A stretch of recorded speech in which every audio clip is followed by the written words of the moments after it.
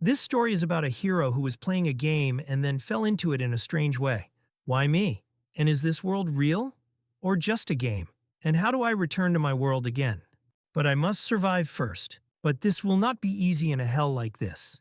The guy, crossing his arms over his chest, asked people if they knew the place where they ended up, answering that his name was Carl and he was a mercenary. The man, lost in thought, said that his name was Riley. He was a carpenter from Adola and knew nothing about where they were.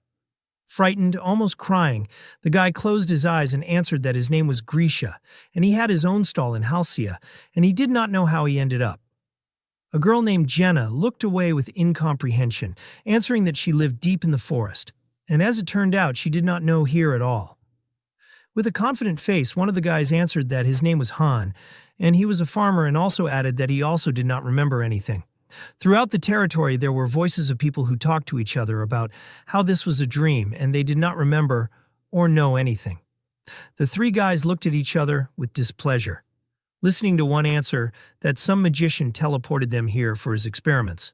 But Riley continued to think and answered that it was clear that they were all residents of Tanya, so they needed to continue comparing facts to understand at least something. A girl with joy in her eyes began to fly up to all the guys, asking what they were all doing and happily saying that the master had opened a rift in space and time, so everyone should prepare for battle. Two guys looked at the little fairy flying next to them with incomprehension. The man looked closely at the heroine, asking with surprise who she was and hearing in response from her that her name was Izel, and she was the guardian fairy of this place, so it was better not to argue with her if someone did not want to get hurt. Carl approached the fairy with displeasure, asking if she was the one who brought them here. But Izel did not want to explain anything. Starting to take out the sword, the hero was unhappy that she had kidnapped them and was not explaining anything, so he decided to make her talk. Izel sighed and looked down, asking Carl to stop doing stupid things if he wanted to live. Gritting his teeth and revealing his strength, the guy held the sword with displeasure, shouting that he was too impudent for such a small fry. Izel began to smile, asking the hero if this was his courage or stupidity. Carl, running toward the fairy, decided to teach her manners. Looking ahead in surprise, the hero froze in a daze. Carl's head lay on the ground in blood, separate from his body. The system window showed that the guy was overexcited and committed suicide.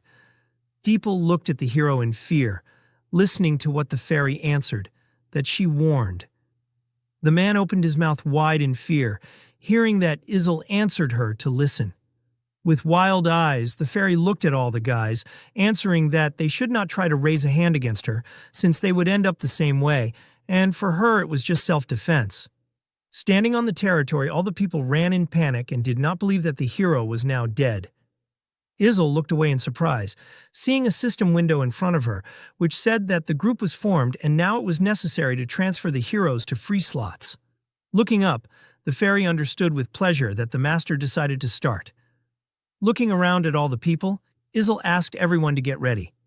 Being near the door, the fairy loudly shouted for the rift to open. The door began to slowly open. A portal appeared. Deeple looked at this in fear, not knowing what to do. With pleasure and a smile on her face, Izel pointed her finger at the portal, answering the people to go so that they would not repeat the fate of this mercenary. Someone stood next to the fairy, starting to call her. Han answered Izel with displeasure to ask the master to give them weapons so that they could climb to the top of the tower, since they are 1-star and they do not even have anything basic. Jenna looked at the guy with incomprehension, wondering what he was talking about and what tower he was talking about.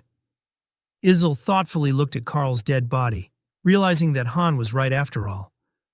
Starting to write something on the keyboard, the fairy asked the master if it was possible to give the heroes equipment. Riley looked at the guy with fear and surprise, asking him if he knew anything about this place. Han calmly answered that he had not been here for a very long time.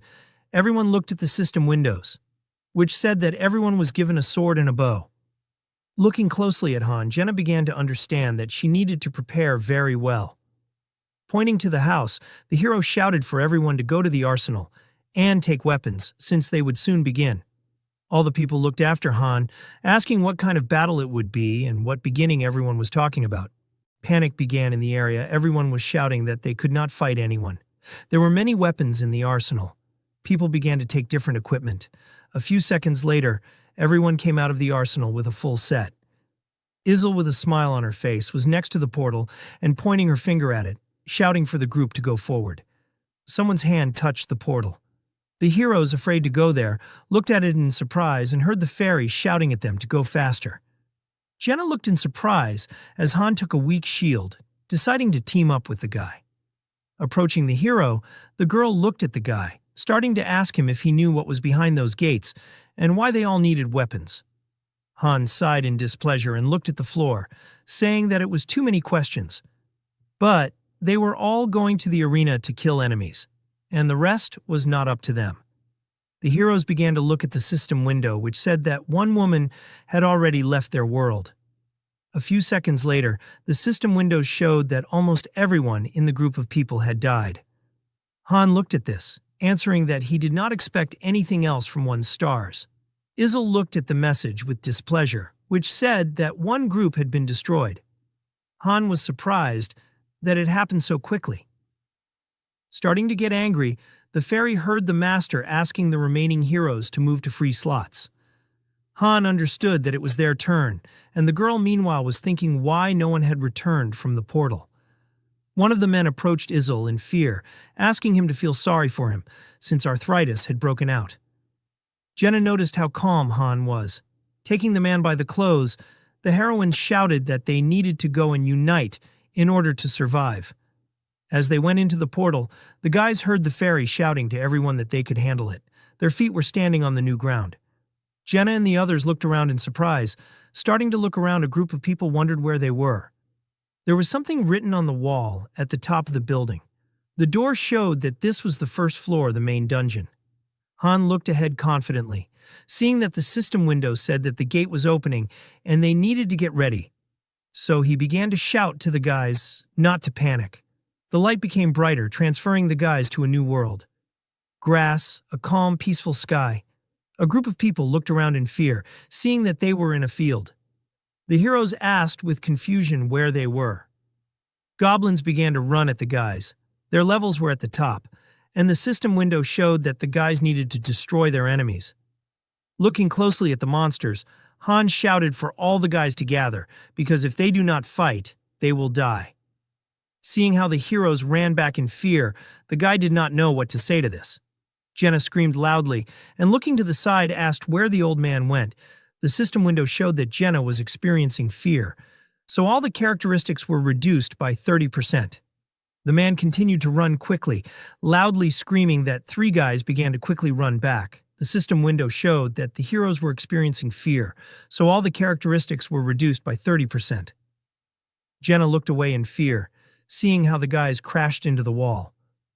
With incomprehension, the heroes saw how they were standing near the wall, and they could not get out of this place. The man, knocking on the shield, discontentedly asked to let him out. Looking back, Han mockingly called everyone pathetic cowards. Jenna looked at the guy in fear, starting to confidently look at Han. The girl asked him if they would be able to get out if they killed all these goblins. Looking forward, Han began to tell the girl that he would go into close combat, and she would shoot back. Looking at the hero, Jenna asked what would happen to the rest of the group. Looking forward confidently, Han asked the girl not to think about it, since they were of no use. The goblins began to open their mouths wide. The monsters were quickly approaching the heroes. Running confidently forward, Han began to understand that he had never held a shield and sword in his hand. The monsters jumped on the main character, trying to kill him. Looking at the goblins, the guy answered that his name was Han. Starting to fight the goblins, the guy and Jenna tried to defend themselves, or get away from the monsters' attack. The main character knew that he had gotten into a game that depended only on luck. The door that opened the portal was tightly closed. The game Choose Me was loading on the phone. A huge number of people played it. The goal of this game was to reach the 100th floor of the tower. Players began to create items to improve and strengthen the heroes, and then worked out tactics to pass each stage. Until yesterday, Han was an ordinary person playing this game. Sitting on the couch, the hero held the phone in his hand and looked at the new event in the game, which was called the Paranormal Dungeon.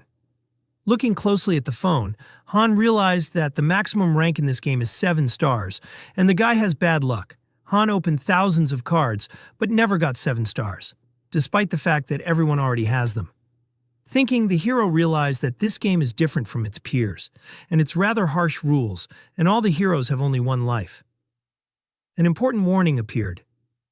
Holding the phone tightly in his hands, the hero did not understand why his players were afraid, seeing that each of them was experiencing fear. With a calm face looking at the game, Han saw how his fighter was experiencing fear. Some boss of level 999 in the game began to kill Han's players. Looking at the phone with incomprehension, the hero began to think that this was just some kind of system error. Watching the enemy with level 999, Han realized that his players died before he saw anything. A monster quickly jumped out of the phone, shouting to the guy that he found it. Han looked up in fear, not understanding what was happening, because the game had just ended. Darkness fell. The system window told the guy to create his account. A message came out of the darkness for Han to choose a name. A few seconds later, Han had already chosen a nickname in the game.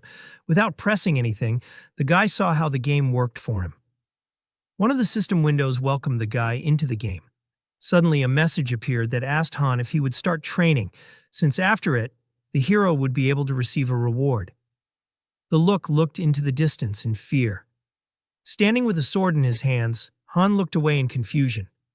Listening to the system window answer that in an unremarkable town there lived a guy named Han. Tanya is an area where people live together with other slaves. Showing the city's domain, the system window responded that an unknown enemy had attacked these peaceful lands, so the hero now needed to climb to the top of the tower if he wanted to. The hand was holding the corner of the wall. Han looked into the distance with a frightened face. A system window was shown in front of the hero, telling him to destroy the goblins that had invaded the city. With wild fear, the guy could not believe it, thinking that this was not real. The guy began to watch as the goblin jumped on him and began to understand that he did not have time to figure it out. Holding the sword, the guy gritting his teeth swung the weapon. Confidently looking forward, the hero fought the monsters. With fatigue, the hero continued to grit his teeth, closing his eyes. Attacking the goblins, the guy swung his swords one after another. Screaming loudly, the hero began to quickly swing his weapon at the monsters. The guy could not come to terms with the fact that he personally killed another creature. Starting to leave tiredly, Han saw that the system window showed that the task was completed. The guy looked into the distance, surprised by the look. Seeing that he was standing in the square, the guy began to understand that he was in the game Choose Me. Opening his mouth wide, the hero shouted, asking what was happening. Beginning to see the system window at the top, which showed the hero to summon new players in the main menu. A door began to open in front of the guy, from which a bright light was burning. In one of the buildings, the silhouette of a new player appeared, whom Han had summoned. Looking into the distance with incomprehension, the hero began to understand that she had been summoned. Looking at Han, Monica began to ask the guy who he was, and whether he had summoned her. Heading towards the hero, Monica answered that she was a knight. After all this, the guys began to fight in the dungeon. Unlike Han, who had never held a sword in his hands before, the girl easily dealt with the goblins. The tired heroes began to watch the system window, which showed that the task was completed. Han looked at each other's characteristics, realizing that they had a big difference, since Monica had 3 stars more. After a while, a system window began to appear for Han, which told him to click on Synthesis. This is a way to strengthen the heroes. Gritting his teeth, the hero understood with displeasure that he was finished. Izzle began to fly around Han, who pointed to the door and shouted at him to quickly climb in while the master was waiting for him. The guy looked up in confusion. Looking at the fairy, the hero loudly asked her if her name was Izzle. The girl looked at the player in surprise, asking him how he knew her. Han, standing near the fairy, answered his name, but from the face of the heroine, looking at the player's cards, it was clear that there was no such name. The heroine looked at the card with displeasure and shouted that he didn't look like a player at all. Han calmly asked to return him home, answering that he was Han from Seoul, not from Tanya. The fairy looked at the guy with a displeased face, having learned that he was from the earth. Starting to fly up, the heroine shouted with displeasure that he was going to go crazy since it couldn't be possible. Starting to argue, Han shouted to Izel that he wouldn't go there since he would die there. Without listening to anyone, the fairy sent the guy out the door, shouting at him to get inside. Monica, standing next to the guy, answered that he entered very noisily. His hands began to absorb magic. Han, looking at his body with fear, answered that it all began. Synthesis is when one of the heroes rushes as a sacrifice to strengthen the other. One of the heroes is absorbed by the other. Looking away with displeasure, the hero understood that Monica had 4 stars, and he had 1, so no normal player would sacrifice the heroine for him. The knight stood quietly to the side, closing her eyes and lowering her head. Gritting his teeth, the hero closed his eyes in displeasure, realizing that this was the end and he would now be absorbed into the synthesis. A few seconds later, the hero looked in surprise at the system window, which said that the synthesis was complete. The night began to evaporate in a bright light, hearing Han ask her why she was disappearing. Lowering her head, the girl calmly answered that this was her destiny and that a guy had been chosen. Smiling for the last time, Monica wished the hero good luck. A few seconds later, the guy was left standing completely alone. Looking forward, the hero could not understand what was happening. Grisha opened his mouth wide, starting to scream loudly. Han, fighting with Jenna, shouted at the people not to be distracted and fight, since the monsters would catch up with them if they ran away. Fighting monsters, the guy gritting his teeth understood that he survived. Confidently killing goblins, the hero understood that synthesis is produced by digesting heroes, and it is tedious to choose the one you want to merge, and then you need to drag. Looking away, Han discontentedly understood that they were lucky that the master is so stupid, but the game is a garbage dump. Jenna, running next to the guy, shouted that she killed one, but the second is not all. A few seconds later, the goblin's mouth bit Han's shoulder. With a dissatisfied face, the hero looked away, and gritting his teeth, understood that he did not know how he ended up inside this game, but one thing was clear for sure, that Han was summoned by a 1-star hero. The shield with all its strength began to pass over the goblin. Remembering the monster, the hero understood that this monster of level 999 looked into his eyes and laughed. Killing monsters, the hero understood that it could not be a coincidence, and that monster transferred him to this place. Seeing the monster in front of him, the guy began to understand that he messed with the wrong person. Jenna ran to the wounded guy sitting in fear. Despite the girl, the guy answered that it would heal when they returned. Sitting on the field and holding the wound with his hand, the hero knew that players almost do not directly control the fight, because the combat AI automatically conducts battles. And even so, the game gained 1 million downloads for one simple reason. Seeing the eye in the sky, Han understood that in this game, there is an opportunity to observe this world like a god. Laughing, the guy looked up and asked the sky if he was having fun there. Starting to slowly get up, Han realized that he himself was exactly the same player, where he controlled the creation of items, tactics, pumping heroes. Looking to the side, the guy understood that the master should see how he gets to the end. The system window showed that this floor had been completed. After a while, the rewards for this battle appeared. The card showed the most valuable player, Han. A huge number of people were drawn on the card, and next to them was the inscription that they all died in battle. Han and Jen's card was still burning, which meant that they were alive. Starting to train, the guy knew that he had come to terms with what was happening. Since whining is for losers, and he should not give up. Developing his running, the hero understood that this is the world of the game, and he ended up in it as a 1-star hero. Shouting loudly to the side, Han knew that there are only 2 types of death here. In battle or during synthesis, 1-stars have no chance and are useless. Continuing to run, the hero knew that weak characteristics and slow pumping are of no use to anyone, and such people will simply be wasted. Gritting his teeth, Han looked into the distance, thinking that he had to become stronger in order to survive and take revenge, and then return home. As he continued running, Han realized that he didn't know how things would play out, but if he didn't adapt, he was finished and would be eaten if no one accepted the rules of the game. As he pumped up his body, the guy realized that he had to strengthen not only his physical fitness, but also his spirit, since his chances of survival would be reduced if he couldn't control his emotions. As he gained experience with the stuffed animals, Han realized that he was used to it, because he grew up without anyone to take care of him.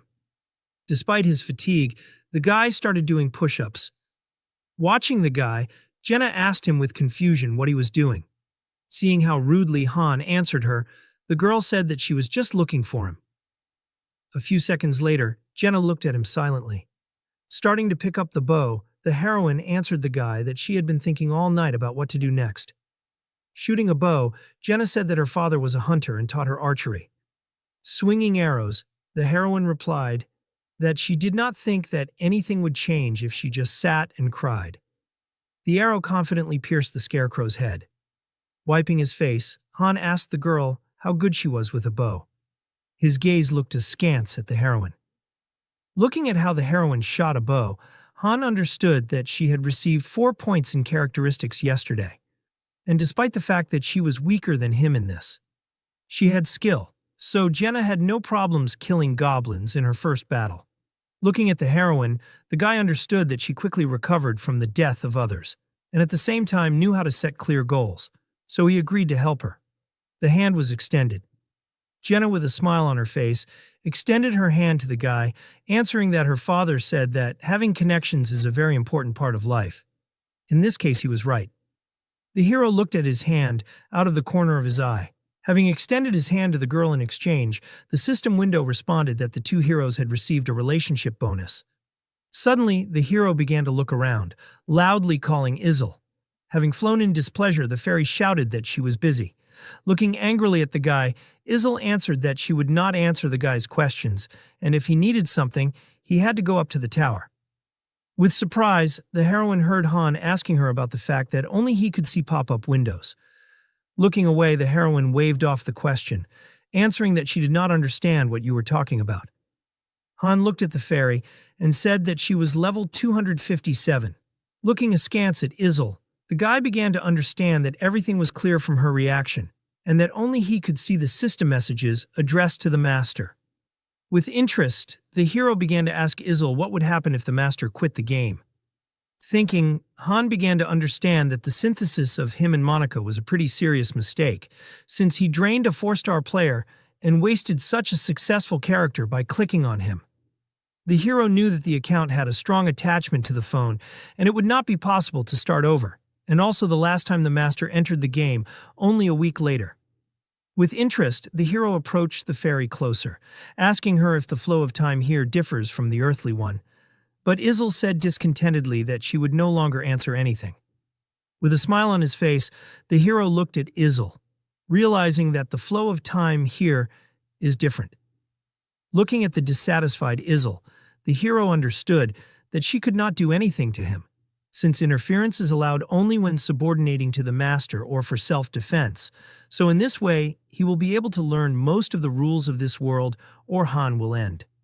The main character, standing next to Jenna, began to answer that they need to go through 100 floors of the tower. Looking at the girl, the guy waved his hands, answering that the creature called the Master gives them orders through Izel, and they must carry out these tasks. But with all this, they will be able to get out if they reach the top, so they need to train a lot to become much stronger. Approaching the guy, the heroine asked about the fact that they will be only 2, to which Han replied that the master can call other heroes, so they are unlikely to be alone. Han knew that now every decision must be made carefully. Standing in the square, the guy understood that their lives still remain in the hands of the master. After a whole day of training on such a huge territory, the guy learned another interesting ability of this world. Being in the house, Han understood that all the essentials and food are updated every day, and you can also get other things. And for this, it is enough to invent it, and it will appear by the fireplace or in the closet.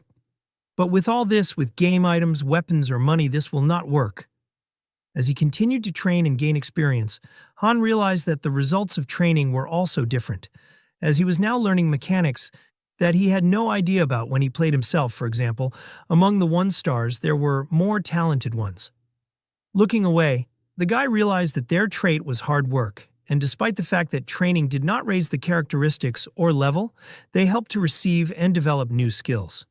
Seeing battles, the master would sort the heroes by 3 criteria. The first was fortitude. since the master did not need heroes who tended to panic on the battlefield.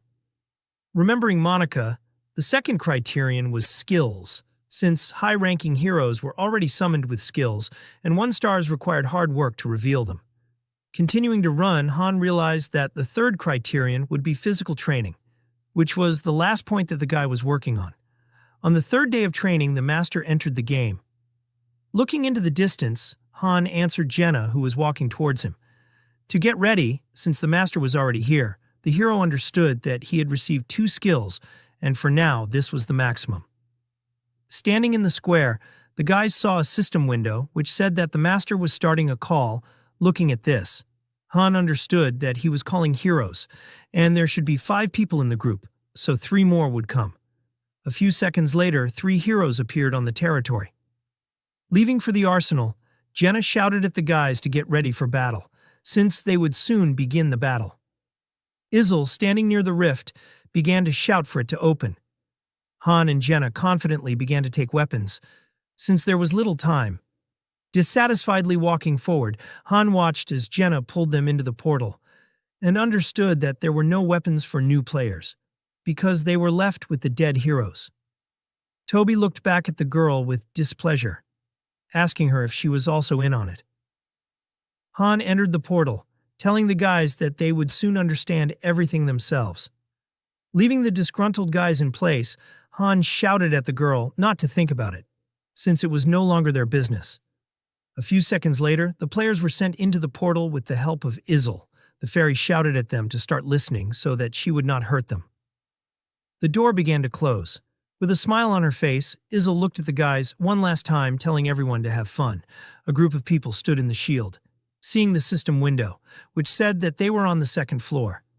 Confidently looking at Jenna, Han, not noticing the frightened people, asked the girl if she was ready. Evil animals began to walk around the territory, which began to approach the guys. 3 new guys with tears and fear in their eyes wondered what it was. Han looked at them with displeasure. Looking at Jenna, it was clear from the system window that she was also experiencing fear, which is why her characteristics were lowered by 30%. Having hit the heroine with his shield with all his might, the guy asked her if she had eaten enough porridge. Looking at the dissatisfied and angry Jenna, Han replied that 2 goblins were on her, and he would deal with the wolves himself. The protagonist looked at the newcomers out of the corner of his eye, realizing that he would be of no use to them. The wolves quickly attacked the guy. The mouth began to open wide. Opening his mouth wide, the hero quickly ran at the wolves, screaming loudly. The sword plunged into the wolf's mouth, passing through the beast's muzzle. Looking up with displeasure, Han understood that the weapon was terrible, and 1 blow was not enough. His hand began to spin. Swinging the weapon in different directions at the wolves, Han looked into the distance, realizing that this would be enough for him. After a while, the sword killed the last wolf, cutting off its head. The looked away with anger. With quick movements, Han put his shield in the mouth of the wolf, who wanted to attack the hero. Han looked at the monster with displeasure, gritting his teeth. On the other side, a new wolf jumped on the hero, trying to attack. Filled with strength, Han quickly ran at the wolf, swinging his weapon. With the help of a sword strike, blood began to flow all over the territory. The hero looked forward with displeasure, gritting his teeth. Looking into the distance, the hero asked about what was going on with the goblins. All the monsters had weapons. Approaching the goblins, the guy asked the girl in surprise how many times she shot them. The heroes looked tiredly at the monsters, realizing that they were all already dead. The heroes stood in a stream of power, seeing a system window above, which said that the floor was protected. Han and Jenna began to leave, and the 3 heroes calmly followed them. The ground began to shake. Jenna asked in fear what was happening, to which Han replied that they had captured the 2nd floor and were now going up to the 3rd. The hero watched the 3 players, realizing that the master would always rise. Looking into the distance, Han began to think about what would happen next and whether they would immediately clear the 3rd floor. Exhaling, Han noticed the system window, which showed that the master had left the game. Izel was pulling herself up, loudly shouting that she was very tired. Turning to the portal, Han began to understand that they were passing one floor per day, and if time was 3 times faster here, then the master would return in 3 days. Putting the shield in the arsenal, the hero began to understand that his intelligence had decreased by 1, but strength had increased by 2 points. Character had increased by 4, and the pumping speed had also improved. This meant that Han had become stronger. The hero, not noticing how the 3 guys were yelling at Jenna, thought that the master was in no hurry, because they would have had problems if they constantly went straight up. Looking at the players, the guy realized that 1-star heroes were ordinary people who had never been to war and had never fought. Remembering Carl, the hero understood why they were considered expendable. Starting to think about Monica and her battles, Han realized that high-ranking heroes do not hesitate in battle, unlike 1-star ones who panic. Looking at Jenna, the hero thought that Monica probably knew something. The heroine stood next to the guy, offering him to try to explain everything to the guys. Han looked at Jenna with displeasure, asking her why waste time on this. The heroine looked at the guys, realizing that if they explained everything, the heroes could understand everything and then become their allies. The main character watched the trio, answering that they would soon die, so he would see how everything goes further. Looking at the guys, the hero understood that they were simply synthesizing, so he began to answer them not to freeze. Since they would, the guy's gaze was carefully looking at the girl. As he left, Han answered Jenna that he was not going to waste his time on her. Toby grabbed the guy's clothes tightly. With quick movements, Han turned over and punched the hero in the face. Looking down at Toby, the guy answered that they were hiding behind their backs while they fought. Looking out of the corner of his eye at Jenna, Han asked the girl if she was happy now. The next day, the guys continued training. Starting to fight with the Scarecrow, Han understood that after physical training, weapons training began. It was difficult to call it any special training, since the hero simply waved a wooden sword, and Jenna shot a bow. The trio did not show up for training. They behaved as if they had found a way out of this place. Jenna confidently began to shoot a bow. The guy swung his sword with quick movements. Gritting his teeth, the hero began to look at his leg, which had an arrow in it. Frightened, Jenna ran up to the guy, asking if she was okay. The wound began to heal slowly, and the guy answered that this place was different from the real world, so everything was restored quickly. Continuing to fight, the hero shouted for everyone to start. Han understood that pain was not a problem for him because it meant that he was still alive. Arrows began to quickly pierce the shield. The system window showed that the master was back in the game. Izzle looked at all the guys, loudly shouting for them to gather in the square. Jenna looked ahead with confidence and began to warm up, answering that her hands were itchy after training. Han was surprised that the girl was getting used to the new world so quickly. The guys began to look at the fairy with displeasure, asking to return them home. The fairy began to slowly lose her temper, quickly throwing the heroes up. Izzle shouted at them that they were annoying her. Han and Jenna stood aside, watching the fairy deal with the 3 guys. The beaten heroes stood quietly, listening to Izzle shouting at them to go inside. The system window showed that the 3rd floor had begun. New monsters were already ready for battle. Taking a stance, Han confidently told the girl that their strength and skills had improved, and now they should act like in training. A few seconds later, the guy quickly ran at the goblins, slowly killing everyone. Standing together with the girl and looking at each other, the hero replied that it was very boring. Jenna began to look at the 3 with displeasure, answering that they were just standing again. Looking up, Han saw advice, which said to send the disobedient fighters for a new passage.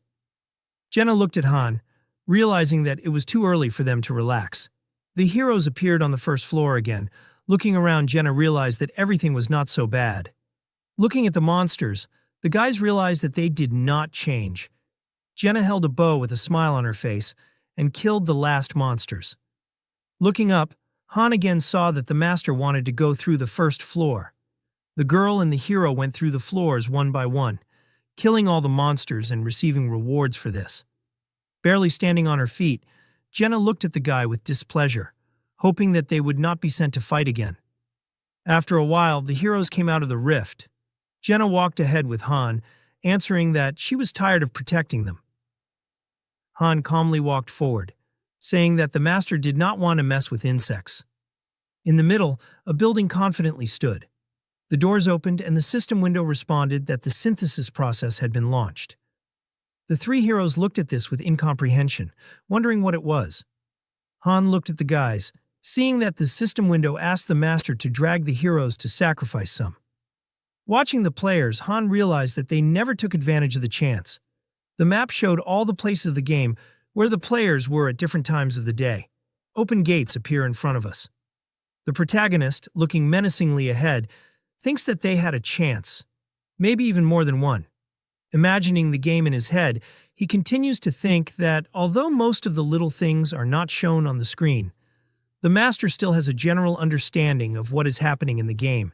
He knows about the achievements of the heroes, sees who is fighting, who is just standing aside.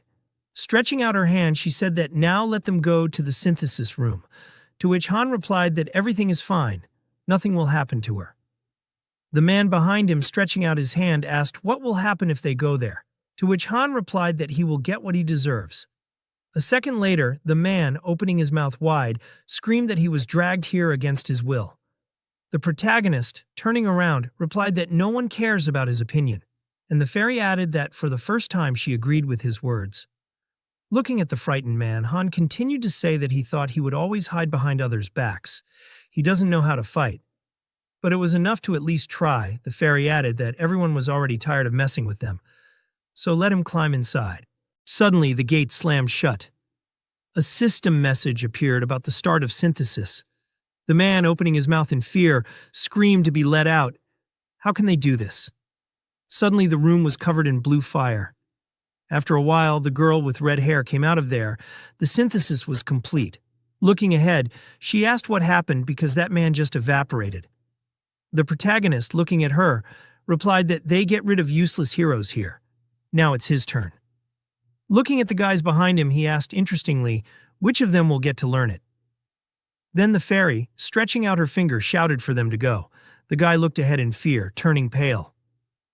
The protagonist stood in place, lowering his head. Then the guy going inside laughed and shouted that they were sending him home. That's right, he will finally return. To which Han, lowering his head, replied that he can believe in what he wants. After a while, a system message appeared that the synthesis was complete, and the player evaporated in a bright light. The protagonist also completed the synthesis. He increased his level and received the skill of cold-bloodedness. Then, passing by the guy, he said that he was lucky. The girl turned around and asked that if the master decided that he no longer needed the heroes, he would simply disappear into this room. The protagonist asked what she was surprised about. She herself had complained that she was already tired of them. Her body shook, and she asked what if she would also become unnecessary. Turning around, Han answered that there was nothing to be done about it. With each floor, the monster and hero that the master summoned would become stronger. They would either die in battle or during synthesis. The girl, lowering her head, answered that she understood, and apparently Han knew about it from the very beginning. The protagonist, looking in her direction, answered that she should listen better to what her father told her. She silently looked away, and Han continued to say that sticking with the right people was the best solution. We are transferred to the next day. The girl, lowering her head, screams that she is counting on him, to which the protagonist replies, "What's the point?" Lowering her hands, she replied that he had said that if she stuck with him, it would save her life, and so she wanted to make it clear that she would now be able to count on him. Han looked at her with displeasure, answering that she should do as they say. Then she cannot worry about her life. Someone, clenching his fist, shouted to be allowed to join. The tall guy, looking ahead with fear, said in a trembling voice that he behaved very stupidly. He added so much trouble to them and understands that he was a coward.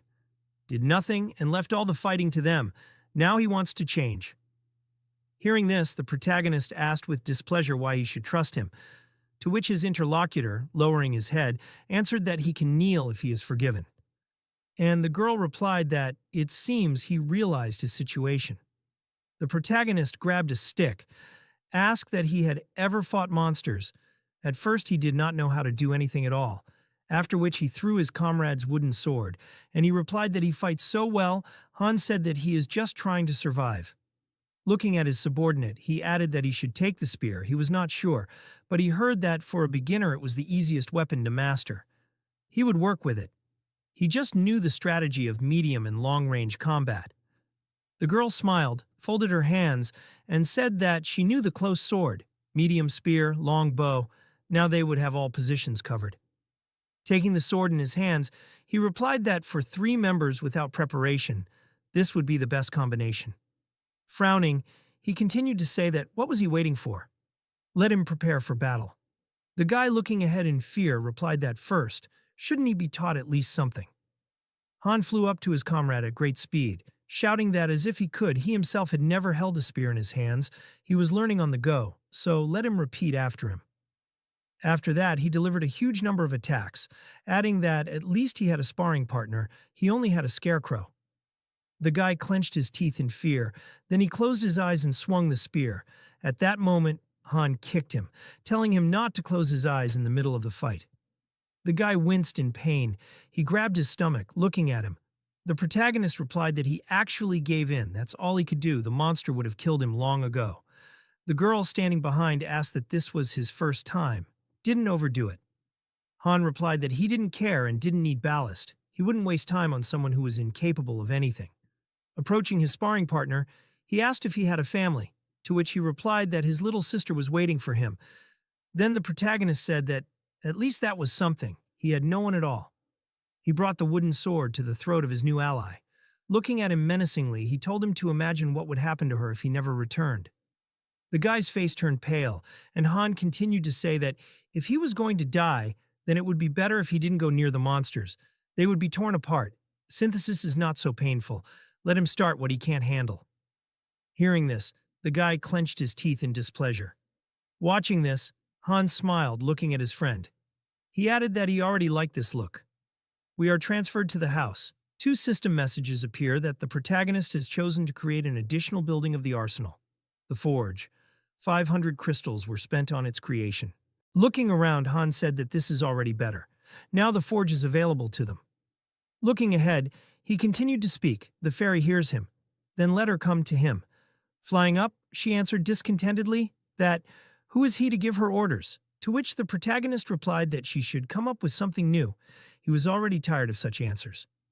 The fairy, angry, began to hit him with her fists. And the protagonist calmly replied that she was the one who formed the messages with answers. They looked like messages from the game form. She could go online. Folding her arms discontentedly, the fairy replied that she could. She counts a little in her free time. Then Han said that she had access to a form with strategies. First the training center, then 10 weapons, then the forge.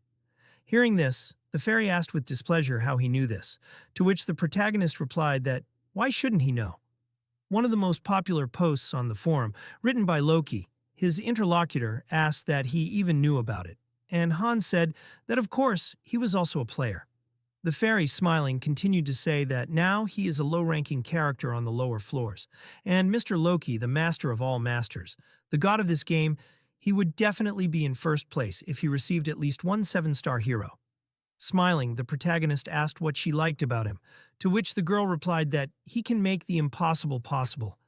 Then she, stretching out her arms, flew away, saying that he is magnificent. Suddenly she stopped when Han apologized to her. She asked in surprise what he was talking about. The protagonist, looking menacingly in front of him, answered that he is Loki. A list of building upgrades appears in front of us, after which the fairy flew away and screamed that this was some kind of stupid joke. Looking at her, Han said that the account number was 46,631,913. Frowning, he continued to say that to prevent hacking, the game account number is known only to the owner and managers of the server. She can check or tell him another email. The fairy entered the account number and then replied that this was serious, this can't be, after which she lowered her head and then her cheeks turned red and she shouted for him to quickly give her an autograph. She will be the coolest in the fan club.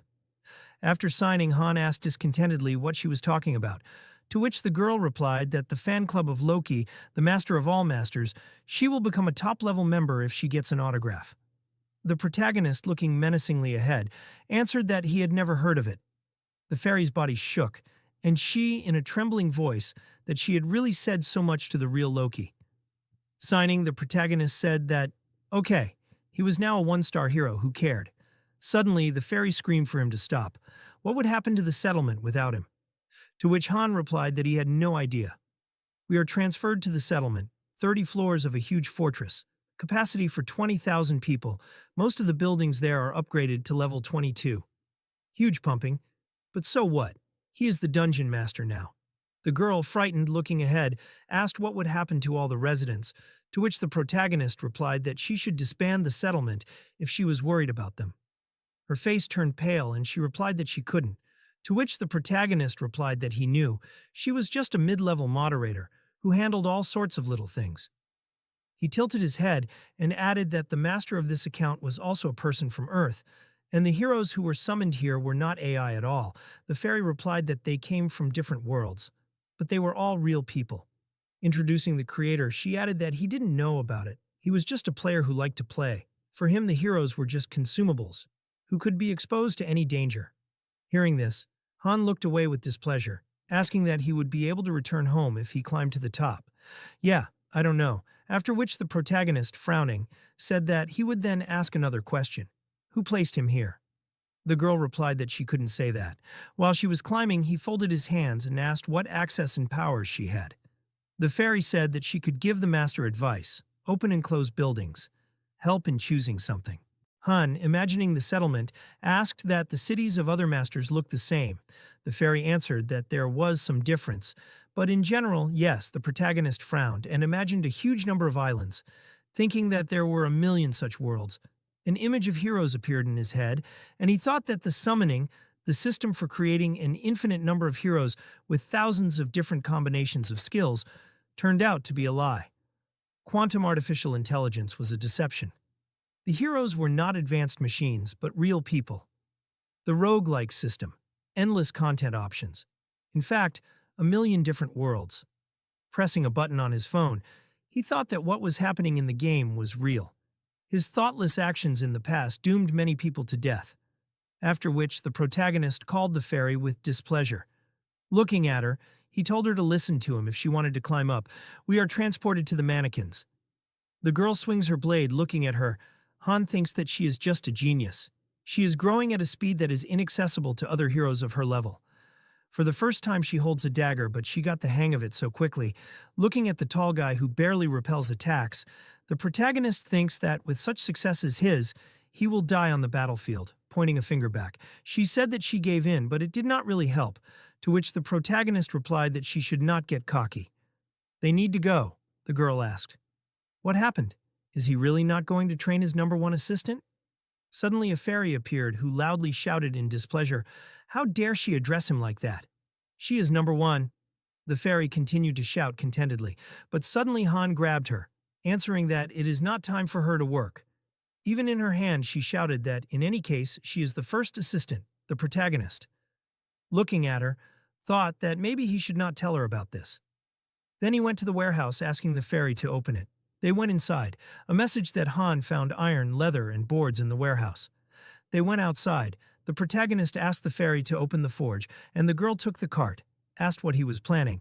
Han replied that he will not forever wield such a mediocre sword. Looking at the forge, he thought that from the conversation he understood that he is half a hero and half a master. Approaching the furnace, he continued to think about whether he would be able to enter areas accessible only to masters. A fairy flew up, asking what he would create, a leviathan or a brunette, to which the protagonist replied that in such a place, a system message appeared that there was no building upgrade. A penalty was imposed, there was no master blacksmith, and another penalty, and no blueprint. The chance of success was terrible. Did he want to start creating? The fairy, looking at the furnace, asked what he wanted to create an item. Han replied, something like that. A system message appeared that he needed to choose a difficulty level. The higher the level, the higher the possible reward. The protagonist replied that he needed extreme hell. Hearing this, the fairy jumped to the side, shouting that, extreme hell, there are triple penalties. To which Han calmly replied that she should just watch. Looking at the creation of the sword, he replied that this is a mini-game for masters. It is usually skipped, although the rewards are solid. A system message appeared that he has 3 minutes. The fairy shouted that she can't even understand the shape. The protagonist stretching his hand forward, grabbed a small cube, lowering his head. He said that it is not a problem for him. Then his friends faced Han, and she shouted that this is the legendary movement of 1,000 hands. Han began to grab cubes at great speed. A system message appeared in front of him that he achieved absolute success and created a cunning longsword. The fairy beamed with happiness, looking at the protagonist's work. A system message appeared in front of him that the cunning longsword is durable. Light and sharp, mediocre materials are skillfully combined. The protagonist continued to rearrange the cubes at great speed. Artifacts and system messages appeared in front of him, which said that he created a balanced short bow, a sharp long spear, and a strong iron shield. Pulling it into his hands, he said that it was only C rank. The quality of the materials was telling, to which the fairy replied that he would not do it anymore. The protagonist said that it could attract attention, and he did not need the masters to guess anything. We are transported to the forest. The girl, looking menacingly ahead, releases an arrow at great speed. One accurate hit, and her enemy falls to the floor. We are on the 4th floor. On it, it is necessary to destroy all the enemies. The girl, smiling, looks at her new weapon, saying that the tension is much stronger. Such a bow will definitely not want to steal. Han, looking menacingly ahead, answered that she should use the personal weapon function so that this does not happen. Several monsters appear in front of them, and the protagonist continues to say that the master is so strange, sent them to fight 3 of them. They need to deal with the harpies. The heroes lined up. The guy began to wave his spear to destroy the enemy. Han, gritting his teeth, blocked the monster's attack. A system message appeared in front of him that his ally was experiencing fear, and all stats were reduced by 30%, after which he said that he was too chaotic. Then, as his comrades swung the blade of the computer at the harpy, after a few seconds, the girl hit him in the face, shouting for him to pull himself together.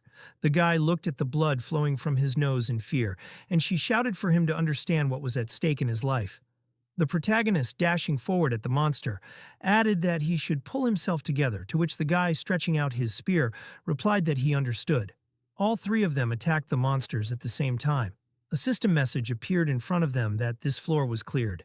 Their reward was 10,000 gold, iron ore, and leather. The guy tried to catch his breath, looking down, raising his eyes. He said that again he was just in the way. What will happen to him now? A system message appeared that he had been added to favorites. Raising his head, Han said that he would live for now. The master had added him to his favorites. Hearing this, the guy opened his mouth wide and, clenching his fists, shouted that he had done it. Bending over, she looked at the protagonist, saying that first his first subordinate had succeeded, now the second one had succeeded, to which Han replied that he had no subordinates, after which he headed to the warehouse. Looking down, he thought that his first subordinate would most likely be his old girlfriend. Several cards were in his head, and he thought that a group of 5 people, 6-star heroes of the 99th level, each with their own divine and other powerful skills, maybe he could still meet them, remembering his city. He continued to think that this isn't a FK game. The Vice Master will cope with the management quite well, especially since she is insured. They are both so smart that even he sometimes wonders if this is really AI. A tower appeared in his head, and he continued to think that now he realized that these were real people. We are transferred to the tower. The girl, looking at her friend, asks if she is really leaving. Answers something that now every minute is important. The girl in white clothes answers that she cannot help in any way, and leaves the research to her. After a few seconds of silence, looking at her leaving friend, she adds that she hopes that she will be able to find the master. A system message appeared in front of the house that his living area was upgraded to level 2, and the limit of heroes of the settlement increased. A new interior appeared inside, and a system message appeared that the dining room of the living area was completed. The heroes will be able to receive higher quality dishes. We are transferred to the training ground. The system message informs that the training area has been upgraded to the 2nd level. The effectiveness of training has been increased. Then we appear near a small building. The message says that 3 structures of the arsenal, a forge, a carpenter's workshop, and a metalworking workshop have formed a common building, an equipment workshop. The territory of the settlement began to increase to the 2nd level. The girl watched this in surprise, opening her mouth. She asked what was happening, and the guy added that this master is really a great wizard. How is this even possible? The protagonist, looking around, replied that he simply invested money. It seems he liked the game. Looking at the new structure, he thought that the lively behavior of the heroes and the realism of the battles. He thinks it's all about the feeling that the characters are real people, not pictures. But, in fact, they are real people. After which he said that the higher they climb, the better the conditions will be. Looking towards the ferry, he added that the user plays at a strictly defined time, apparently an office worker. It seems that he not only explores the game, but also donates. His girlfriend replied that they were lucky that it was not some poor student. He had enough money to buy a set for 65,000 won. Smiling, Han lowered his head, thinking that, unlike other games, this does not reward the player with crystals for winning quests at all, and other ways to earn them in the game are few and far between.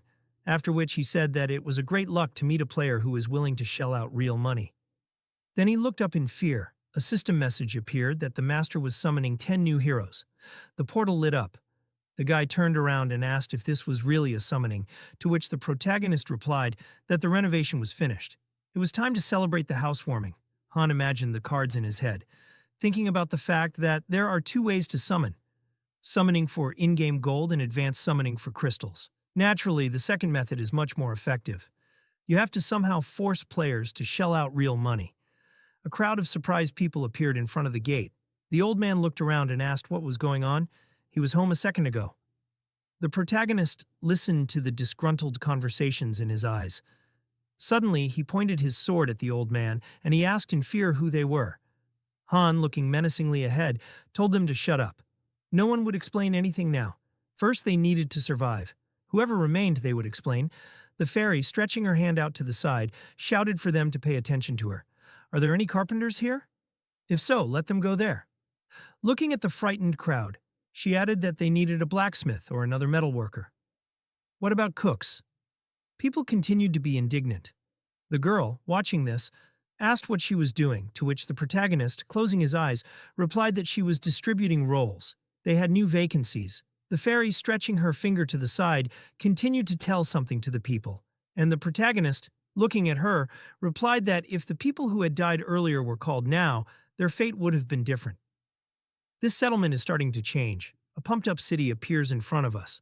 Looking at the people, a system message appeared that, creating a group, you need to drag the necessary heroes into free slots. After which Han said that they should give it their all, since they have few stars.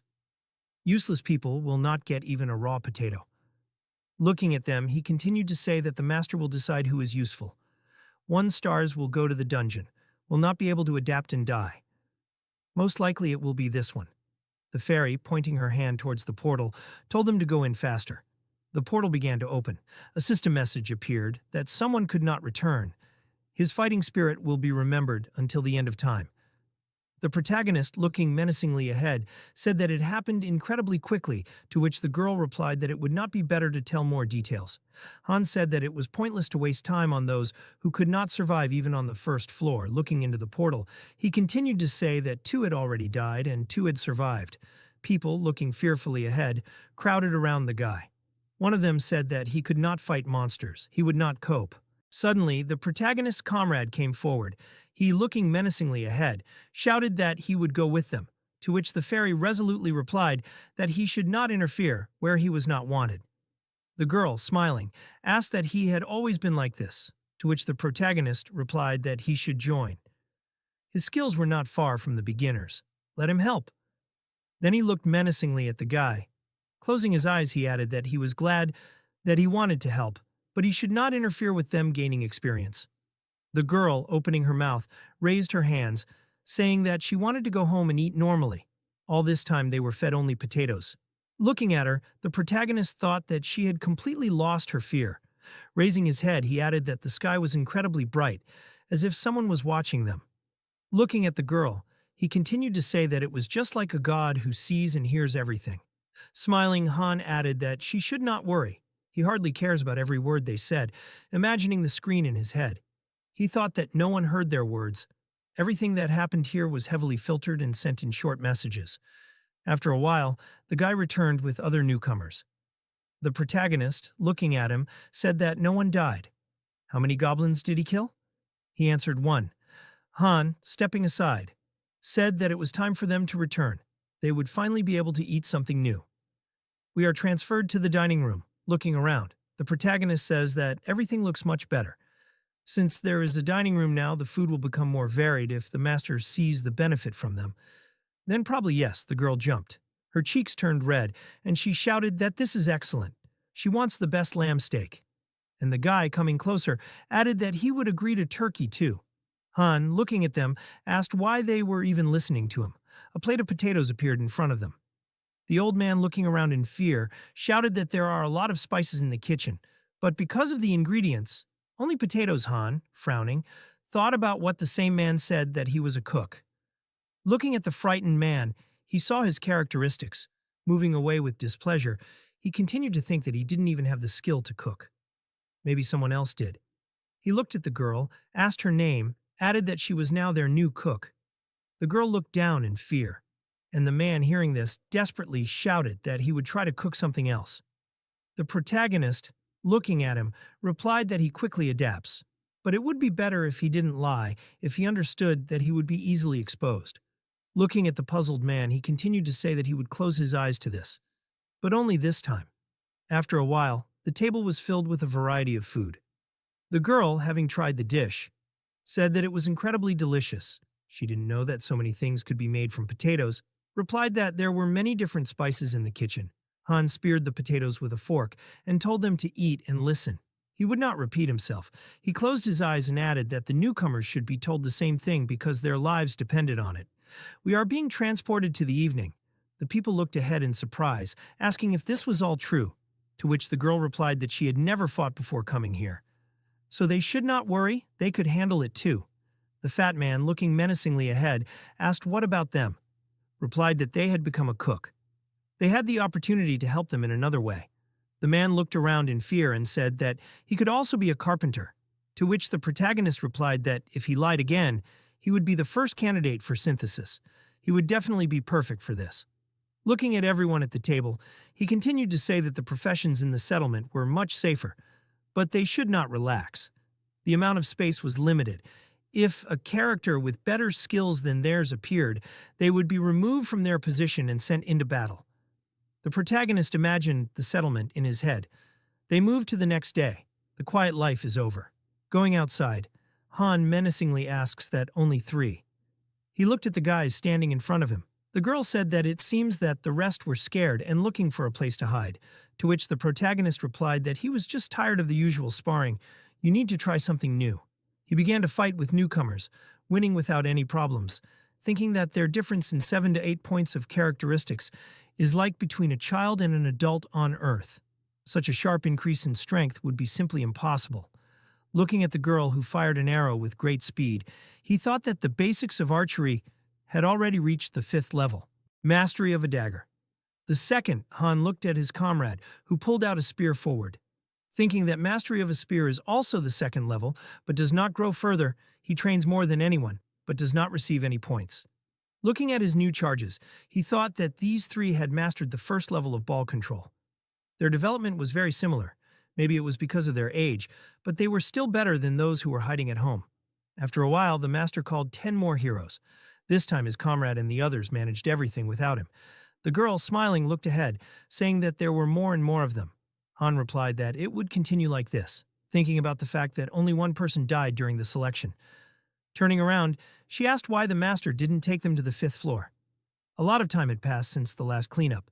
Han, looking menacingly ahead for a few seconds, thought that because he was not a fool, the 5th floor would have a sharp jump in difficulty, after which he replied that he had not yet decided who to add to the group. Let's imagine a tower in his head. He continued to think that every 5th floor the difficulty increases sharply, something like a boss level. In such places, even he cannot be sure that he will survive. Imagine a storm over the city. He thought that despite the selection, training, and so on, many will die, and how much the difficulty will increase. His girlfriend does not know better. Cards of combat heroes appeared in front of us. They all had 1 star, then cards of support heroes. We are transferred to the 4th floor. The heroes lined up in formation looking at them. The protagonist says that now they are just shields. There's no need to rush in to attack themselves. For this, they have a spear and a bow behind their backs. Then with shouts, they rushed into battle. The guy blocked the attack of the harpy. Someone shouted that weaklings have their own path to victory. Then another knight was able to parry the attack of the monster. A shout, for this they need teamwork. The spearman began to go around the side. He made a quick lunge, hitting his opponent. Someone shouted that instead of personal dominance, they should use a combination of everyone's strength. Looking at them, Han thought that he was not going to participate in the fight. He could clear this floor alone, but then they would not gain experience in teamwork. A system message appeared that this was already the beginning, and they received a reward of 2,000 gold, iron ore, and leather. The guys shook hands with a smile on their faces. Looking at them, the protagonist thought that he did not know what they would have to do on the fifth floor. And among all the options, there was a task that he could not complete alone. The guy hugged his comrades, smiling, asking what they thought about it. The girl, looking at them, said that they tried well, to which the protagonist replied that he agreed. We are transferred to the armory. The master began to log into the game, less often. From the second pack of 10 heroes, he pulled out a blacksmith, a tanner, and a carpenter. They began to work hard in the workshop to create equipment, mainly swords and shields of rank E. They were given to beginners, which significantly increased survivability, and the main group received high-ranking equipment. Looking at the player's map, Han thought that 3 useless heroes were sent for synthesis. They never came to training, and said that they would run away at the first opportunity. Among them was a man who lied about his ability to cook. We are transferred to a few days later. The guy looks at the shield in surprise, saying that today they again need to go to the 4th floor. He wants to go further. The protagonist, looking menacingly in front of him, asked that today they will not go up to the 5th floor. The fairy answered that most likely, and the girl asked that they really are going up. He stepped forward, saying that this would not be a regular floor clearing. For now, they should not tense up, but also not relax in vain. The guy looking at him shouted that he understood. A strong flash of light appears in front of us. We are transferred to a destroyed building. Devastation is everywhere. 5 heroes are teleported to an abandoned street. The spearman, looking around, says that monsters are not visible, to which the protagonist replies that they need to line up. First, they need to get to the city center. Looking ahead, he thinks that there are no people or monsters. This is definitely not a clearing. Suddenly, the spearman screamed loudly. Shouting for Han to look there, a skeleton appeared in front of them, lying on the ground, turning around. He added that this is an absolutely empty city. The girl, passing by, said that she sees only traces of dried blood. This place is not at all like the previous one. To which the protagonist replied that there were flowers before. Looking at the tower, he continued to say that they need to climb up there. The girl quickly got up and looked around. Han asked if she saw anything. She replied that there was a city in front of her. The girl suddenly froze, and then said that she wanted to believe that she imagined it. The spearman, raising his eyes, shouted that she saw. The girl silently looked ahead for a few seconds and then asked that everything was really like this, after which she lowered her gaze, shouting that she saw a huge horde of goblins outside the city, and they were heading their way. Han menacingly asked how many of them there were. Looking at the approaching threat, she added that there were thousands of them. A system message appeared that they needed to survive and outlive the attack of the horde. The spearman, looking up in fear, asked that she was serious. The girl replied that he thought she was joking about such a thing. The protagonist told them to calm down. The spearman, clenching his fists, shouted what went wrong, to which Han replied that he shouldn't be scared. This wasn't a floor capture, but a survival mission. They needed to hold out for a while. The guy approaching Han asked if they could just hide, to which the protagonist replied that they couldn't go into buildings. They needed to get out of here. They ran as fast as they could. The spearman shouted how long they needed to hold out, to which Han replied, 10 minutes after encountering enemies. Frowning, he thought that they were unlucky. Judging by the pattern of the previous floors, the chance of such a mission appearing on the 5th floor was about 9%, after which he shouted for them to run away from the main streets and go into the alleys, and then he continued to reflect that due to the lack of opportunities, players complained that heroes were simply destroyed in low cities. The guy turned around and asked if there was no better place, because Han replied that they would break through everywhere anyway, and they did not have time to look for another place. Having taken up a circular defense, he added that they needed to stay here. He continued to say that the passages here were small. They would be able to break through in a wide line, so even if there were 10,000 of them, the guy shouted that it was fine. They would try. Then Han, looking at his team, gave them the task of guarding the passages, after which he said that they would fight in turns, let them use every minute of rest wisely. Frowning, he looked at the girl, telling her to stay in the center and save arrows. Let her kill only on his command. The guy looked menacingly in front of him. The protagonist shouted that they needed to build barricades before the goblins arrived. Let them remember, if they break through from even one side, they would all be finished. Han, looking menacingly ahead, thought that 30 minutes, he is not sure if it is game time or real time, the countdown will start at the first contact with goblins. Suddenly, the protagonist saw a small goblin in the passage, after which it turned around and stared ahead with a smile. The timer began to count down. Han, looking menacingly ahead, shouted that they did not even have time to make a barricade. He cut the goblins' bodies. Several more attacked after him. The protagonist shouted that they were approaching. He opened his mouth wide, adding that they were changing the plan. The barricades would be made of their corpses, having destroyed his enemy. More and more goblins began to appear in the passage. The girl, watching this, shouted that she was shooting on command. Han, looking menacingly ahead, thought that the tactics were simple, block and strike, after which he shouted that they were stupid, let them act according to their name. The goblins, their mouths wide open, continued to press and nest. The spearmen, turning around, shouted that they would really only last 10 minutes. Han, lowering his head, replied that he had ever lied to them. The crowd of goblins continued to crawl out of all the cracks. Looking at them, the protagonist thought that they would never die here. The sun began to rise. The goblin opened his mouth wide. At that moment, someone plunged a blade into his neck. The protagonist, looking menacingly ahead, shouted for his subordinates to change. The guy, sighing heavily, replied that he still could, to which Han discontentedly shouted for him to shut up and comply. Looking menacingly ahead, he thought that he did not have enough stamina. Looking at the tired soldier, he continued to think that it was not only the level, the technique was also weak. He was overexcited and spent too much energy. One blow was enough. Pulling his sword forward, Han thought that one blow, one monster is the most effective method. Strike, block, and strike again, after which he shouted that these monsters are as weak as the ones they killed on the first floor. Looking at the crowd, he thought that there were a lot of them. Someone shouted if they were afraid of anything at all, just running into battle, spitting on everything. Turning around, the protagonist shouted for his subordinates to change. The guy, menacingly looking ahead, shouted that he understood, and Han, watching them, thought that this was the weakest point. Looking at the girl, he told her to take another position and let her try to take the arrows they use. Turning around, she released an arrow, shouting that she was tired of waiting to kill the goblins who would break through the defense. She hit one right in the eye. The spearman, swinging his arm to strike, shouted that Han had said they needed to hold out for 10 minutes. The protagonist, looking menacingly ahead, replied that only 5 had passed. One of the goblins, opening his mouth wide, jumped forward. Something pushed him back with all his might. The girl, hitting him with her knee, shouted for them to stop climbing towards them. Suddenly, the guy opened his mouth wide and screamed in pain. A system message appeared that one of the squad members was bleeding. He would gradually lose health. Seeing this, Han, frowning in displeasure, shouted for him to be replaced, for him to forget about him and take a position, for him to stop the goblins. The guy wanted to object, but Han, turning around menacingly, shouted at him to stop wailing.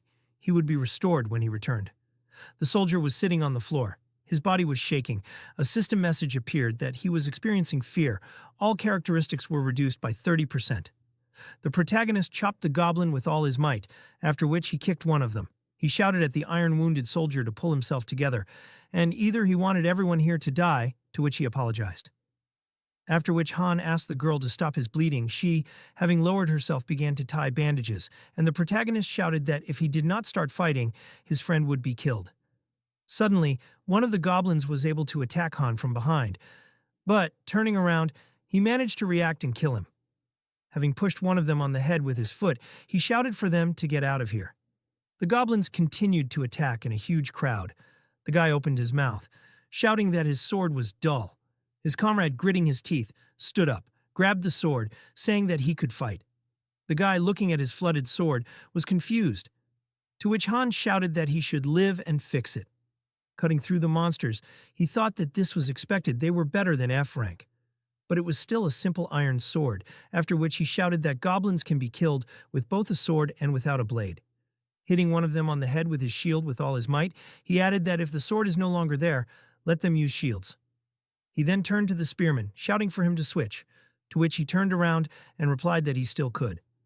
The girl, cutting through the monsters, replied that he should rest while he could and not be stubborn.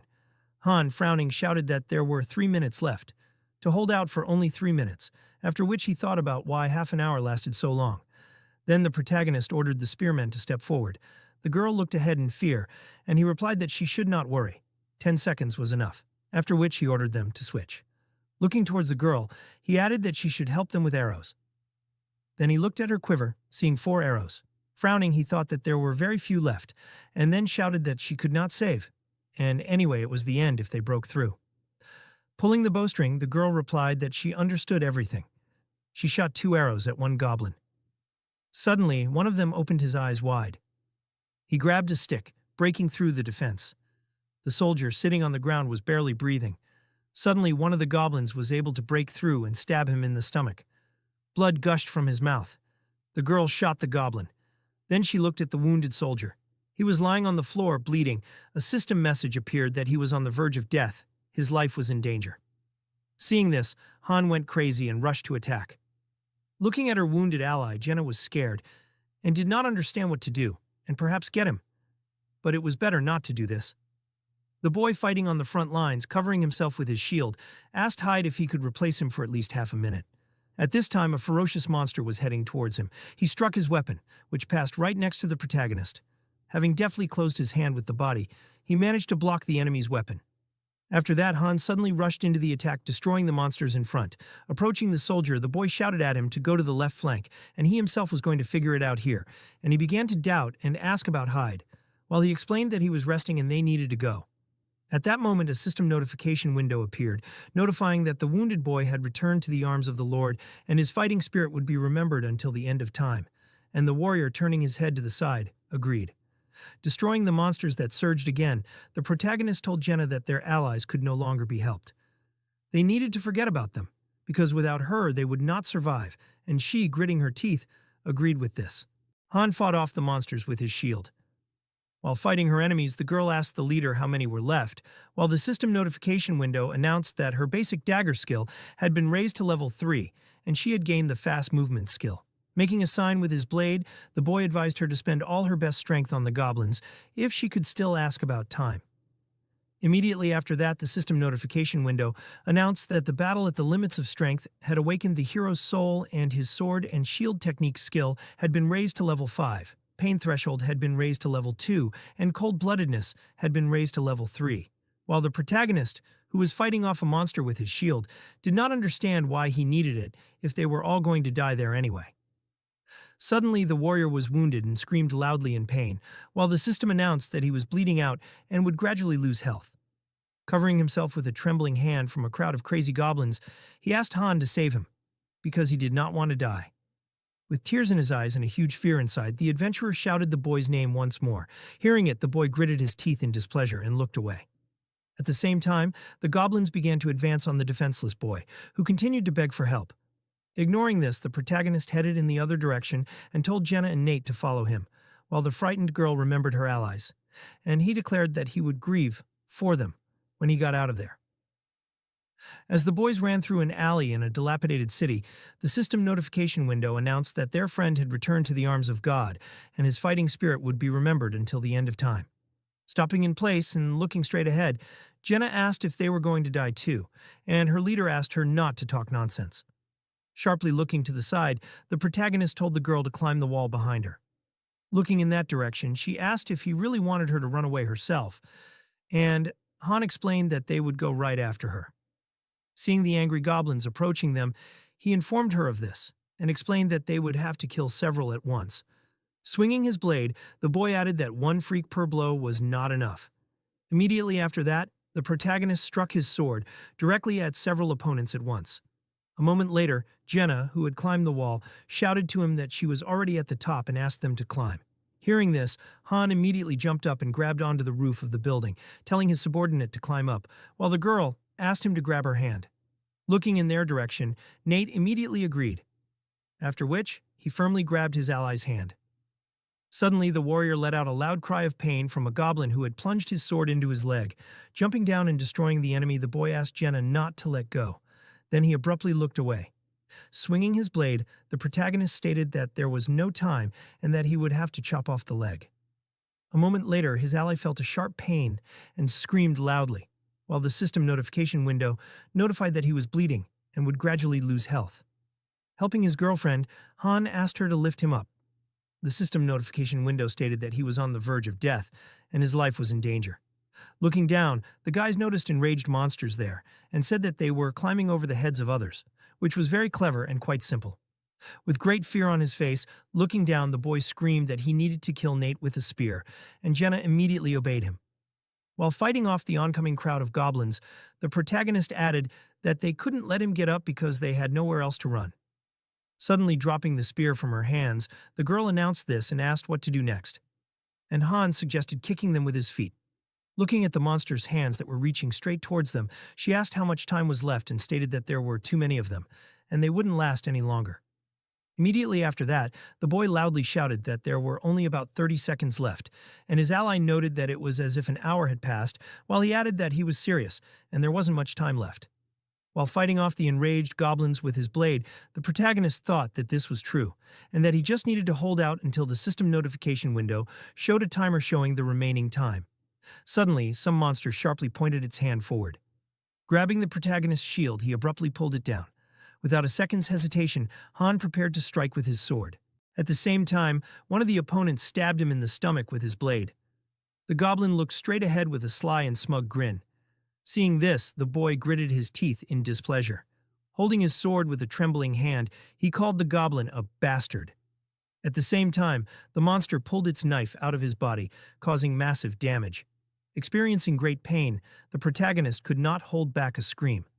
Barely keeping himself on his feet, Han received a system notification that he was bleeding out and would gradually lose health.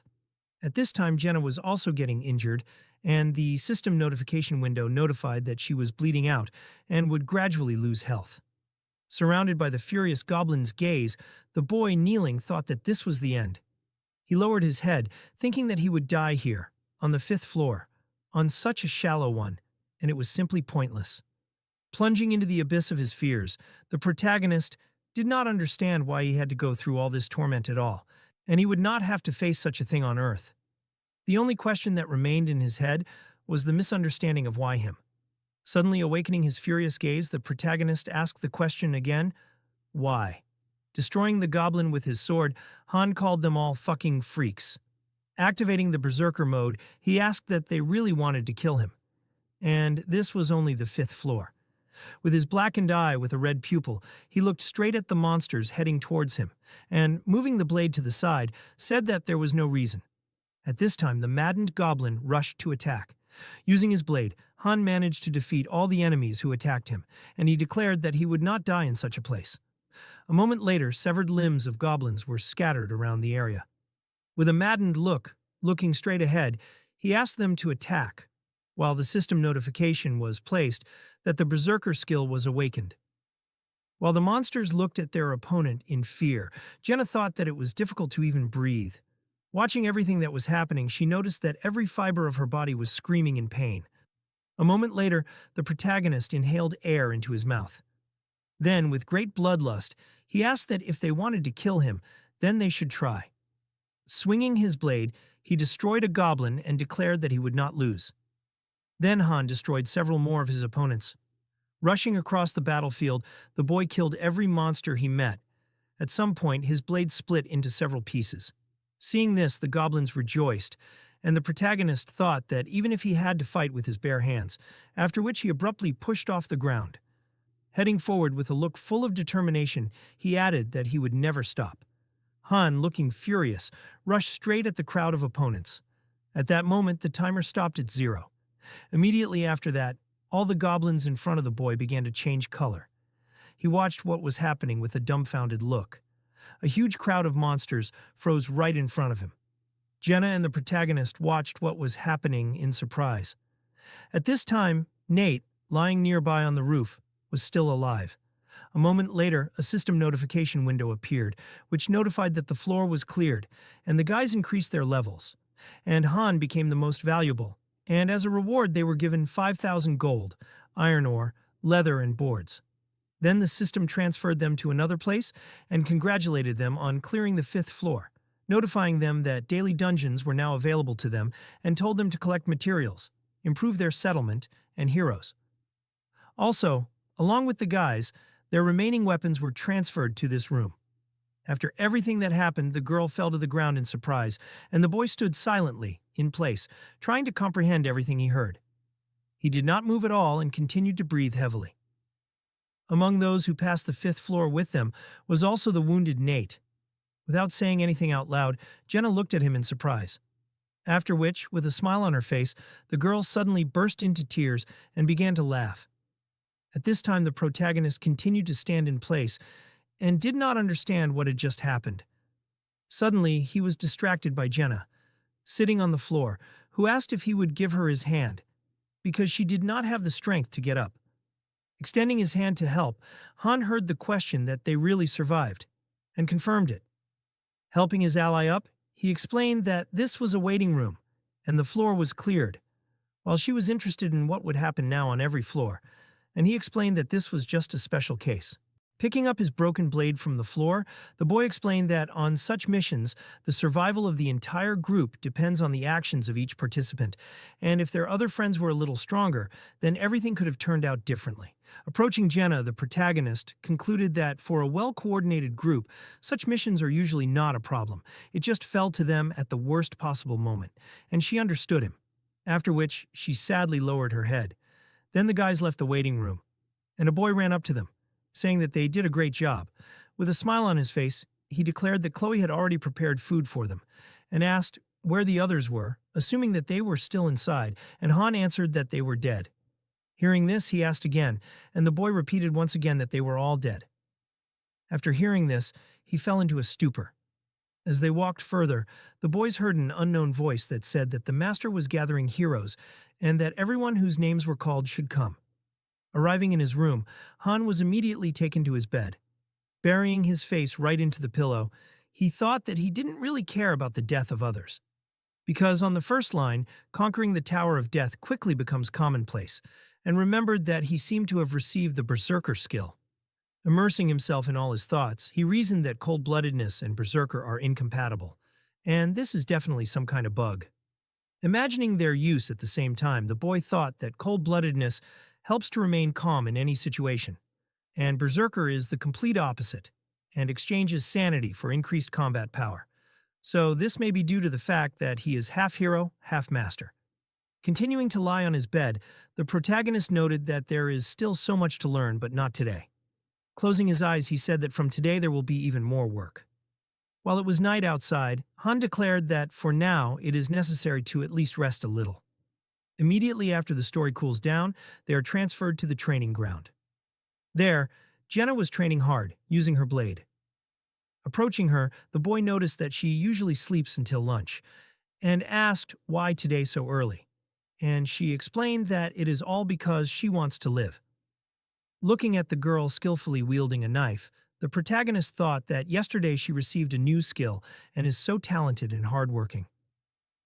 Remembering Nate, he also noticed that he is not rewarded at all, even for hard work. Standing on his hands, Han thought that his current ceiling is skill level 5, and usually 3-star heroes grow at such a speed, while the system notification window notified that his level is 9 and showed his characteristics. Still in the same position, the boy was thinking that he had almost reached the maximum level of 10 and would soon need to increase to 2 stars. At that moment, he asked Jenna, who was pawing at his torso, what she was doing, and she was noting that it looked really cool, while he asked her to take her hands off. Having gotten hit on the head, the girl with a displeased look noted that his muscles weren't even tired yet. And Han, putting on a t-shirt, said the opposite, thinking that she was surprising him more and more with each passing minute, while he was thinking that he couldn't believe that she had already recovered from yesterday. Jenna, holding her head, said that Nate never came, and the boy explained that let it be so, because he needed to be alone for a while, because he was closer to those two than they were. Lost in thought, the girl noted that he usually came to train earlier than everyone else, and the protagonist standing in front of him said that the same thing applies to Tom, and they worked especially hard. Suddenly looking to the side, he said that compared to them, those guys are heroes. Looking at the other guys who were training on the site, Han added that they just pretended to be busy with something so as not to go to the synthesis, and ran to training only when the master was there. Watching them with a dissatisfied look, the boy noted that their friends had potential. But they would have been useful, but there was not enough time to reveal themselves. So it would be better if one of them died on the 5th floor. And Jenna, standing next to them, suggested just going back to training. Suddenly they were interrupted by an unknown voice that apologized for being late, seeing Nate upset. The protagonist asked him what was wrong and why he had such an expression on his face. He explained that if he had become a little stronger, then this would not have happened to those two.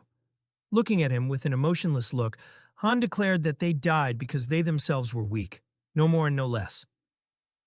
Looking around the base camp from the side, the boy thought that a month had passed since he got to this place, and in the real world it was about 10 days.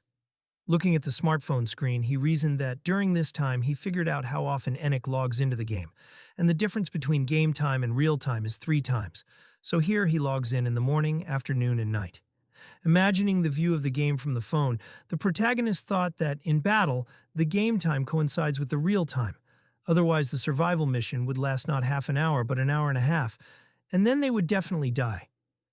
At the same time, Izel, with a wide smile on her face, declared that they should follow Han's example because he was such a good guy and cleared the 5th floor, had such incompetence in the group, declaring that he was definitely the master of all masters. Hearing this, Jenna whispered to her friend a question about what he did and why she was acting so strangely, and he explained that it was a company secret, while the enraged fairy scolded the others, calling them incompetents who still dared to laze around while she was working so hard, and said that they would not get away with it. And the boy, leaving from there, said that it would be better to leave them alone because they would still come where they needed to go. If they were immediately after this, the system notification window announced that Group 4 had been created, which included Han, Jenna, Lewis, Jeffrey, and Owen, and the protagonist listened to all this with an emotionless look, while the others were stunned. Suddenly, an unknown voice stated that the mentioned heroes needed to go through the rift of time and space right now, and a surprised Jenna asked that the two of them were with the other heroes, and they didn't even know them. Being in the rift of time and space with the other members of the group, the boy told his ally not to worry, because this time everything would be much easier. Right in front of them, a portal appeared that the dungeon that opens every day is called Daily Dungeons, and they need to collect various materials. And this time, it will be the Kendert Forest, with a duration of 11 hours. Reading this information, the protagonist thought that they became available, and the man standing next to him asked that he would fight with them. Looking at him, Han asked his name. He said that his name was Owen, and noted that they would hardly be able to help in any way. While the portal was activating, he explained that there was no need to worry, and they would not have to fight. Immediately after that, a beam of blue light appeared in the middle of the forest, finding themselves in the middle of a new location. The guys heard the system notifications, which said that Group 4 entered the lower-ranked Kendert Forest, which is a daily dungeon, and there they will collect materials and return after the time has passed, and also received advice that dungeons change depending on the day of the week, and therefore it is necessary to check in advance where to send your heroes. Carefully looking around, Jenna asked where the enemies were, and whether these were special tasks again. Coming closer to her, Han grabbed her cheek. She did not understand what he was doing, and did not see anything funny until he called her funny. Immediately after that, the boy picked up a stone from the ground and explained that this was a daily dungeon, and you need to collect materials in it. He then threw it into a nearby portal, and the man who saw it asked what it was, while he explained that it was a trash can, and it was better to think of it as a storage. When suddenly the system notification window notified that he had collected trash and gave advice that it was not needed by the settlement, so it was better not to collect it. Breaking off a branch from a tree, the protagonist explained that it was better to throw collected materials there, like these branches. Putting the collected branch in the storage, he added that it would absorb them and create new items. The system notification window notified that 100 branches needed to be collected for them to turn into a log, which required a carpenter's bench. Owen looked at him in fear, asking if that was all, and his ally asked if they really didn't even have to fight, while Han concluded that it didn't concern her and suggested that they go hunting. Following him, the girl noted that 5 did not let her rest, and asked what they would hunt: boars, deer, rabbits, and was also happy that they would finally eat meat. After some time, the guys came across a deer standing in the middle of a clearing. Seeing it, Jenna began to drool with joy, and she said that she found it, and asked the cutlet not to move from the spot. Immediately after that, the girl shot. Her arrow hit the animal right in the approaching the carcass of her prey. The archer noted that it looked appetizing, and the boy standing behind asked if she knew how to cut up, while she explained that, of course she did, because she had watched her father do it for years. Getting down to business, Jenna explained that first you need to drain all the blood, then open the belly and pull out the entrails, while the protagonist silently watched everything that was happening. As Han began to leave, he told her to throw everything into the rift when they were done and not to leave anything here, and she asked where he was going, while he noted that he needed to do something instead of asking questions, and he was also tired of eating only potatoes. Immediately after that, the boy headed to another part of the forest to a huge waterfall. Looking at the timer, he thought that there was only half an hour left, and they would automatically return to his settlements when the timer ran out. Looking ahead, the protagonist suddenly noticed the animals standing there and was glad that he found them. Taking out his blade, Han looked at the queen of the forest, noting that rare monsters can be found in the dungeon forests. Imagining a low-ranking attribute stone in his head, the boy reasoned that they were used to obtain materials for promoting heroes, and such monsters did not always appear, but if they did, they were not very difficult to find. Immediately after that, he rushed forward. Hearing something incomprehensible, the deer immediately raised its head. A moment later, the protagonist decapitated it with just one swing of the sword. Noticing this, his relative immediately rushed to attack towards Han. Seeing this, he attacked back, inflicting a huge number of cuts with his blade. Then Han found himself right in front of the queen of the forest and said that all her friends were dead, which was a pity. The majestic white deer looked at him with great displeasure. Pointing his sword straight at him, the boy asked to attack.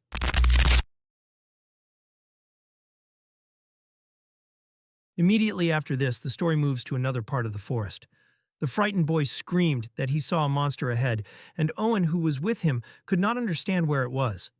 Through the small leaves of the bushes, the guys saw the head of a monster with brightly glowing red eyes. Noticing something strange, the man asked his friend to wait. Suddenly, he saw that it was Han walking, and he, carrying his prey, asked that they were really waiting for someone else. Coming closer to them, the boy threw the head of the queen of the forest on the ground. Noticing this, Jenna admiringly noted that it was very huge, and the protagonist declared that he had no more strength left, and asked for help. Watching his ally put the prey he brought into the storage, Han was interested in how much she managed to catch. The notification window, the system notified that she collected the blood of the queen, while the girl herself reported that 2 deer and 1 boar, so there should be enough meat for everyone. Picking up the head of the queen of the forest from the ground, the archer asked why she needed it, because it tasted disgusting. The boy, choosing his shield behind his back, explained that he needed the horn, which could not be torn out of her. Looking at the severed head, Jenna declared that it was a female, and the protagonist was surprised that she determined the gender from one head, while she explained that she had lived in the forest for a very long time. Suddenly, a notification window appeared, the system with joyful sounds notifying that the girl was receiving the forest hunter skill, while she, humming a song, cut up the deer's head, and Han was surprised by her yet another awakening. Looking at the awakening stone, he thought that she would easily increase her rank, while the notification window in the system notified that this was a low-ranking stone of the wind attribute and a skill of the attribute one of the elements, which are filled with the energy of the forest, and are used to create items to increase the rank of heroes. Immediately after this narration, the stories are transferred to the tavern in the main camp of the heroes. Looking at the table, strewn with various meats, the people there were happy about his appearance, and predicted that they really missed normal food.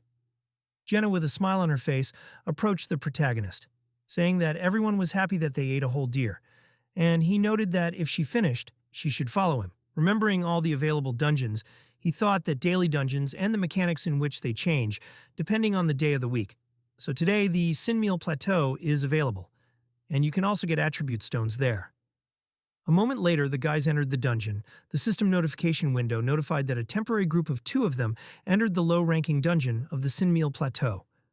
Looking around, the girl asked if they could really become stronger in these dungeons, and her friend explained that they needed attribute stones for this, and all that was left was to find them. Then the archer slowly approached the edge of the cliff. Looking ahead, she was amazed at the beautiful view right in front of her, and the wind enveloping her. At this time, Han noticed something ahead. Flowers of life grew right on the cliff edge, which surprised him greatly. Looking closely at them, the boy thought that he had already seen them, and that this was the basis of health potions. So he would need to collect some later. After some time, loud sounds of battle spread across the plateau. The protagonist and his ally fought against a huge wolf. In the end, the guys managed to destroy their enemy, knocking him straight to the ground. With a wide smile on her face, Jenna, looking at this, said that it was not difficult to deal with one wolf. While sheathing his blade, Han noted that others could smell the blood, so he needed to speed up, while the girl agreed to it and began to cut up the monster. She then asked what to do with the fangs and claws, and the boy told her to cut it out, while he looked at the low-ranking water attribute stone. The system notification window notifying that it was an attribute skill, one of the elements of which is filled with plateau energy and is used to create items and increase the rank of heroes. Continuing with her work, the archer noted that it was so calm there, and the protagonist asked to say such things when he finished draining the blood. With a smile on her face, Jenna noted that if only it were always like this and just hunting and gathering, then there would be enough food and shelter. She also added that it would be a real paradise if not for the master, and Han, stunned by such a statement, remembered that he also used to play. At this point, the girl expressed a wish that he would never come again, and the boy suddenly thought about it. Looking at his ally, he thought that the inhabitants of Nilfheim also thought much better of him without the master, asking why she did not want to fight. Holding a low-ranking attribute stone in his hands, the organist said that it was not necessary to do this all her life, and synthesis was no longer a threat to her.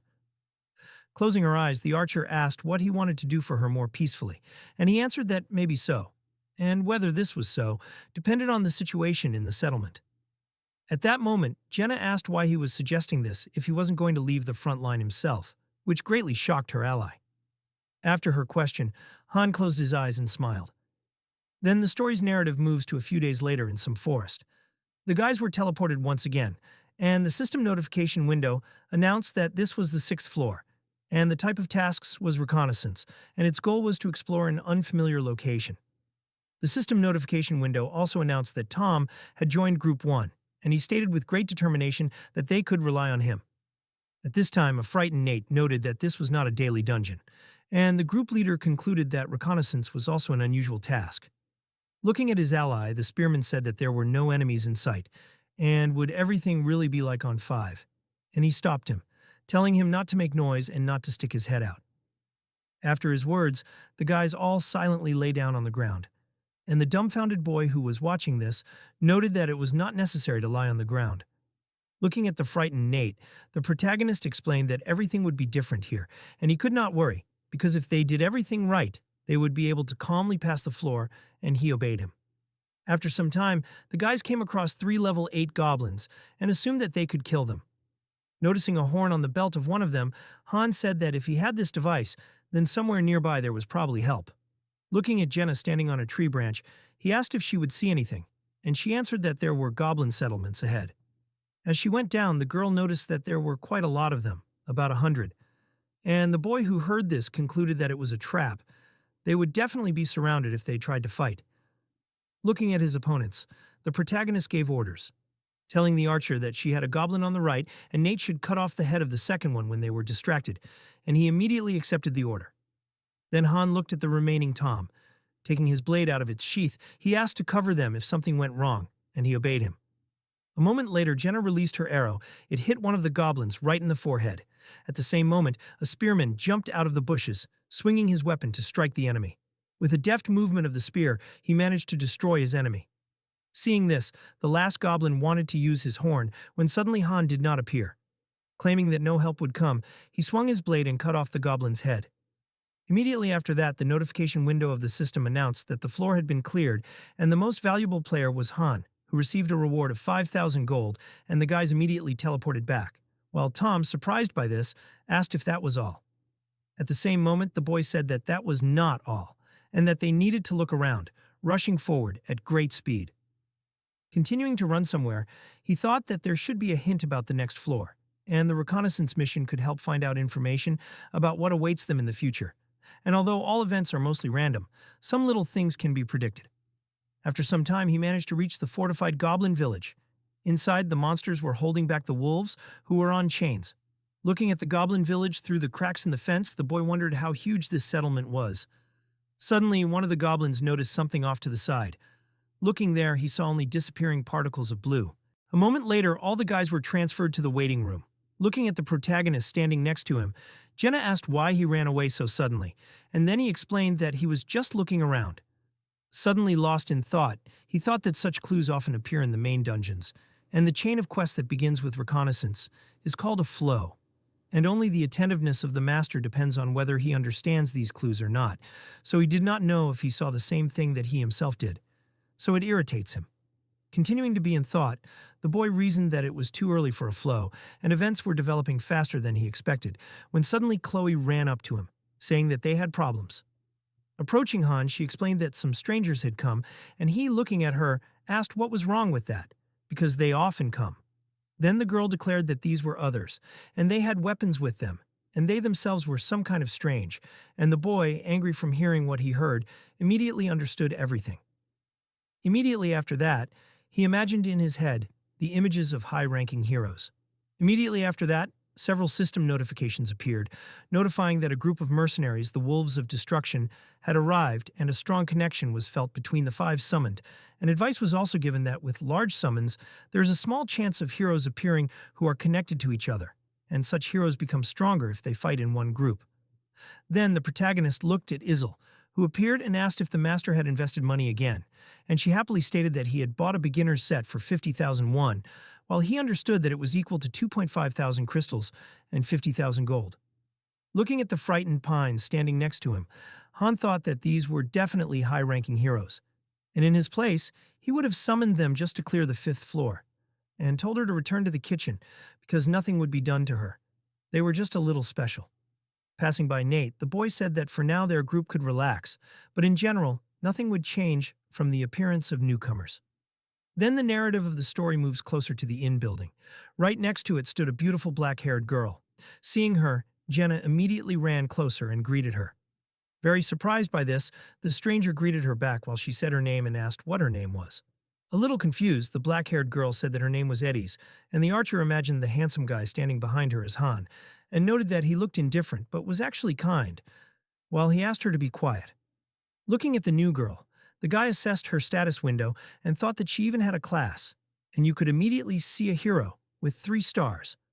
A typical thief. Little strength and health, but high dexterity, and she preferred daggers to a bow. Looking at her menacingly, the protagonist asked her name again and asked if they could talk. Then the guys go inside the tavern, and Jenna brought them water, while Eddie's asked if he really knew anything about this place. While he answered that he knew something, this is something he does not, and asked her about it. Then Han asked if she remembered how she ended up here, and the black-haired girl, looking down sadly, answered that she didn't really, but she knew something. Sitting at the table, she stated that she was called there to fight, and her head hurt when she tried to remember some details, and the boy was interested in what she knew about synthesis. Hearing about synthesis, Eddie's, with fear on her face, explained that it was strengthening by absorbing others. After her words, the protagonist thought that different ranks have different amounts of information, and noted that, judging by her equipment, she used to be a mercenary.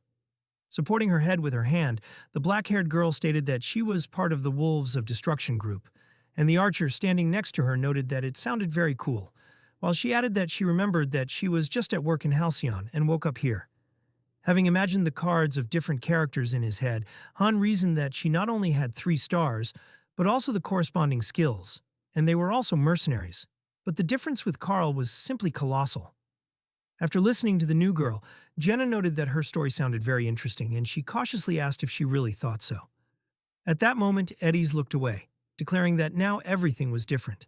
Immediately after that, they heard the fairy's voice calling Diego, Jacon, Kevin, Derek, and Eddie's, and asking them to go out, because the master would call, and the protagonist, pointing to the window, noted that it seemed like it was time for them to go to the square.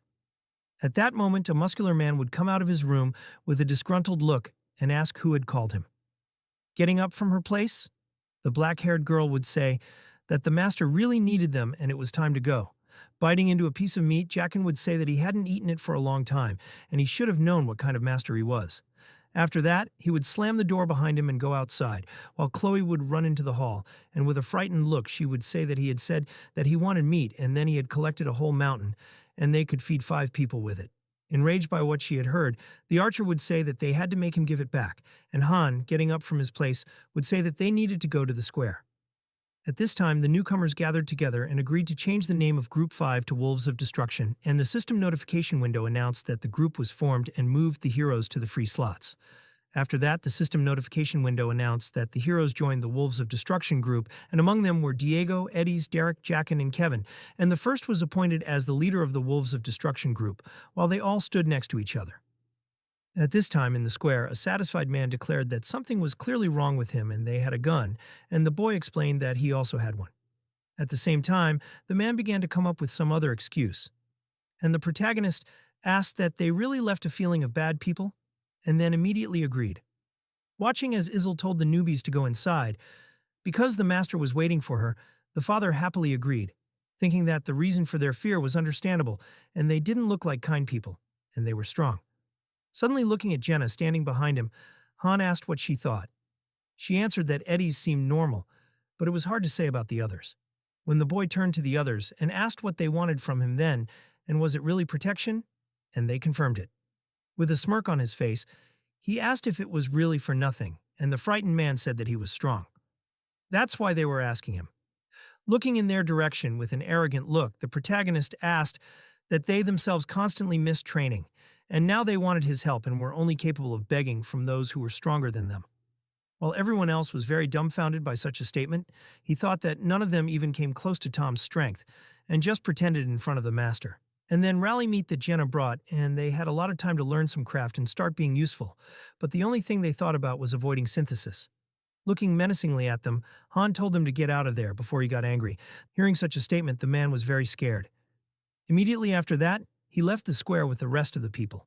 Looking at Nate standing next to him, Han explained that while he was bleeding out surrounded by goblins, they just ate, slept in comfort, and there was no need to feel sorry for them.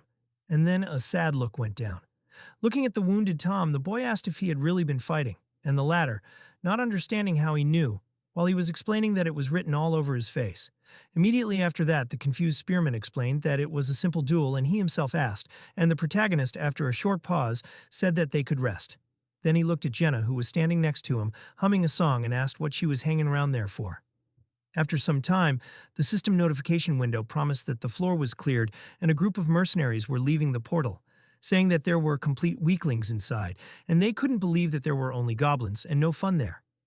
Suddenly, Diego looked menacingly straight ahead, asking who the hell he was. Hearing this, Han only smirked. After which, moving his hand to the side, he asked why it mattered to him at all. Angry at this answer, Jaqen didn't understand who he thought he was, and Jenna, who was standing right in front of them, noted that they hadn't spoken up themselves. And Kevin didn't understand who she was then. At that moment, Diego decided to give his name, explaining that he was the captain of the mercenary group, the Wolves of Destruction, and said that it was his turn now. And the boy, sitting next to him with a smile on his face, said that his name was Han. Seeing that he had a weapon, Diego assumed that he was a mercenary, and the protagonist, sitting in his place, explained that he was a simple farmer. Looking straight at him with distrust, the leader of the mercenary group could not believe his words. Omitting this fact, Diego, holding the hilt of his sword, asked that all the locals gather in the square when the conscription begins, and Han explained that this is true and asked why he needed this information. Looking at him menacingly, the leader of the mercenary group understood everything. Immediately after this, the system notification window notified that the master was summoning 10 heroes, and they were going to find out who it would be. And the boy who saw this was surprised that he would make 10 simple summons. The protagonist was very interested in what he was planning, while the gates were opening at this time, and the system notification window notified that the master had started synthesis, and it was necessary to transfer the heroes to free slots for use in synthesis, but then they would all be lost. After some time, people came out of the portal who did not understand what kind of place this was, where they were, and what was happening at all. And the fairy, stunned by this, declared that the master had again summoned a bunch of mediocrities. Immediately after this, Izel named several of them and told them to go into the synthesis room, while the people, frightened by this fact, did not understand who she was, how she knew their names, while she explained that the master said to go there and they should shut up and do it. Suddenly, Jaqen came up to Dimon and grabbed him by the neck, assuming that it was him, and he immediately began to rise in price. Watching everything that was happening, Jenna said that this could not be, and her ally noted that anything was possible, while she said that they had just arrived. At the same time, Diego told his subordinate not to forget about the second one, and he, with his mouth wide open, asked who was next. Having found the last person, he dragged these two to the synthesis gate, while Han, who was watching all this, did not understand that all the heroes from the real money summoning would be like this. At this moment, looking at the boy standing next to him, the archer declared that this was wrong, and they were not even given a chance, and he silently reasoned that Ennet was making a huge mistake. He also noticed that although there was a lot of trash among the one-stars, there were also diamonds. But he didn't even try to check them, while the muscular man, shrouded in a bright golden glow, declared that he had definitely become stronger. The system notification window notified that he had increased his level. Immediately after that, the Fen called the names of several more people. They screamed in fear of what would happen to them and begged for having exposed his weapon. The leader of the mercenaries ordered his subordinates not to let him run away, and they immediately grabbed their blades, obeying the order. Looking at Eddie standing behind him, Diego asked why she was standing like a pillar. Was she part of the group or not? And she only silently lowered her gaze downwards, after which the black-haired girl closed her eyes, realizing the hopelessness of the situation. A moment later, the thief took her knife out of its sheath.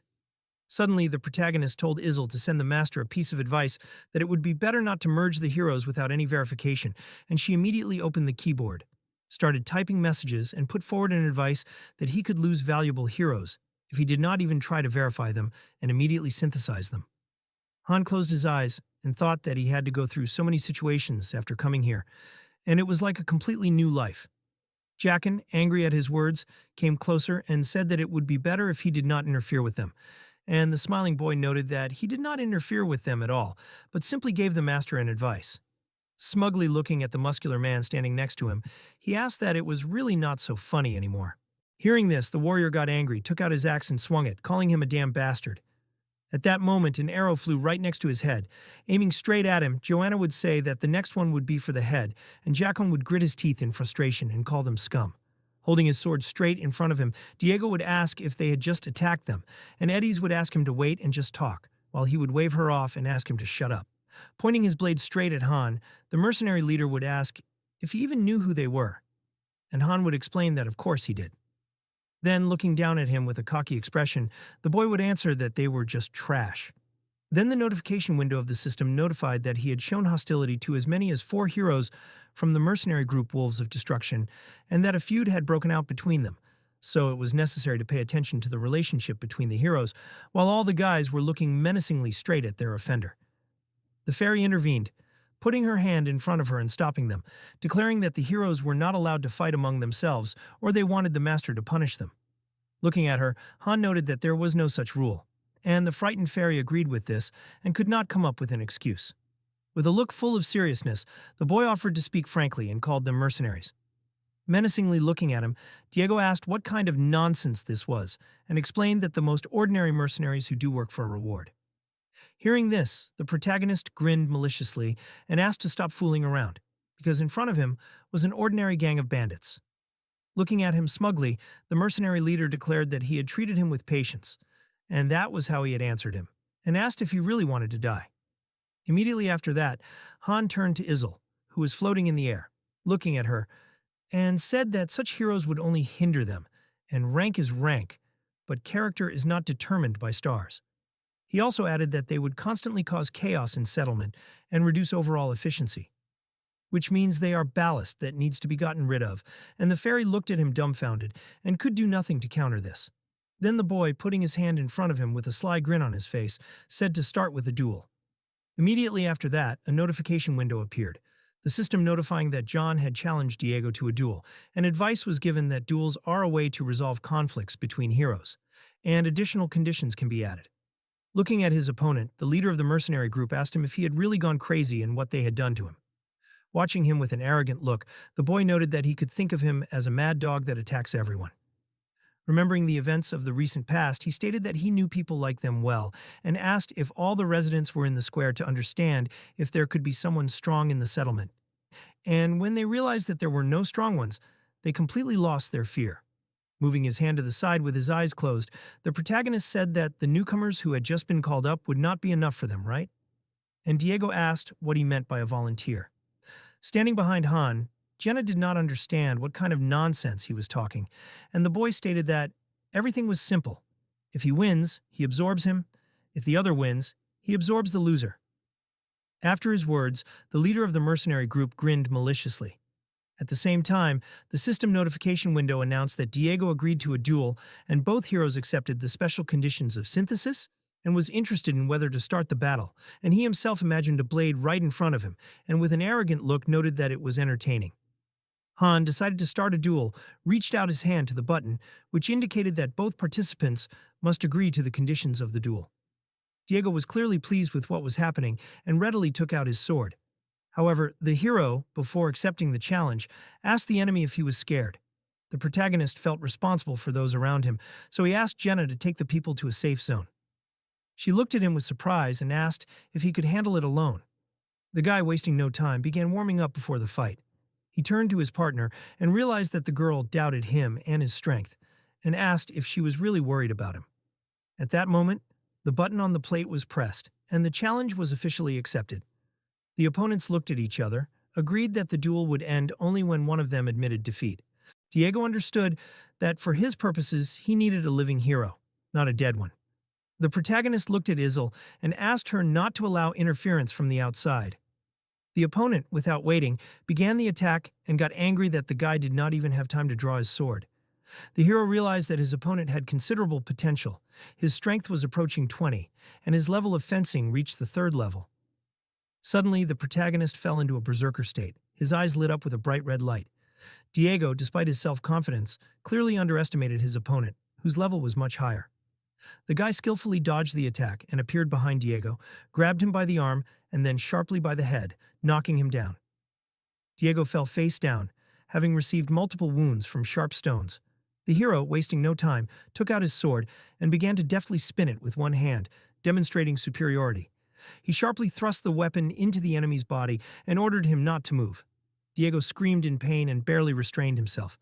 Han leaned over to him and demanded that he loudly declare his defeat. The opponent agreed, but his screams were so loud that the words were lost in them. The protagonist, not satisfied with this, thrust the sword even deeper and demanded that Diego repeat his words more clearly and loudly. At this moment, Kevin watched the fight and then intervened, begging Han to stop torturing his comrade.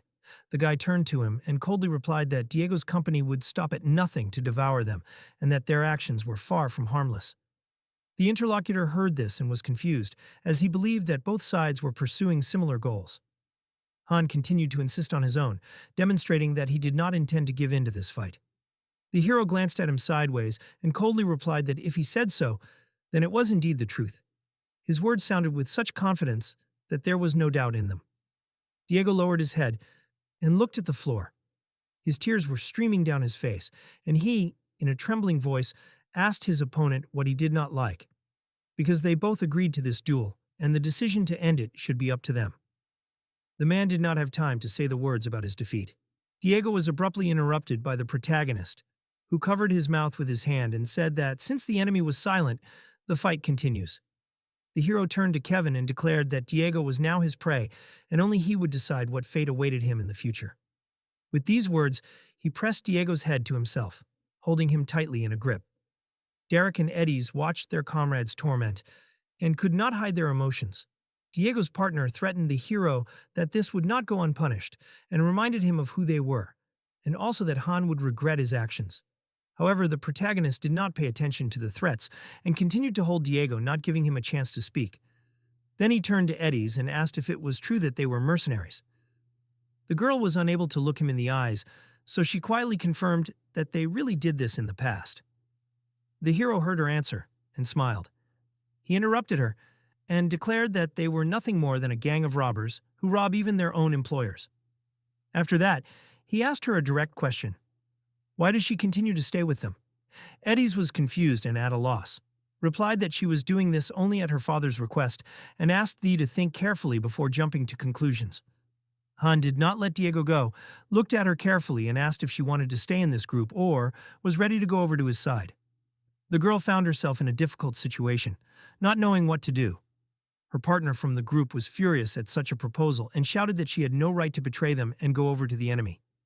Meanwhile, Diego, taking advantage of the moment, carefully reached for his sword, hoping to free himself. In the background, threats continued from her partner, who warned Eddie's about the consequences of betrayal.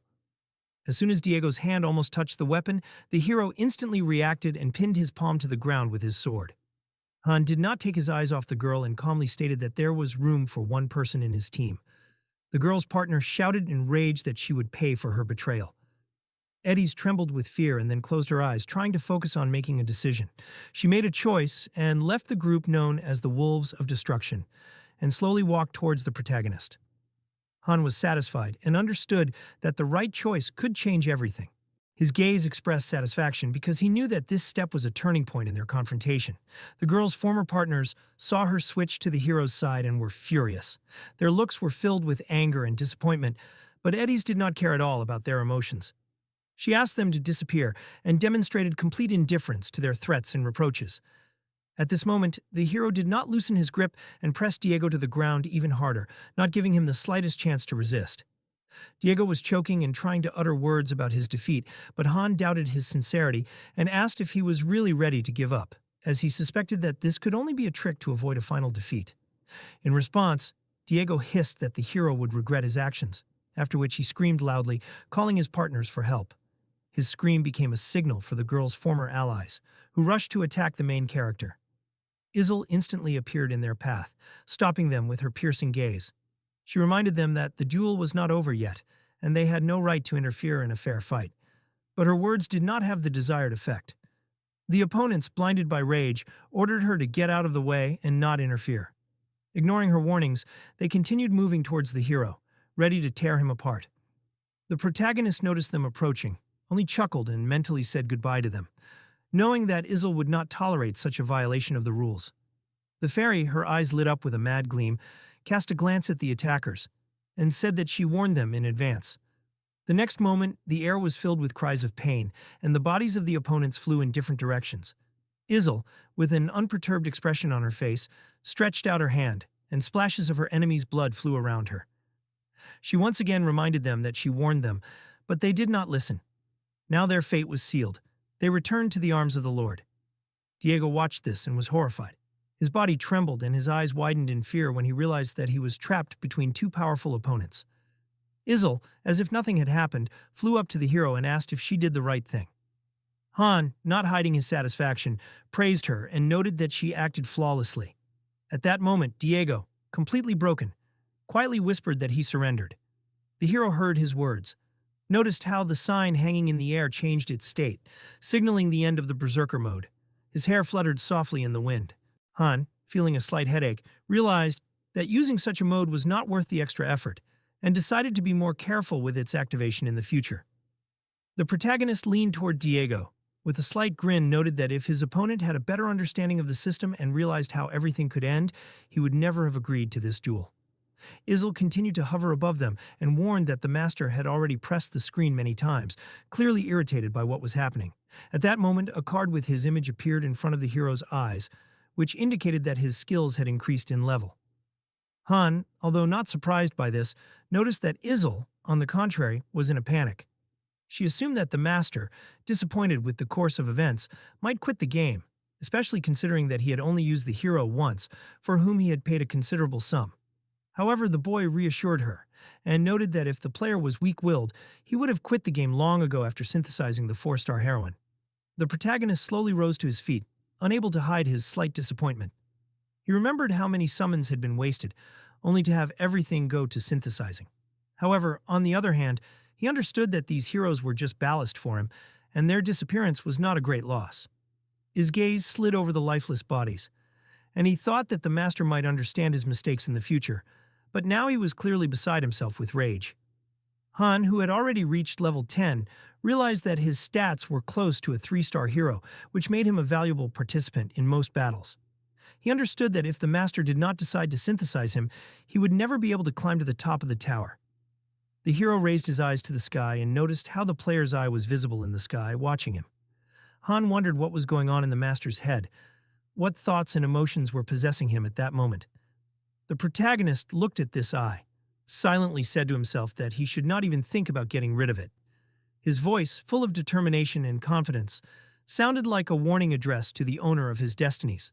The sun was shining brightly outside, and a massive wall towered around the city. The hero thoughtfully leaned against the wall of the house and closed his eyes, trying to distance himself from the surrounding bustle for at least a moment. However, his peace was disturbed by the crowd of people who surrounded him, expressing their admiration and gratitude. Tom was completely delighted with the main character. His eyes were shining with sincere respect. Han did not share this delight. He took Jenna by the cheek and, with a slight reproach, asked why she told everyone about what happened. The residents did not pay attention to his mood and continued to thank him for saving them from the villains who threatened their peace. Han sighed heavily, looked at them, and said that they did not understand the main problem. One of the residents tried to express his gratitude and said that they were ready to give their lives for him, because he saved them from imminent death. However, the protagonist looked at them coldly, turned away and answered sharply that it did not concern them. A man standing next to him asked him in bewilderment what he was talking about. Han turned to him and explained that the master who controlled their destinies was extremely angry, and that was why he had called his partners. The villagers heard this and were confused, but one of the villagers tried to calm them down and assured them that everything was under control and they only needed to defeat a few goblins. However, Jenna nervously turned to Han and asked why 6 people were needed if 5 were enough to win. The hero did not pay attention to her anxiety, coldly answered that it was necessary for synthesis. His words sounded like a sentence, and the villagers heard it and froze in horror. Their faces reflected fear and despair. The villager was outraged by this turn of events, and began to reproach Han that they always tried, always fought for survival. The protagonist did not respond to his answer, and called Nate and Tom. The guys looked at him nervously, and did not know what to say. Han asked them if they really thought that these people tried their best, and what they did while they were pushing themselves to the limit. Then he turned to Jenna and asked if the villagers helped her in hunting. The girl thought for a moment, and answered that they helped her carry the meat that she got. The protagonist heard this and replied that even animals could handle such a task, and their lives were not worth more than the lives of cattle. These words caused a wave of indignation among the villagers. One of them lost control and started yelling at Han. The hero did not tolerate this, hit him sharply, and the man fell to the ground.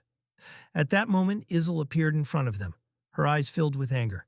She was indignant that no one was listening to her and ordered everyone to go to the square. A resident of the city begged Han and asked him to talk to the master because only he could influence the situation. However, the hero saw the fear in the eyes of the villagers, but remained adamant. Jenna turned to him and asked who he would send first. Han crossed his arms and decided that Eddie's would go first, since she was a newbie and her level was too low. Hearing this, the girl began to protest, begging for another chance. However, her fate was sealed. A card with her image appeared in front of the gate, informing that the synthesis was complete and her level had increased. The villagers saw Eddie's glow with a yellow light and froze in horror. Han looked at them coldly and warned them not to think about sitting on his neck, and if they wanted to survive, they must prove their usefulness. One of the villagers, with a trembling voice, began to make excuses that he did not know how to fight, and his hands were shaking from fear. Han did not pay attention to his words and turned to his partners, asking them to help the villagers master crafts. The blacksmith said that learning blacksmithing from scratch would not be easy. However, the hero was sure that the people were motivated enough, and added that if they thought they could handle it in close combat, they should come to him, and he would show them what they were made of. He continued that if the villagers wanted to learn how to hunt and butcher prey, they could turn to Jenna, and if they wanted to learn carpentry, they could turn to Fred.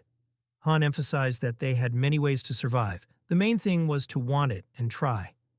Jenna watched him and noticed that he had become kinder to people.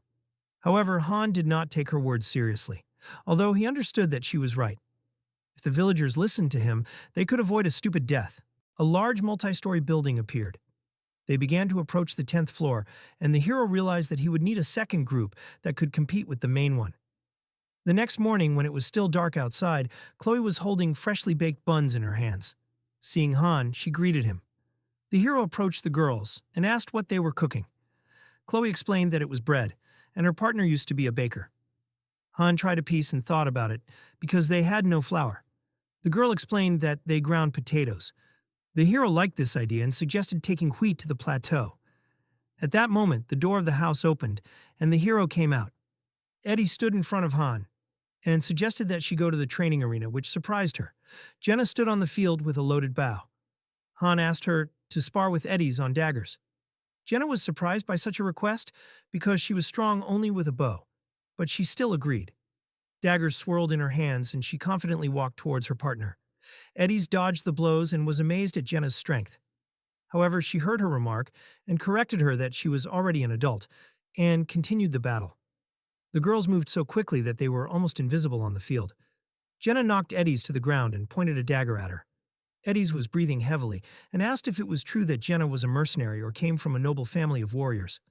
The rival answered that she was just the daughter of a hunter, and her strength was the result of long training. Han intervened in their conversation and said that if the Wolves of Destruction concentrated on training, he would have problems. Now Eddie's was weaker, but her potential exceeded any first-level hero. She could overcome the gap if she raised her level. Nate ran behind and started shouting that Han was lying, because he trained a lot, but still did not catch up with him in level. The hero closed his eyes and calmly replied that everything depended on effort and training. The protagonist added that he did not care who Eddie's was before. The girl rubbed her face and quietly replied that she remembered his words. Nate ran in a circle, out of breath. The guys practiced strikes on dummies. Han watched the training and thought that, although it was not a matter of personal choice, they would have to increase their own importance in order to survive. Looking away, the protagonist thought that it was still less than it should be. Even if the others wanted to go to support, there were only 2 free spots left. Someone would be unlucky enough to go to synthesis. Han noticed a lone guy. With his hands in his pockets, the protagonist approached him and asked his name. The sweating guy replied that his name was Usher. They were called there by some creature called Master to fight. Taking a club from a barrel, the protagonist noticed that Usher was in good shape, and asked who he was before he got there. Usher told him that he was a porter for mercenaries, carried their things, stood guard, and arranged rest stops. Han pointed out that he fought well for such a position. Embarrassed, Usher replied that he himself wanted to become a mercenary in the future. A smirk appeared on the protagonist's face. Pulling out his club, Han asked to attack him to see Usher's potential. There was an image of 2 angels on the stone. The plot told us that the weeding out of newbies began that evening. The master did not care who of them wanted to become a support and who did not. And although Nate constantly participated in battles, he was not chosen to level up, and 2 people died. Usher's card began to glow brightly, and we were told that 2 people were used for synthesis. Usher was strengthened, he rose to level 3, and the rest were sent to the daily dungeon. The frightened guy ran away from the monster. The plot tells us that the mine from which the fire attribute stone can be obtained is still closed. The night sky enveloped the settlement. A crowd of guys gathered at dawn on the street. With his arms crossed, Han stood in front of them and asked if anyone guessed why he gathered them. The guys' faces suddenly changed. Tom raised his hand and asked if he had gathered them to choose the members of the group. Dumbfounded, Jenna asked if the master should decide this. Han replied that he could advise him on options. The protagonist held a glass with lots in his hand and said that they would start the drawing of lots. The guys were surprised by what he heard. Han looked at them with a smirk on his face. Looking at his comrades, the protagonist said that they would split into 2 groups. There were 6 of them, 3 people each. Puzzled, Tom looked down. Han asked them to relax because there would be no losers. They would appoint a leader in each group. One group would have him, the other would have Eddie's. Taken aback, the girl asked again if he was talking about her, noting that she thought it would be Jenna. Looking down, the protagonist said that he did not like Jenna. Looking at Han, Eddie's asked why they needed to split up. The protagonist said that it was dangerous to focus on the growth of only one group, since if it was destroyed, there would be huge problems. Han closed his eyes and emphasized that the master would distribute the remaining slots himself. The protagonist remembered the battle on the 5th floor and noted that this was a clear example, because the difference in abilities was too great, and the lag of a couple of people almost destroyed the entire group. Han imagined many maps and thought that if all the floors could be cleared by one, then there would be no point in dividing into groups. But soon the number of people needed for clearing will begin to grow, including on special missions, where dozens and hundreds of heroes can participate at the same time. There will be trouble if someone weak remains among them, and the second group will become insurance for the settlement in case the first is destroyed. The protagonist mentally noted that Enoch summoned heroes for real money without any meaning, but there are some tricks there. One can only hope that he can figure it out. Holding the lots in his hand, Han declared that the Reds would go with him and the Blues with Eddie's. Their groups would be even, so the guys wouldn't be upset if they didn't get where they wanted. Putting the glass on the ground, he yelled that they were going. Gusts of wind blew around the dummies. Jenna and Nate held the red lots. Eddie's looked at her teammates and assumed that, judging by their faces, they didn't believe in her at all. Stunned, Tom yelled that they didn't. Eddie smiled and said that she was new there. She didn't have much experience, so their reaction was obvious. Han watched them and thought that everyone understood that their fighting skills were at different levels, but there was nothing they could do about it for now.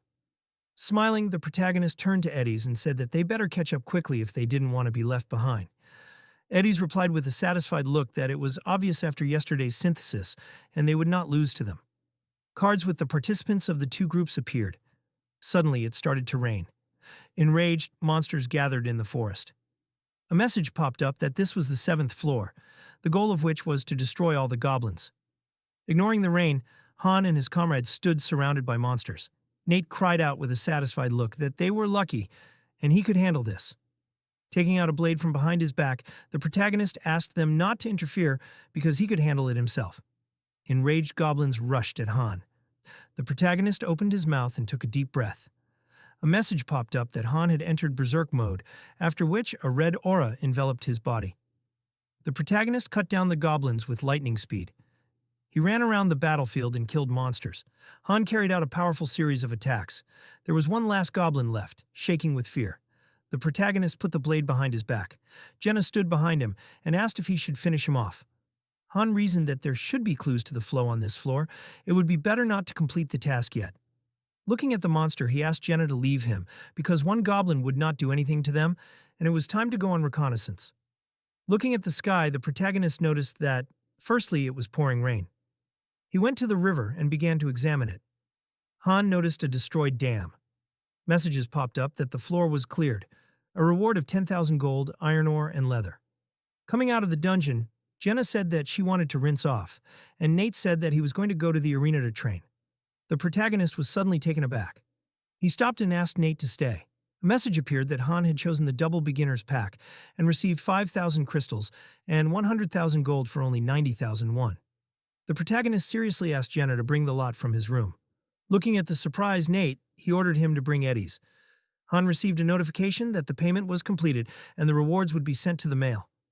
Looking at the building, which had a pink glow, the protagonist said that newcomers would appear soon. Smiling, Han thought that this was expected. He is one of those who usually does not buy anything, but cannot stop once he starts. The protagonist noted that when he first registered, he was amazed at the level of artificial intelligence. Watching the heroes was a lot of fun. New users were attracted by the synthesis system, battles during floor clearing, and the behavior of the heroes. Han introduced many guys and noted that watching real people brought a lot of fun. Even the actions of the support heroes attract attention, their execution of orders and instructions. In his imagination, many moments with different players appeared, and Han emphasized that as the difficulty increases, new content opens up. It is not surprising that masters enjoy managing other people's lives. Two guys appeared in front of him, after which messages popped up that they were John and Marie. Frowning, John asked who she was. Marie was scared. She suddenly stumbled. Marie fell to the ground in front of Han. Jenna approached him and asked who it was and why she was on the ground. The protagonist replied that she should not pay attention and that these were uncomfortable clothes. Eddie stood next to him and told him that she was an aristocrat. Looking at the embarrassed Marie, Eddie said that she worked a lot as a mercenary, that she understands people. She wonders what this young lady is doing there. Sunlight enveloped the settlement, surrounded by walls. Looking at John, Han reasoned that he understood the concept of master, summoning, and synthesis, but did not know anything about levels and skills. He was a guardian of a big city. He looked like a normal person, if you forget about the excessive sense of duty. John said with a displeased look that he had a feeling that he had to do something, and it was like some kind of hypnosis, as if there was an enemy he had to fight. Standing in front of him, the protagonist replied that he was right. He would explain everything after the draw, and he and Eddie's would draw the lot. Han noticed that blue took the old man and red took the girl. Looking at the newcomers, the protagonist reasoned that a veteran guard with a lot of experience and a young aristocratic girl, it was obvious who would be better. Jenna ran up to them with a glass. Looking at the lots, Han noticed that red would be on the right. Looking at Eddie's, he wondered if she had seen. Jenna placed the glass on the ground and asked them to choose lots. Han began to run towards the glass. Stretching out his hand, the protagonist reasoned that he needed the left one. Marie watched them closely. Han, dumbfounded, wondered if this was fire magic. Eddie's and the protagonist grabbed one lot. Looking at each other, they asked which of them would let go. Looking back, Han asked if Marie was a mage. Holding a clot of fire energy, Marie suggested that this would be enough for an acquaintance. Enraged, Eddie's and the protagonist did not want to give up the lots. Looking at the thoughtful Marie, Han reasoned that warriors, thieves, and other classes can be obtained in a huge number of ways, but mages are a completely different matter. They are very rare and can only be obtained in a donation summon, but even so, the chances are extremely low. Stunned, Marie asked why they were making fun of her and looking at her as if she had committed some crime. Enraged, Jenna realized that they had spied on the lot and screamed that it was cheating. She took the glass from the boys and said that such things should depend on pure luck, and Marie asked what they were doing. The protagonist replied that they were deciding who would get it, noting that she was slower than the old man. Stunned, Marie asked how she was supposed to understand something if it had all happened so suddenly. John asked her to think carefully, looking at Marie. He asked if she had gotten it. Covering her mouth with her hand, she said that it was disgusting. Crossing her arms, Jenna said that no one should cheat this time. Everything should be by luck and fairness. The protagonist looked at Eddie's and suggested that they leave without offense. The boys drew lots. They held them in their hands. Han grinned and noted that everything was decided now. He looked at Marie and said that she would be in his party and sent her an invitation. The guy was dragged by the hand by Izel. He turned to Han with a scared look and said that they would not be touched if they worked hard. Looking at the guy, the protagonist said that he could not master the support skills and asked Marie to listen to Izel if she did not want to share the fate of that man. Han's face was serious. Marie's card began to glow brightly, and messages appeared that the synthesis was complete. She had increased her level. Closing his eyes, the protagonist said that the same would happen to her if she did not keep up. Looking at how Izel took the guys, Han said that it was impossible to avoid synthesis in this case, so it was better not to let it come to that, and work hard. The protagonist stood next to John and said that he would be next, noting that these guys were materials for synthesis. Looking around the settlement, a message popped up that John had increased his level. Izel stood in front of the gate and asked the space-time rift to open. Watching what was happening, Han emphasized that this was a test of newbies. Izel said that team number 2 should enter the rift. Turning around, Eddie said with a smile on her face that she would lead John, who would be the hero of this fight. Han looked at Marie and asked what kind of magic she possessed. Crossing her arms, she asked why he needed to know. Frowning, the protagonist ordered her to answer the questions. Taken aback, Marie clarified why she was there. She screamed with an enraged look that it was disgusting and that she should not fight with incomprehensible creatures for no reason. Han said that if she did not obey, she would simply be sacrificed. Marie was terrified by what she heard. The protagonist stood in front of her with a serious look and asked again what kind of magic she possessed. Sitting on the bench, she told that she knows fire magic and the most powerful thing she can create is the flame of the third circle. Crossing his arms, Han clarified whether she can teleport or knows support magic. Marie said that any 3 rune can learn support magic. She said with a satisfied look that the protagonist would be knocked out by her abilities. Looking at Marie, Han thought that this was unfortunate, and he hoped that her strength was on the same level as arrogance, adding that, unlike attack, the defense system was more multifunctional. Marie sat on the bench while the protagonist thought that he asked a question because she did not have a skill window and there was a chance that they would still awaken, but it was hard to believe. The protagonist, with a displeased look, asked if Marie understood that from now on she would have to fight them. Eddie's and his team came out of the rift with smiles on their faces. Han reasoned that judging by Eddie's face, John was stronger than she expected. He looked at Jenna and Nate and said that now it was their turn and they should get ready. Izel said that the first group was heading into the rift of space and time. The protagonist smirked and noted that they were moving out. The guys entered the dungeon. Han calmly assumed that they would probably go to the 4th floor. The protagonist introduced the various monsters and emphasized that the next stage on the floor was not yet available to them if they wanted to test her magic. Then the 4th would be enough. Fortunately, there were harpies and goblins there. He just needed to find out what type of maid she was. The protagonist, with a satisfied look, said that when the battle began, they would stand aside since they needed to test her skills. Turning around, Han said that each of the 3 of them could take out the 4th floor alone and asked if Marie doubted herself because of her low level. Looking at the dumbfounded girl, the protagonist noted that just recently she said that he would fall over in delight, seeing her magic. Pointing her finger, Marie asked him to wait, adding that he would definitely be surprised. Izel waved her hand with a smile on her face. A message popped up that the door would be opened in 10 seconds. Dumbfounded Izel wished them luck. The door in front of the guys opened. Dumbfounded, the protagonist thought that the master was a fool. They found themselves in a dungeon and screamed that this was the 8th floor. Everyone needed to get their weapons out and concentrate. Gritting his teeth, Han wondered if the master was mad about what happened earlier, adding that he wanted them to retreat there. Marie looked around and assumed that she had already seen this. Dumbfounded, the protagonist screamed for everyone to lie down. His gaze fell on Marie, who did not understand anything.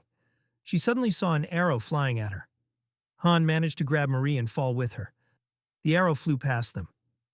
Frowning, the protagonist reasoned that if these were the same ones, a message popped up that this was the 8th floor, and their task was to kill 27 goblin riders of the 9th level. A horde of goblins ran at the guys. Jenna began shooting them with a bow. The arrow hit a goblin who fell from the wolf. Covering himself with a shield, Han asked Nate to move into battle and attack when they reached them. Turning around, the protagonist addressed Marie.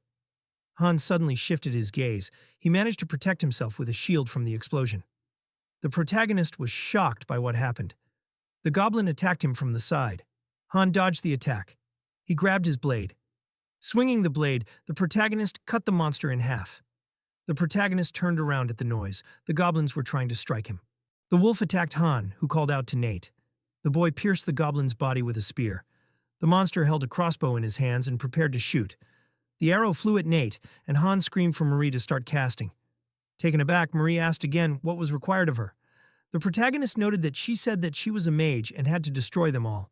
Heading towards the goblin, Han asked how much time she needed to prepare. Dodging the attacks, the enraged protagonist screamed for her to cast already. He swung his sword. After delivering multiple attacks, the protagonist cut the goblin. Marie closed her eyes. Runes appeared around her, and she created a clot of fiery mana. Looking back, Han ordered Nate to block the bolts flying at Jenna so that she could focus on shooting. Spinning his spear, Nate replied that he understood everything.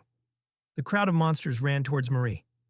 The protagonist stood in the way of the goblins and thought that their primary task was to remove the mage, but he could buy time, but it would be difficult to block them all. Jumping back, Han noted that he would need a magic shield. Looking back, the protagonist wondered if Marie would be able to hit the incoming shields. Marie was concentrating her mana and ignoring the protagonist. Dumbfounded, Jenna screamed that if she stood there, she would come under attack. Frowning, Han noted that this could not be. He looked at Marie, who flew up and mentally asked her to forget about the barrier because she could not even cast on the move. Many monsters pounced on Marie. The wolf opened its mouth wide. Holding the shield in front of him, Han tried to hold back the goblin rider. The protagonist tried to stay in place. He was suddenly pushed away. The protagonist dodged the monster's attack. He began to swing his blade. The goblin was killed. The wolf opened its mouth wide and tried to bite Han. The protagonist jumped back. His face was serious. He cut the wolf in half. Blood began to spurt from the animal's corpse. Han suddenly turned around. He looked at Marie, who was being run towards by many monsters. The goblin swung his blade. His blade was approaching Marie. Han suddenly grabbed her and started running away. Looking at the furious Marie, the protagonist said that she was a simpleton, since she cast magic without using protection. They ran towards the dense forest. A scared Jenna asked if the forest had been blocked off just recently. The protagonist replied that they would think about it when they got there. Holding Marie's hand, the protagonist ordered her to start casting as soon as they reached it, and use magic to bombard the area. Looking at the crowd of monsters that were catching up with them, Marie replied that she understood everything. Jenna turned around and suggested that they could enter. Marie was taken aback. Han suddenly pulled her. He kicked her and asked if she would be mistreated if she died. The protagonist suddenly stopped. He began to transform and asked the boys to go ahead. He grew fangs and remarked that he would join soon. A notification popped up that Han had entered berserk mode. A red aura enveloped his body. Standing in front of a crowd of monsters, the protagonist reasoned that this was the second time that day he had become berserk, and although he was tired, he still needed to buy time. A goblin aimed a crossbow at him. The protagonist blocked the shot with his shield. The rider was running at him. Shocked, Han thought that he was fast. He ducked his head to dodge. The protagonist knelt down, trying to stay on his feet. Han was unable to stop and fell to the ground. Frowning, he thought that he was being attacked from different sides. The protagonist looked at the goblin who approached him. Han prepared for a powerful dash. Rushed through the enemies like a whirlwind, he declared that he would rid them of the mobility they were so proud of. He slammed his shield into one of the monsters. Surrounded, Han was actively fighting. Stunned, Nate suddenly called out to him. The protagonist was hit in the back, after which a notification appeared that he was no longer in berserker mode. The monster was standing above him. The goblin swung his spear. Han turned and looked at the monster. He pierced its body with a blade. Blood sprayed from the wolf and the goblin. The protagonist pulled the sword from the wolf's mouth. The horde was running at him. Stunned, Nate cried out that he was too. Frightened, Han said that he would group them and distract them, and Nate should just deal with those coming towards him. Dodging the attacks, the protagonist asked if Marie was still preparing to cast. Jenna, dumbfounded, cried out that she had finished preparing. The protagonist began to run away from the monsters. He suddenly jumped. In the air, Han dodged several attacks. He stepped on the goblin's head. The protagonist ran at a tremendous speed and asked the monsters to disappear. A red aura hovered around Marie. Her hair fluttered in the gusts of wind. The grass began to shake.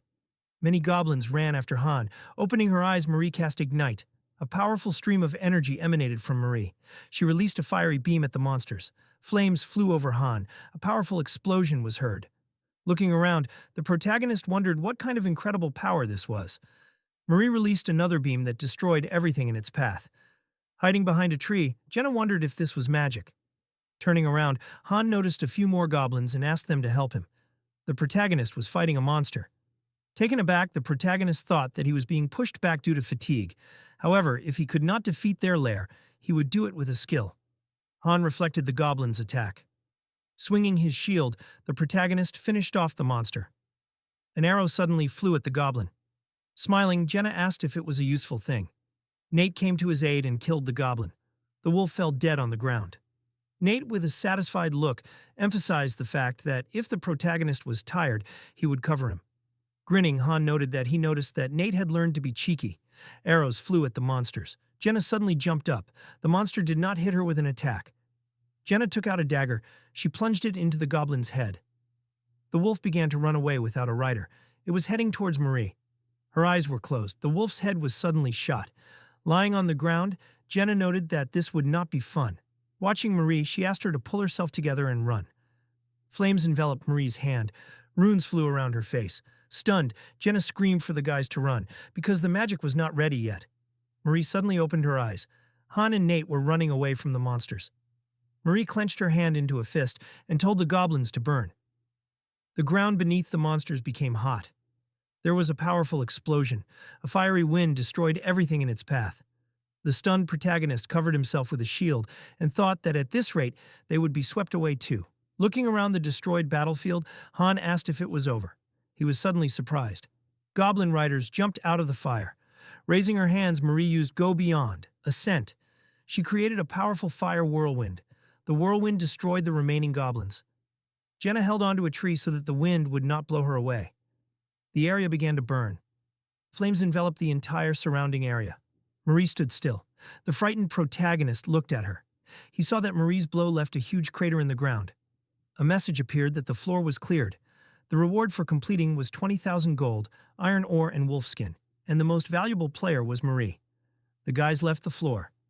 Surprised, Nate said that more than 20 goblin riders died at once. Marie began to laugh and said that such was the power of the Great Fire, and she warned that if she showed her abilities, they would all be shocked. Putting her hand on her chest, she said that she had the soul of the Rival Witch. Blood began to spurt from Marie's nose, and she lost consciousness. Looking at her, Han reported that she was at 0. Looking at Marie's face, the protagonist concluded that she could not use any magic for a minute while casting. So until then, the party members would have to protect her.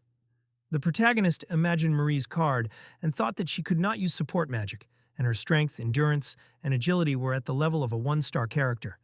When he was a master, he had many mages and was skilled in using them, but he had never met anyone like her. He did not mean that they did not exist. They were just too rare. Han imagined Marie riding a tank and emphasized the fact that they were like tanks that had all their armor and countless development paths removed. In fact, you could say they were made for war. Jenna threw Marie onto her back. Smiling, the protagonist said that power was something to consider. They came out of the portal looking happy, and Han suggested that the time was slowly approaching when he would no longer be in the center of events. The plot moves us to the next day and tells us that the first thing Enoch had to do was build a magic center by entering the game. A city map appeared on the screen, and the system said that you need to select a building by clicking on it. A research and magic lab appeared in the city, and the game said that research skills were unlocked. An alchemy lab was created, and the system reported that it could synthesize various items. A library building appeared, and a notification popped up that mages could now expand their knowledge. The game showed us the city and told us that 3 buildings adjacent to the training groups had been combined into a new complex, and a magic hall had been built. Marie was sweating and asking why her. The girl ran in front of the guy, closing her eyes and asking why such a high-ranking person should do these outrageous training sessions. Because she was one of those who worked with her brain. The main character thought about the fact that, in most cases, she just needed to learn to dodge, including those moments when she cast spells. Han began to overtake his friend and told her to be faster. He noticed that she talked a lot. Endurance was necessary when it came to battles involving swords and spears. The guy ran in front of the dissatisfied girl and said that it was much nicer to see her in this than in that uncomfortable dress. The protagonist introduced the girl in the dress and told us that her dress was custom made by her family. It was a magic item that increased the power of fire. The guy ran ahead and turned around and said that although they called it endurance development, everything was easy. Just 3 laps without additional weight at low speed every day.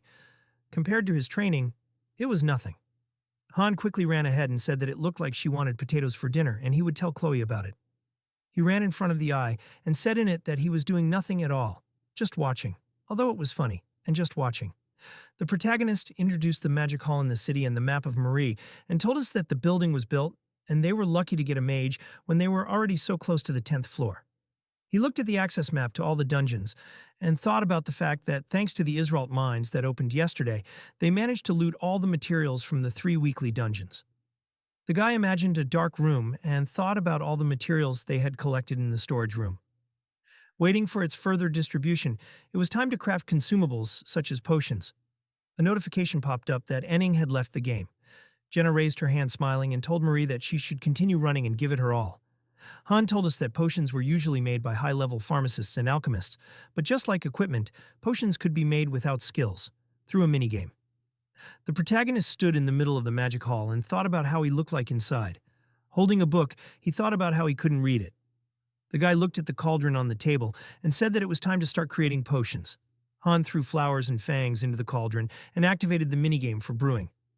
The protagonist quickly tapped the game screen and notifications about creating healing potions appeared. He glanced at the test tubes with brightly colored potions. Looking down, he stood next to Izel and thought about the fact that he made 6 healing potions and 2 magic ones, and Enning will probably suspect something, but it is better to save it than die. We see a night city and a fortress. The protagonist stood in front of his friends at the cauldron and said that a mage officially joined their group. He looked at the brazier and asked if they knew why he brought it here.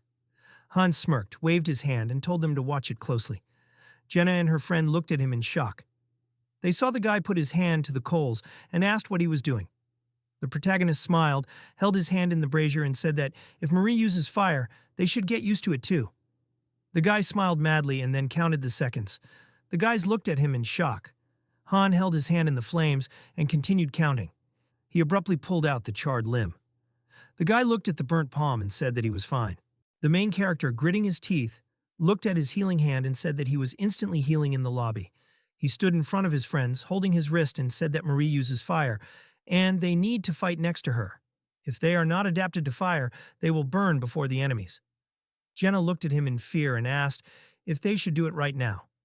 Frowning, Nate looked down and asked when to stop. The guy stood in front of his friends, raising his hand, and answered that when they can no longer stand it, they can get it. He thought about the fact that they should do this madness until they get the skill of fire resistance. Nate grinned as he remembered sitting on his knees in fear, listening to the guy remind them about the 5th floor and what happened because of their carelessness.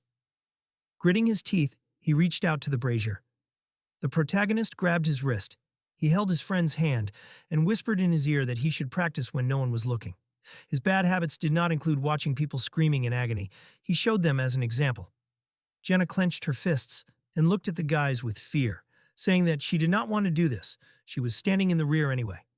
Han, smiling, pulled the frightened girl's hand to the brazier and said that he would help if they held hands and lowered them together. It would not be so hot, just a little, like a mosquito bite. Was she really going to run like crazy every time the girl used magic? He imagined Marie fighting monsters and said that she couldn't use shields or teleportation magic. If they didn't protect her, she would die because she couldn't even dodge a running snail. The guy noted that if she didn't want the mage to die, then she should make sure she got used to fire before they entered the 10th floor. He would do that too. Han took the sword out of the case and told Nate that he was sorry, but he had one more task. He spun the sword in his hand. Having cut his hand, the guy turned around and, smiling, said that they need to train resistance to pain. The main character handed the knife to his frightened friend and said that he didn't have to do exactly that. He could use any suitable method. It would allow him to endure and withstand pain. The guy thought about the fact that he definitely felt bad, but it was necessary. Han held his hand up to the brazier in front of the guys and thought about how healing potions can heal wounds. But in exchange, there is terrible pain. If you want to fight, you need the skill of pain resistance.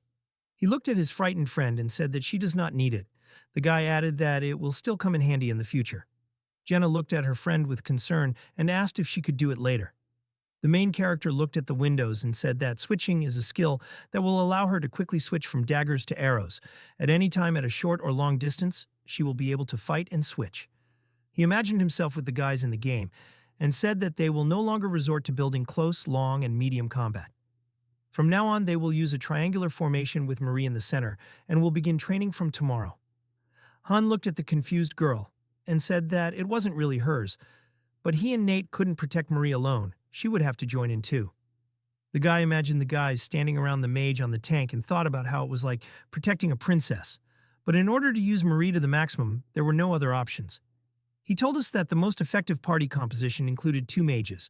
It would be great to have a support mage, but unfortunately they didn't have one. The protagonist thought about the fact that they hadn't completed the 9th floor, but the chance of them going there was very small. Most likely they would choose the second group so that it would get more experience. Entering the room, Han thought about the fact that while the quest chain was active, it was unlikely that there would be only one active group. Even Enoch knew about the development of the additional group. He put the bucket of water on the floor and thought about the hint they had. Subjugation, survival, guard, breakthrough, execution, defense, siege, pursuit, and escape. The guy presented the team cards on the 10th floor and thought about the fact that at this stage there was a mission that involved at least 2 groups. The protagonist threw a match into the brazier and thought about the fact that since this was a joint mission, the level of danger was incomparable to what they had seen before. Han put his hand into the flame and frowned, deciding that he needed to prepare thoroughly. Smoke filled the room, and the guy coughed. "We see a house with a light burning inside." A message popped up saying that the protagonist received the skill fire resistance. The guy stood in front of a surprised Marie and said that she was useless now. So if she reduced the attack power, she needed to speed up the casting of spells and reduce mana consumption. He looked at her with displeasure and asked if she wanted it. The girl looked at him in fear and hiccuped. She ran ahead and said that she would just do what he said. Han imagined Marie releasing flames and creating explosions and told us that she uses 3 classes of magic: ignition, flaring explosive flames, and directed explosions and their variations. The higher the class, the more mana is consumed. He walked towards Jenna, holding a sword, and thought that her magic is really powerful, but to use it effectively, they need to increase the burn rate. The guy told us that they are approaching the 10th floor every second, from morning to night, so it is necessary to complicate the training many times.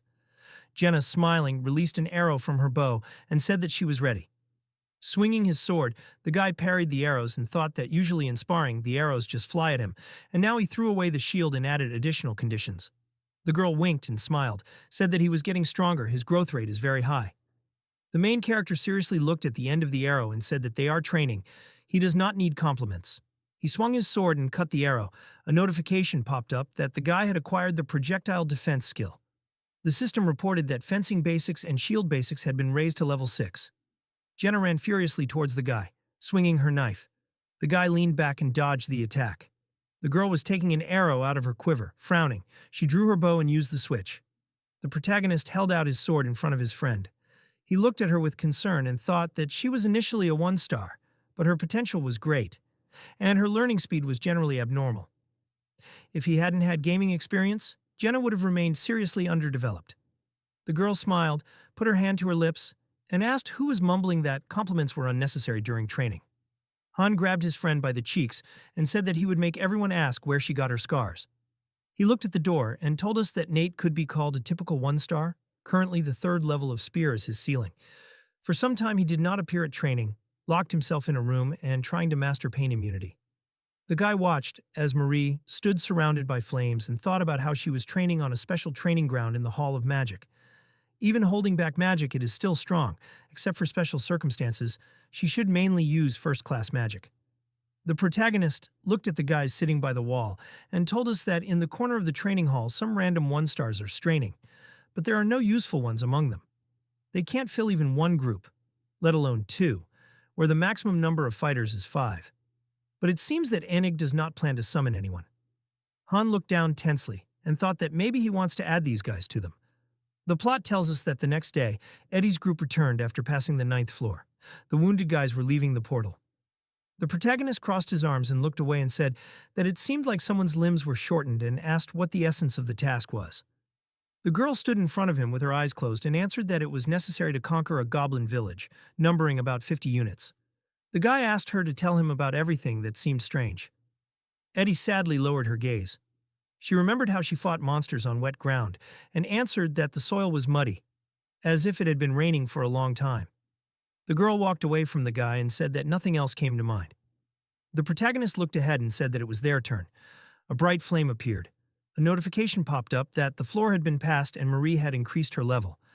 Han walked out of the portal with the guys seriously, thinking about how it looked like they couldn't use the fourth floor for training anymore. He was currently level 10, Jenna was level 8, Nate was level 6, and Marie was level 4. He looked away, clenching his fist and thinking about how with the current number of floors, that was the limit at their levels. They had gone up as much as they could.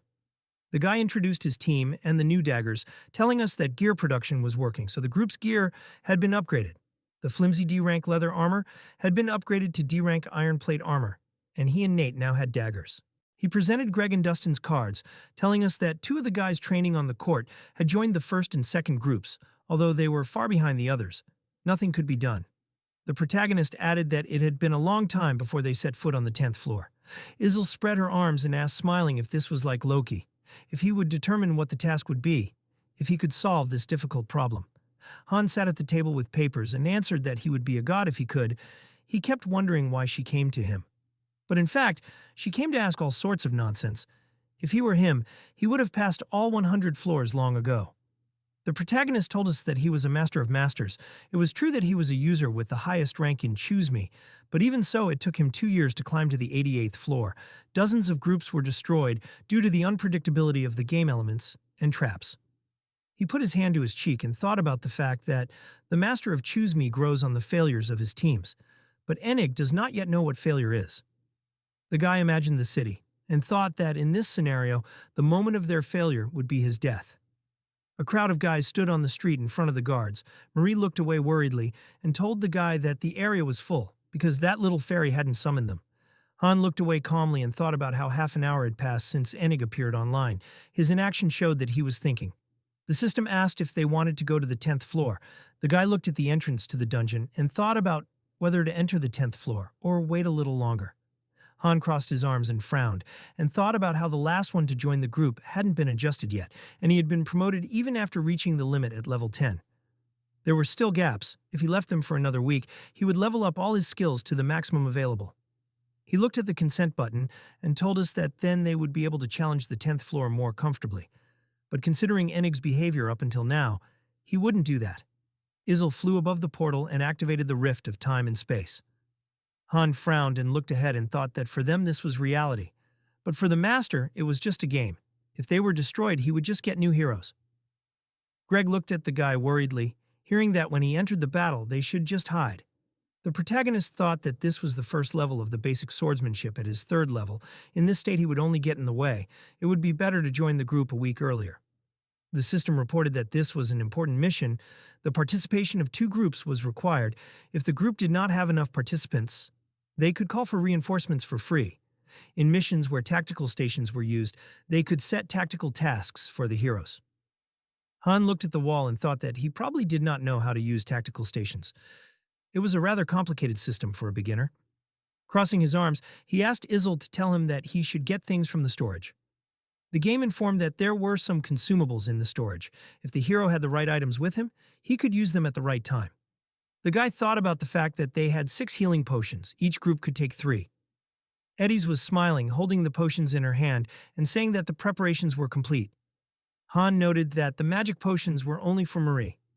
He stood in front of the girl, with his arms crossed, and said that they would most likely be divided into different locations. If that happened, they would need to quickly group together. He added that they should move towards the center. If they could not determine it right away, she should find a high position and find out.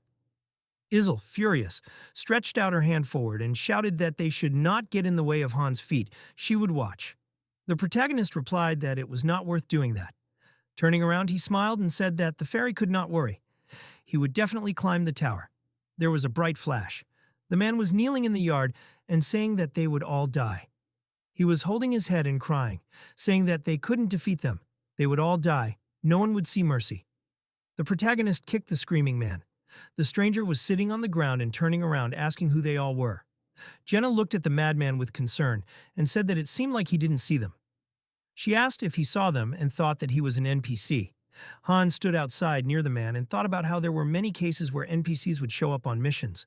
He knew that interacting with them was laggy, but that's just the way it was.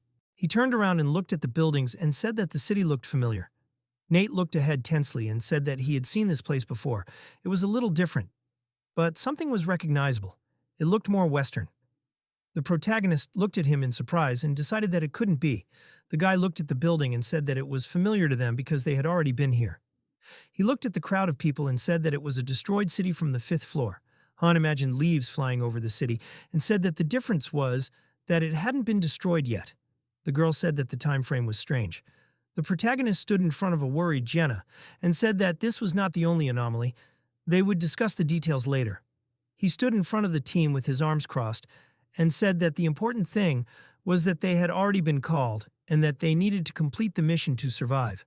The guy looked at him seriously and said that it hadn't started yet. They probably had time to rest, but it was better to take advantage of the opportunity and gather information. Han looked at the people around him and said that he was giving them 5 minutes to scout out the situation. They would meet right here. If they were late, no one would wait for them. Clouds were gathering over the tower. The protagonist stood by the window in the tower and thought that this seemed to be the best place to watch the battle unfold. The guy stood there with his brows furrowed and thought about how the soldiers' morale was at rock bottom. He looked at the army walking down the street and thought about how there were thousands of goblins in the northern forest. Maybe there was an assault ladder there. It was a relief that there were no battering rams in sight. The protagonist looked at the furious monsters and thought about the river to the east, which they met on the 7th floor. And thousands of goblins. They do not have siege mechanisms. He looked forward seriously. Han looked at the army of knights and thought that less than half of them were human forces gathered outside the castle. The guy thought about the ratio of 10 to 1, although even much more.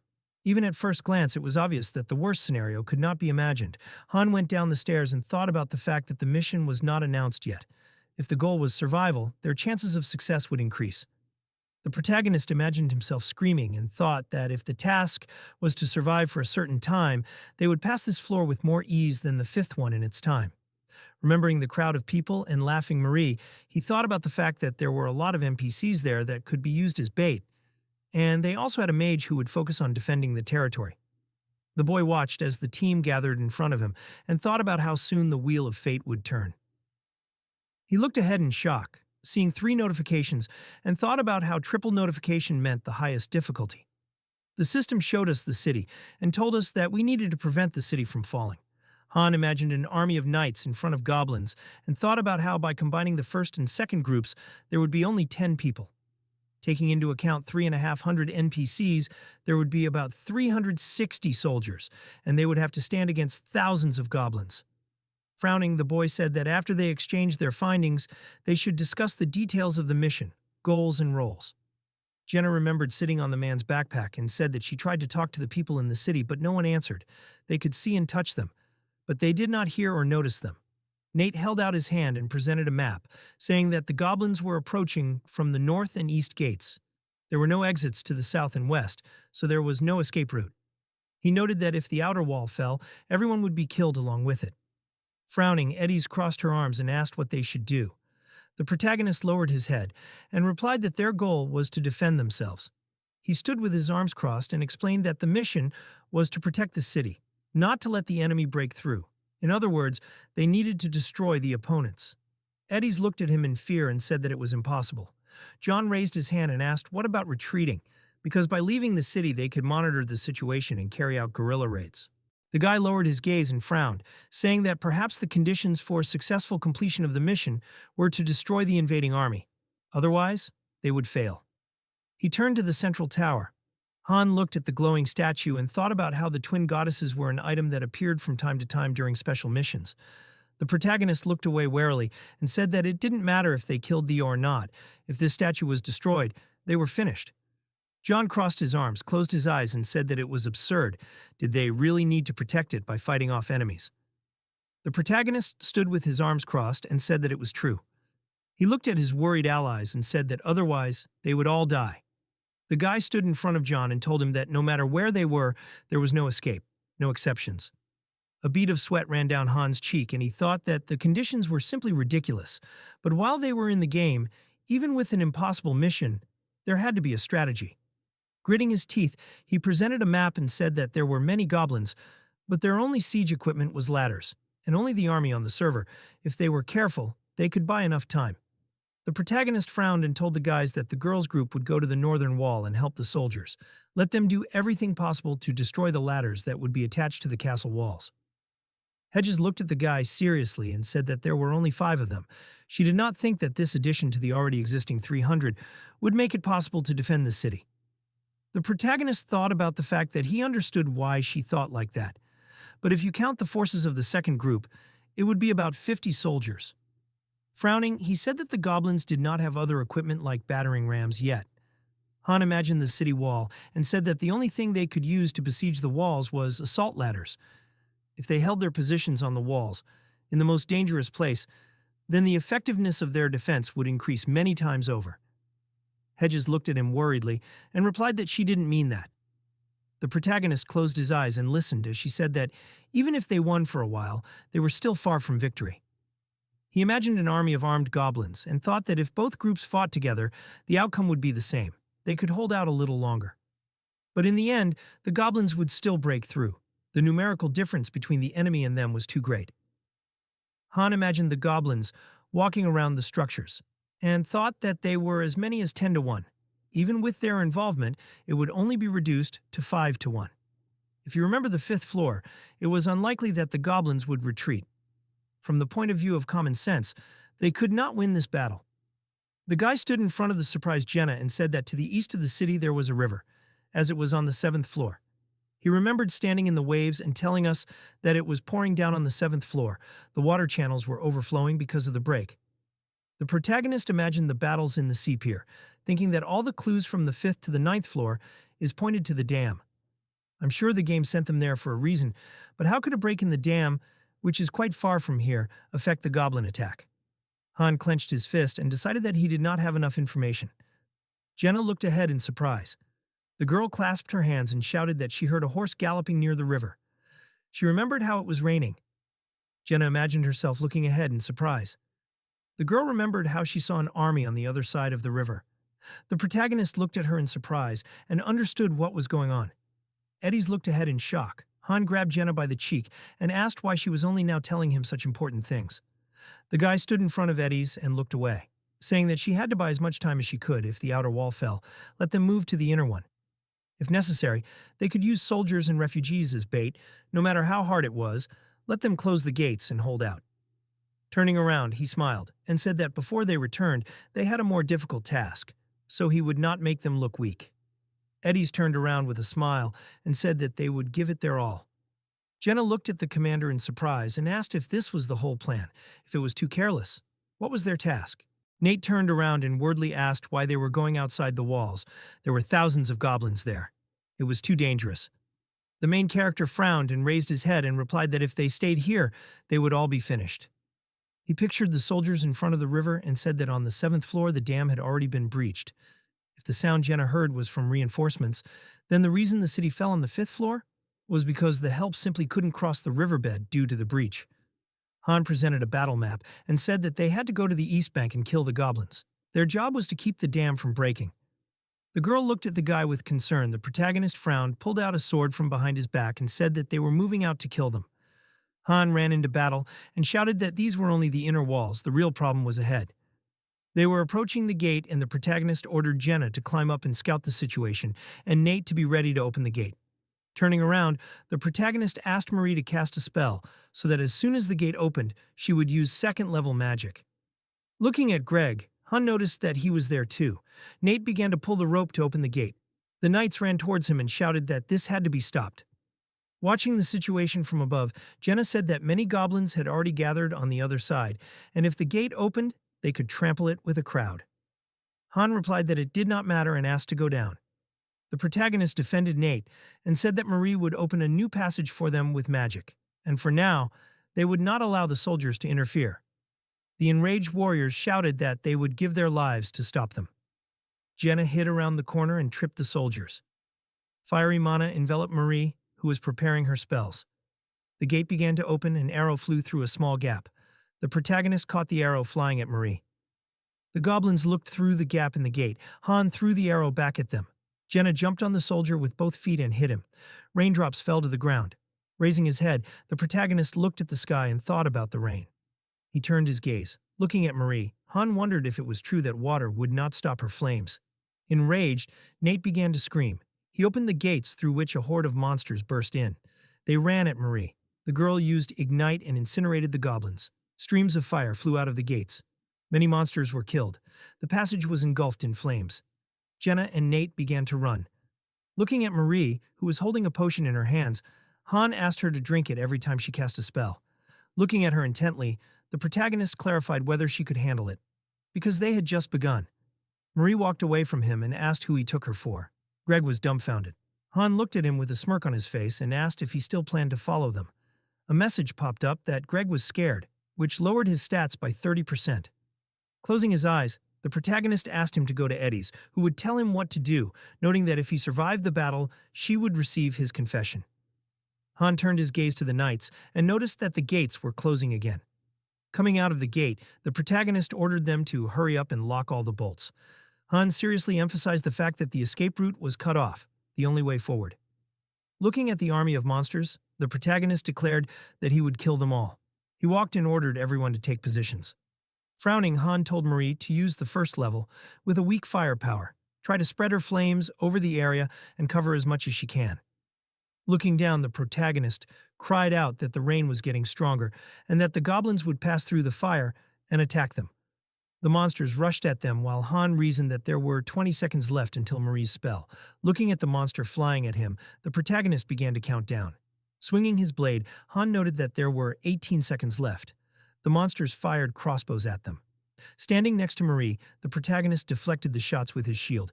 He kicked the rocks that flew at the goblins. Nate pierced the goblin's body with his spear. Jenna cut off the monster's head. She shot the goblin in the face, while Han reasoned that there were 4 seconds left. The monster appeared behind Nate. The protagonist threw his blade at the goblin, thereby saving Nate. Han pulled out his blade. Watching Marie, the protagonist shouted that they were aiming at her and needed to change positions. Marie released a powerful stream of energy at the monsters. The goblins began to burn alive. Han started to run away and shouted that they needed to run right through. Running across the battlefield, the protagonist told us that although the heat penetrated the leather armor, it was quite bearable, and it was lucky that Marie joined their group. Looking at the crowd of goblins that rushed at him, Han shouted for Marie to cast more magic. He thought that the weather was hindering them because the fire barricade was dying out too quickly due to the cutting down the monsters. The protagonist ordered Nate to support the left flank and leave these to him. The guys fought the goblins, while Han thought that he needed another 20 seconds. A goblin appeared behind the protagonist. Turning around, the protagonist killed the monster and shouted to change positions. Releasing a powerful beam of fire, Marie burned the goblins. Stunned, Han shouted for them to move forward and use the flames as a shield. The stunned guys began to move forward, and the protagonist said that they would repeat this until they reached the river. In front of the huge horde of goblins was a barricade of fire. A whole horde of goblins stood under their banners, ready for battle. It was pouring rain on the field, preparing for battle. Among this entire army stood a large goblin with glowing eyes, holding his banner in his hand. He raised his sword and began to command. The character called everyone dirty pigs. A special spell was cast. Giant tongues of flame enveloped the battlefield. Han shouted at Nate to charge faster. But suddenly, the red eyes of one of the goblins appeared from the flames. The hero clearly did not expect this, but still managed to dodge the spear at the last moment and immediately struck the goblin through his sword. He realized that the goblin's tactics had changed during this time. Even though they used fire magic, the enemies still immediately went on the offensive. But Han reacted to this and rushed to attack those who had managed to break through the fire. He delivered a quick series of blows and cut the goblins into pieces. And suddenly, something caught his attention. The hero realized that all this was because of that giant goblin on the hill. He was yelling at his army not to retreat. Han realized that he was the one who realized that Marie had a delay between attacks, so they could not break through. The hero accepted that the leader of these goblins was quite smart. Although Nate and Jenna looked pretty good, they were all in a situation where there was little oxygen, and the fire resistance skill did not provide full tolerance. The hero decided something firmly while the enemies were attacking him. He decided to have all the enemies run to him. Han shouted to his team that they would only have one chance so that they would not all die. Nate did not understand what he was talking about and shouted back.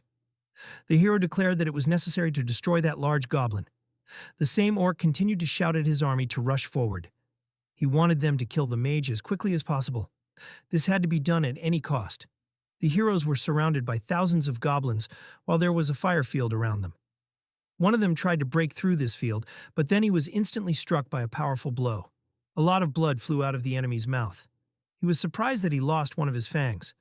After that, arrows flew at him, but Han was only interested in whether Marie was still casting her spell. He ordered her to burn all the opponents. She cast a spell, and a multitude of fire illuminated the battlefield in front of her. The explosion looked like a large beam of fire, but the leader of the goblins still commanded them to attack more actively. They rushed forward with angry faces. Han realized that one volley of fire would not be enough for them, but the hero decided that it was not over yet, and the field around him slowly began to turn orange. Fear and bewilderment appeared on the goblin's face. A gigantic explosion occurred, covering everything around with its flames. But the main monster still shouted that his fighters should not retreat under any circumstances.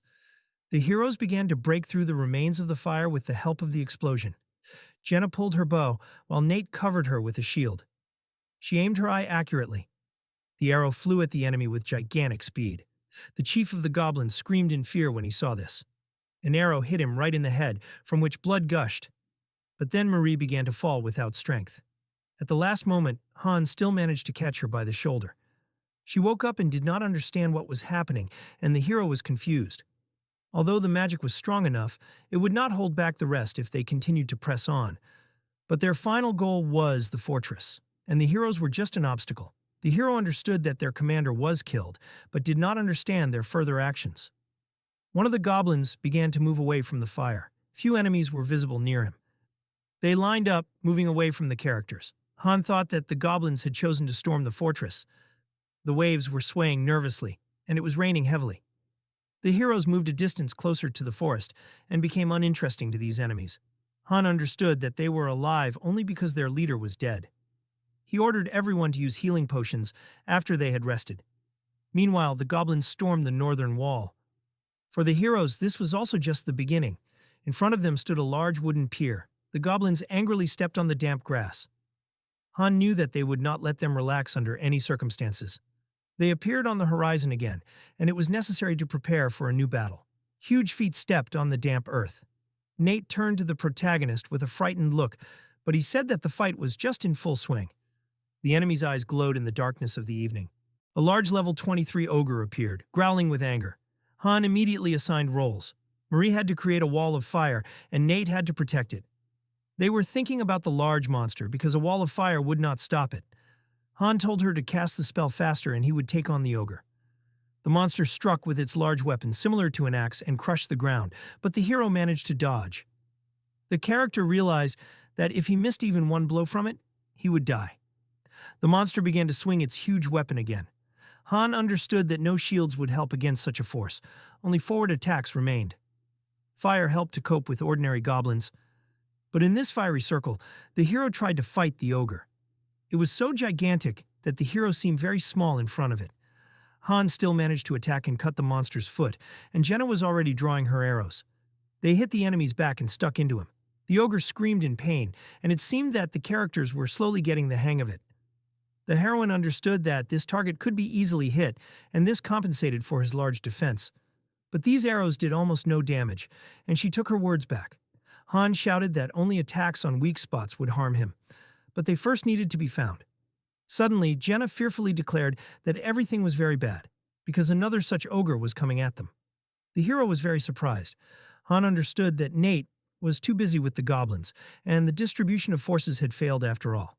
The longer the fight went on, the worse it would become for them. In this case, the character decided to take another risk. He tried to take the monster's blow with his shield. The hero felt very heavy from the pressure on the shield, but he held on. Han was determined to simply ignore the pain. He charged with a wild look, holding his sword. Suddenly, the ogre screamed in wild pain. The hero hit him right in the groin, realizing that he also had a weak spot. This made the ogre very angry and began to crush the ground in front of him with his weapon. But Han still charged, jumping off the monster's body. He managed to thrust his sword into his opponent's body. The weapon ended up right in the ogre's neck, but the wound was still not deep. And then Han took the shield. It didn't matter at all what he hit his opponent with. He drove the sword deeper into the opponent's neck with the... After that, the hero pulled his weapon back, already completely covered in blood. One of the ogres was finally killed. Han was ready to move on to the next one. He was already walking here, and the hero ordered Jenna to attract him with her arrows. She immediately began shooting towards the ogre. The monster had already managed to wound Nate, which sent him flying. The hero realized that they were too late, because the enemy was already ready to kick Marie. Han screamed her name with all his might and was worried, but she survived and was not even wounded. The heroine did not understand why the ogre ran on and did not hit her. Han thought it was very strange. The hero thought this monster was unarmed, but could easily destroy castle walls and buildings. But then the character realized that the ogre was not following them, but was running towards the dam. But then Jenna jumped on the neck of this monster even though they shouted at her. The heroine plunged her blade into the enemy's neck with all her might, causing him to scream. Han decided that he would not let this happen and rushed towards him. He wanted to kill the ogre right then and there. Together with Jenna, he cut the monster with strong and fast blows. He screamed in pain and spat out his blood. After that, the enemy threw his huge body into the water with all his might. This caused a big splash. The river was covered in blood, and Han knew that they had barely managed it. Suddenly, the ogre's hand emerged from the water with a roar. Han was scared and did not understand what was happening. The monster immediately hit the dam with all his might with his huge fist and broke it into pieces. The water immediately gushed out in a stream. Nate told the protagonist that they had killed all the goblins and waited for further orders. Han only responded with a sad face and remained silent. He said that they had screwed up. There were supposed to be fighters behind the dam who were supposed to help. However, now because of the broken dam, they would not be able to come. In this case, a small number of people would have to fight off 3,000 goblins. The characters tried to shout to Han, but he did not understand what to do in such a situation. Nate put his hand on his shoulder, trying to get through to him. The hero held his sword in his hands in silence. Han said that they had to go back and they would need a new plan, but he didn't know if there was one. Marie tried to stop him. She stretched out her hand and charged her magic bracelet with purple energy. The heroine was saying some kind of spell. The giant stone was enveloped in purple energy. Han was very surprised. Marie used magic to lift the giant stone and swung her arms to the side with all her might. The stone fell right into the hole in the dam. It fit right in the middle of the structure. The water stopped immediately. Han stood in complete surprise, but Marie explained that telekinesis was the basis of magic. The hero said that she should have told him earlier that she could do this. The heroine didn't understand why he was yelling at her, and said that without her, they would have failed the mission. Han grabbed her cheeks and said that there was no need to hide the best skill, but she thought that he knew because it was basic magic. The hero calmed down and said that they were saved only thanks to her. The heroes gathered themselves and were ready to act further, but then Jenna screamed. The goblins had already returned and brought reinforcements with them. One of them with a spear immediately flew into the attack. Han dodged him and swung back. He cut the enemy and thought about help because there was no hint of it. The hero slowly began to worry about this. In the heat of battle, Han was already thinking that he could be wrong. Suddenly, there was no help at all in the first place. The hero ordered Marie to drink all the potions that they had left and use magic, but then one goblin jumped out of the crowd. He flew at the heroine. Han was very scared and screamed her name. The goblin almost reached his target with his claws, but then a man in a lion mask appeared nearby. He cut the goblin and then rode his horse into the attack. The horse trampled the damp earth with its hooves. The enemies were still angry and ready to attack. Han breathed a sigh of relief. A man in armor with a bloody sword sat on his horse. Han looked at him with a surprised look. The goblins were still eager to attack. The man on the horse ordered his cavalry to prove their valor. The order to charge thundered. Han was surprised that it was cavalry. Many silhouettes appeared from the darkness. They were warriors in armor on horses. He ordered Nate and Jenna to go to Marie. The cavalry was already racing and approaching the battlefield. There were about 500 horsemen in this army. but they were still outnumbered, although they were stronger than ordinary soldiers. The cavalry was already on the battlefield and cutting goblins left and right. The horsemen raced past the characters. Han was told that they were already breaking through. The hero said that their work was finished and perhaps they could just rest. He really wanted to. Han asked his comrades if they knew how to ride a horse. He decided that he would learn it right away. The master could not directly participate in the battle, but he could influence it. He issued a request for a skill book, namely horse riding. It cost a whole 500 crystals. The hero could not learn skills unrelated to combat, but he could develop basic talents with the help of such books. The skill was learned. Now horse riding was available. Han immediately saddled his horse. They rushed forward on horses. The hero was pleased that reinforcements appeared in their ranks. Finally, the cavalry was eager to fight. They were already at the besieged walls. Finally, the time for vengeance had come. Han, sitting on his horse, thought that the goblins were gathered on the north side. They did not pose a serious threat as long as the gates were intact. Having imagined the city in his mind, he continued to think that the greatest danger was in the north, where they were besieging with ladders, but the cavalry also understood this, so they were heading there. Then he opened his eyes wide, thinking that if he followed the cavalry, the mission would be a success, but it would be so easy the lousy game would not allow him to relax. Turning around, he shouted loudly that the plan had changed. They needed to split up. The spearmen, looking ahead in surprise, asked that they weren't supposed to protect the northern gate. The protagonist tugged on the reins, answering that he seriously thought that would be enough. Turning around, he added that they needed to move to a safe distance from the arrows and move towards the northern forest, away from the battle. Han looked at the sky, thinking that the rain had stopped. This was incredibly timely. They quickly headed towards the forest. The protagonist opened his eyes wide. In the forest, he saw a group of goblins. Thinking that the riders had set up an ambush from the forest, if they could stop them with magic, they would prevent the attack. Then suddenly a huge monster appeared. Several giant ogres came out of the forest. They quickly walked forward. The spearmen looked ahead in surprise, and Han said that they see it will be bad if wolf riders enter the battle. The cavalry alone will not withstand such an attack. Moving forward, Han asked what the girl has with the mana reserve. She answered that she will be able to cast spells, but the firepower will be lower. Frowning his brows, the protagonist answered that she should focus on the area of damage instead of power. They will ride through the forest, so let them fry it properly. They quickly approached the trees. Then we are transferred to the castle. Goblins are trying to climb the gate. The guy pierces one of them with a sword through, but suddenly he grabs him by the t-shirt. Frightened, looking ahead, he feels himself falling. Suddenly a girl appeared, who managed to react and kill the goblin. Looking at her, the guy thanked her, to which she, making a dash, replied that he should not be distracted. Then she looked to the side, shouting, "What is it really?" The knight with the lion helmet shouted for everyone to go forward. The soldiers immediately rushed into battle, and he added that they should show them what the cavalry of the Iron Lion is capable of. The goblins clashed with the knights in a duel. The girl looking at the goblin heard shouts that reinforcements had arrived. At that moment, one of the goblins snuck up the wall. The girl cut off his hand, shouted for everyone to hold on. Victory was near. We are transported to the girl with red hair. She covers the spells and uses fire. The flame rushes forward at great speed. A second later, the forest bursts into flames. The goblin cavalry begins to choke in smoke and melts from the bright fire. The girl continues to use spells. Looking at her, the protagonist thinks that this is where her role ends. If she calls on magic one more time, her reserve will burn out. Probably the entire forest will char. Han, turning around, thought that this is even better. Because it was often a place of habitation and reproduction of goblins, fire will cleanse these territories. One of the goblins attacked the knight, killing him. The defense continued. About 100 soldiers survived on the northern wall. Many defenders of the city died before the cavalry arrived, fell under the onslaught of the ogres, and after a fight show against the remaining goblins. Horsemen who joined later, if he had not lit a fire, the cavalry would have been destroyed too.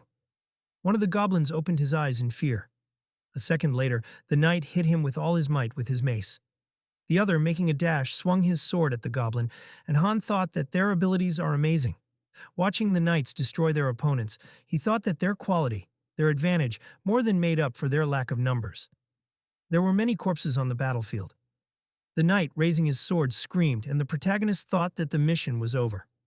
The comrades hugged each other with a smile, standing on the wall, adding that they were alive. The girl waved her hand from the wall, calling the protagonist Han. Driving inside, thought that everyone was alive.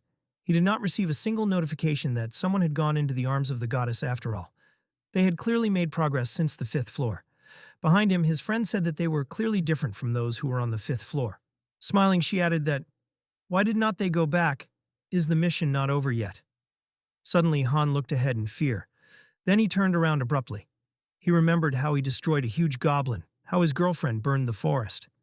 He imagined the monsters in his head, thinking that they killed all the opponents. Remembering the celebration of the knights, he continued to think that the message about clearing the floor never appeared, after which he thought that there was nothing else to do here. His mind was filled with fear, and he froze, looking ahead. Suddenly, everything around him stopped, and a system message appeared loading. Han, clenching his teeth, abruptly turned around. Looking at the knight, he saw a system message recovery. He wondered what was happening. Looking around, he saw another warning sign that an error occurred and he was disconnected from the server. Looking at the smiling girl, he was asked to wait. Looking at his comrades, the protagonist thought that everything froze. Suddenly, his face turned pale, and he heard someone behind him tell him to turn around. Turning around, the protagonist saw a blurry silhouette in the distance. In front of him was a max-level creature, a dark aura emanating from it. Han looked at it in fear for a few seconds. He remembered playing a game, and this creature appeared in it. He looked at its frightening face, after which, looking menacingly in front of him, he thought that this was the same bastard. We are transferred to the settlement by a team of 6-star characters. They were the first in Korea to break through the 88th floor. In the world ranking, they took the 5th rank. The protagonist began to connect to the game, thinking that it was about the luck of abilities and battles. Looking at the screen, he continued to think that the heroes fight on their own. He can only give basic commands, but they decide among themselves what skills they will use. Many times it happened that the characters were not able to fight for some reason. After imagining the cards in his head, he continued to think that, however, if it was only fate that decided everything, he would not have been able to go so far, and that luck had made him dependent on this game. He could go to hell if his skills were good enough. He looked ahead in fear for a few seconds, looking at the dark creature. He thought that this was the same bastard. What level could he possibly have for him to reach the maximum, including 7 stars? The protagonist clenched his teeth. Suddenly, he stood in a stupor, and someone else in a cloak appeared near the dark creature. It was written above him that his level was 15 and that he was a dark apostle, after which, smiling, he said that he would wait for him. Hearing this, Han looked ahead in surprise. Then the dark apostle turned around and began to slowly walk away until he and the unknown creature disappeared. The protagonist watched as the world began to recover. A system message appeared in front of him that the recovery was complete before connecting to the server. The girl looked ahead in fear and asked what happened. Han looks. Suddenly, the protagonist, opening his mouth wide, shouted for everyone to move quickly to the castle.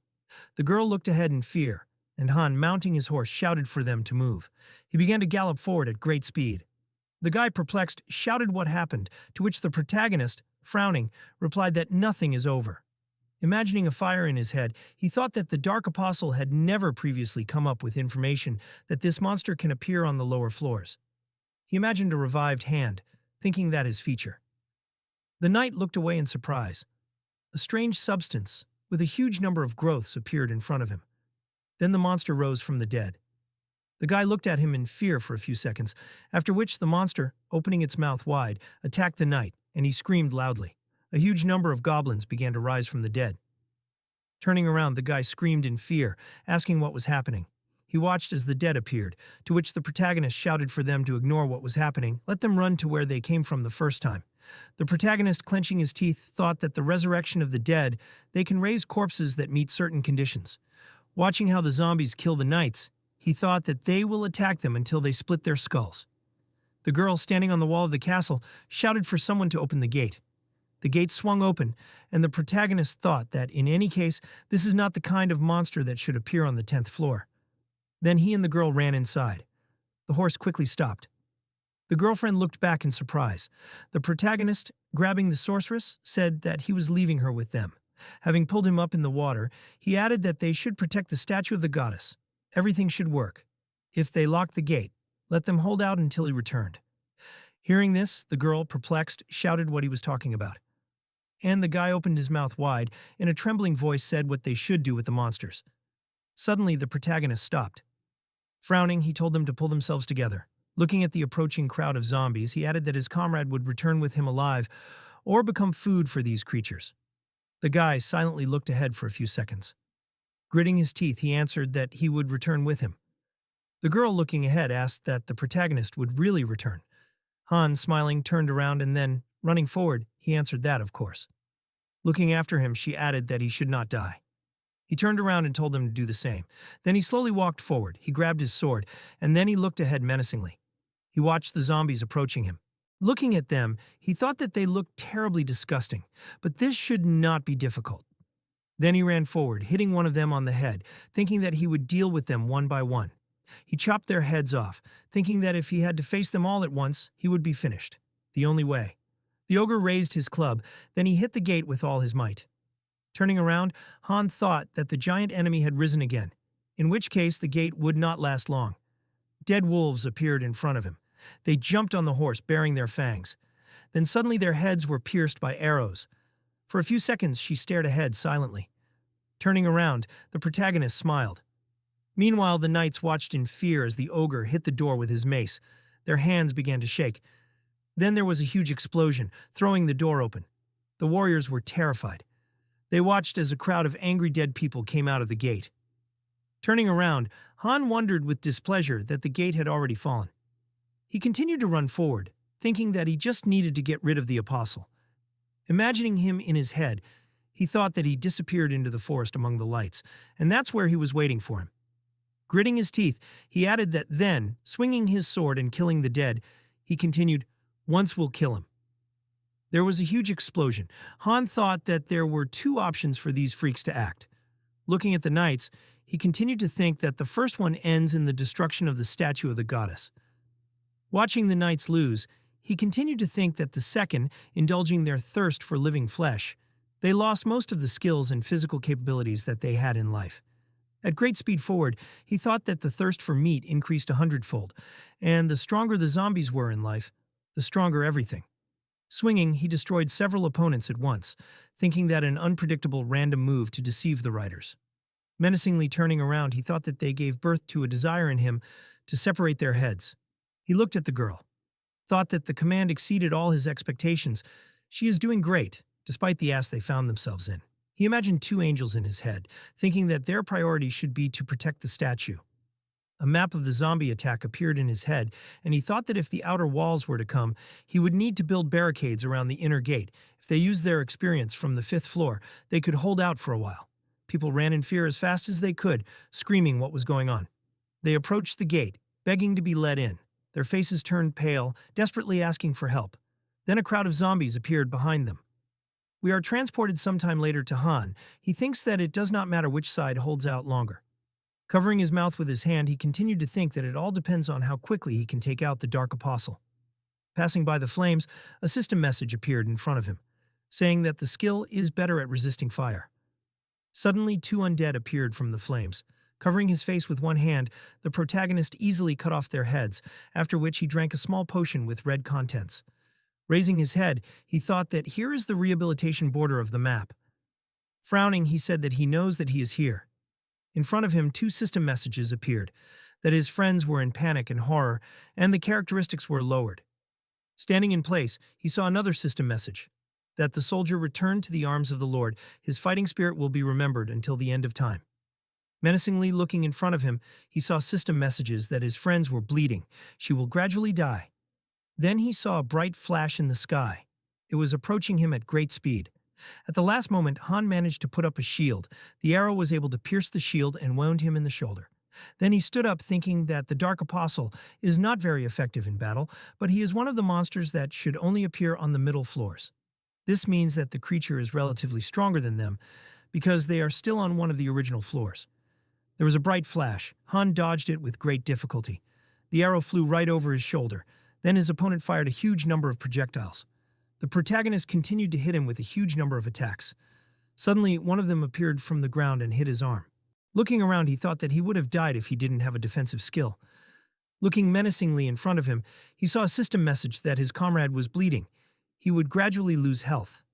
Frowning, Han thought that the situation looked bad, and besides, he continued to inhale the fumes. Taking a step forward, he thought that he didn't have time before he passed out. Before the whole group died, he wanted to try to talk. Han looked menacingly in front of him. Someone behind him said that he wanted to talk. The protagonist, looking to the side, replied that okay, well, what about? Then he swung his sword, and an unknown person answered that he was different from them. With all the force of his opponent's blow, he flew back. Then, moving away in the smoke, he screamed. Han spun the blade in his hand. A second later, a projectile appeared in front of him. The protagonist, clenching his teeth, made it forward. His eyes turned red, and a system message appeared that he entered berserker mode. A dark trail stretched behind him. He clenched his teeth. He developed fangs, then he swung his dagger. He saw an apostle casting spells in front of him. His arrow was able to pierce the protagonist's body. It went through his legs, and a second later several holes appeared in it. He, opening his mouth wide, screamed. Then he got close to his opponent, and a second later, swinging his blade, he decapitated him. Blood gushed in all directions. Han continued to inflict a huge number of blows. He completely gutted the body of his attacker. Then he returned to normal, trying to catch his breath. Blood gushed from his mouth. Breathing heavily, he wondered where the message about clearing the floor was. Hopelessly looking ahead, he thought that this is not the end yet. Closing his eyes, he continued to think that then everything was over for them. Now he no longer understands anything. After these thoughts, he closed his eyes, thinking that he would probably die before the statue of the goddess was torn down. The forest continued to burn. A system message appeared that someone returned to the arms of the Lord. His fighting spirit will be remembered until the end of time. Lying under the tree, the protagonist thought that there was no more useless death than this.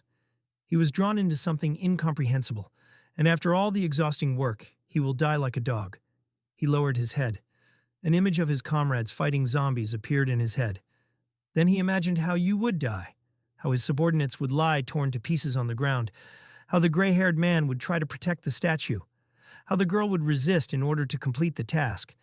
An image of the statue appeared in his mind. Suddenly it began to glow. The glow appeared near the protagonist, and then his body slowly began to disappear. A system message appeared that the floor had been cleared. The entire game world stopped, and they were given a reward, 70,000 gold and a common fire elemental stone. Then the protagonist's card appeared, a system message that, among the heroes, one of the masters was waiting for ascension. Let them combine all the ascension stones. If they had enough ingredients to gain a forgotten memory fragment, an epic adventure dungeon had been unlocked. They should try to collect evolution stones and other rare ingredients. We were transferred to the settlement. Another system message appeared that the 10th floor had been cleared. The protagonist suddenly opened his eyes. He looked at the wall of the house. Lying in bed, he wondered if he was really alive. We were carried outside. There was a guy sitting inside. Then suddenly Han turns to him, asking what happened to his face. He turns around and answers that the protagonist has really woken up. Everyone was very worried. Han replied that he should better tell you what thoughts brought him to such a state.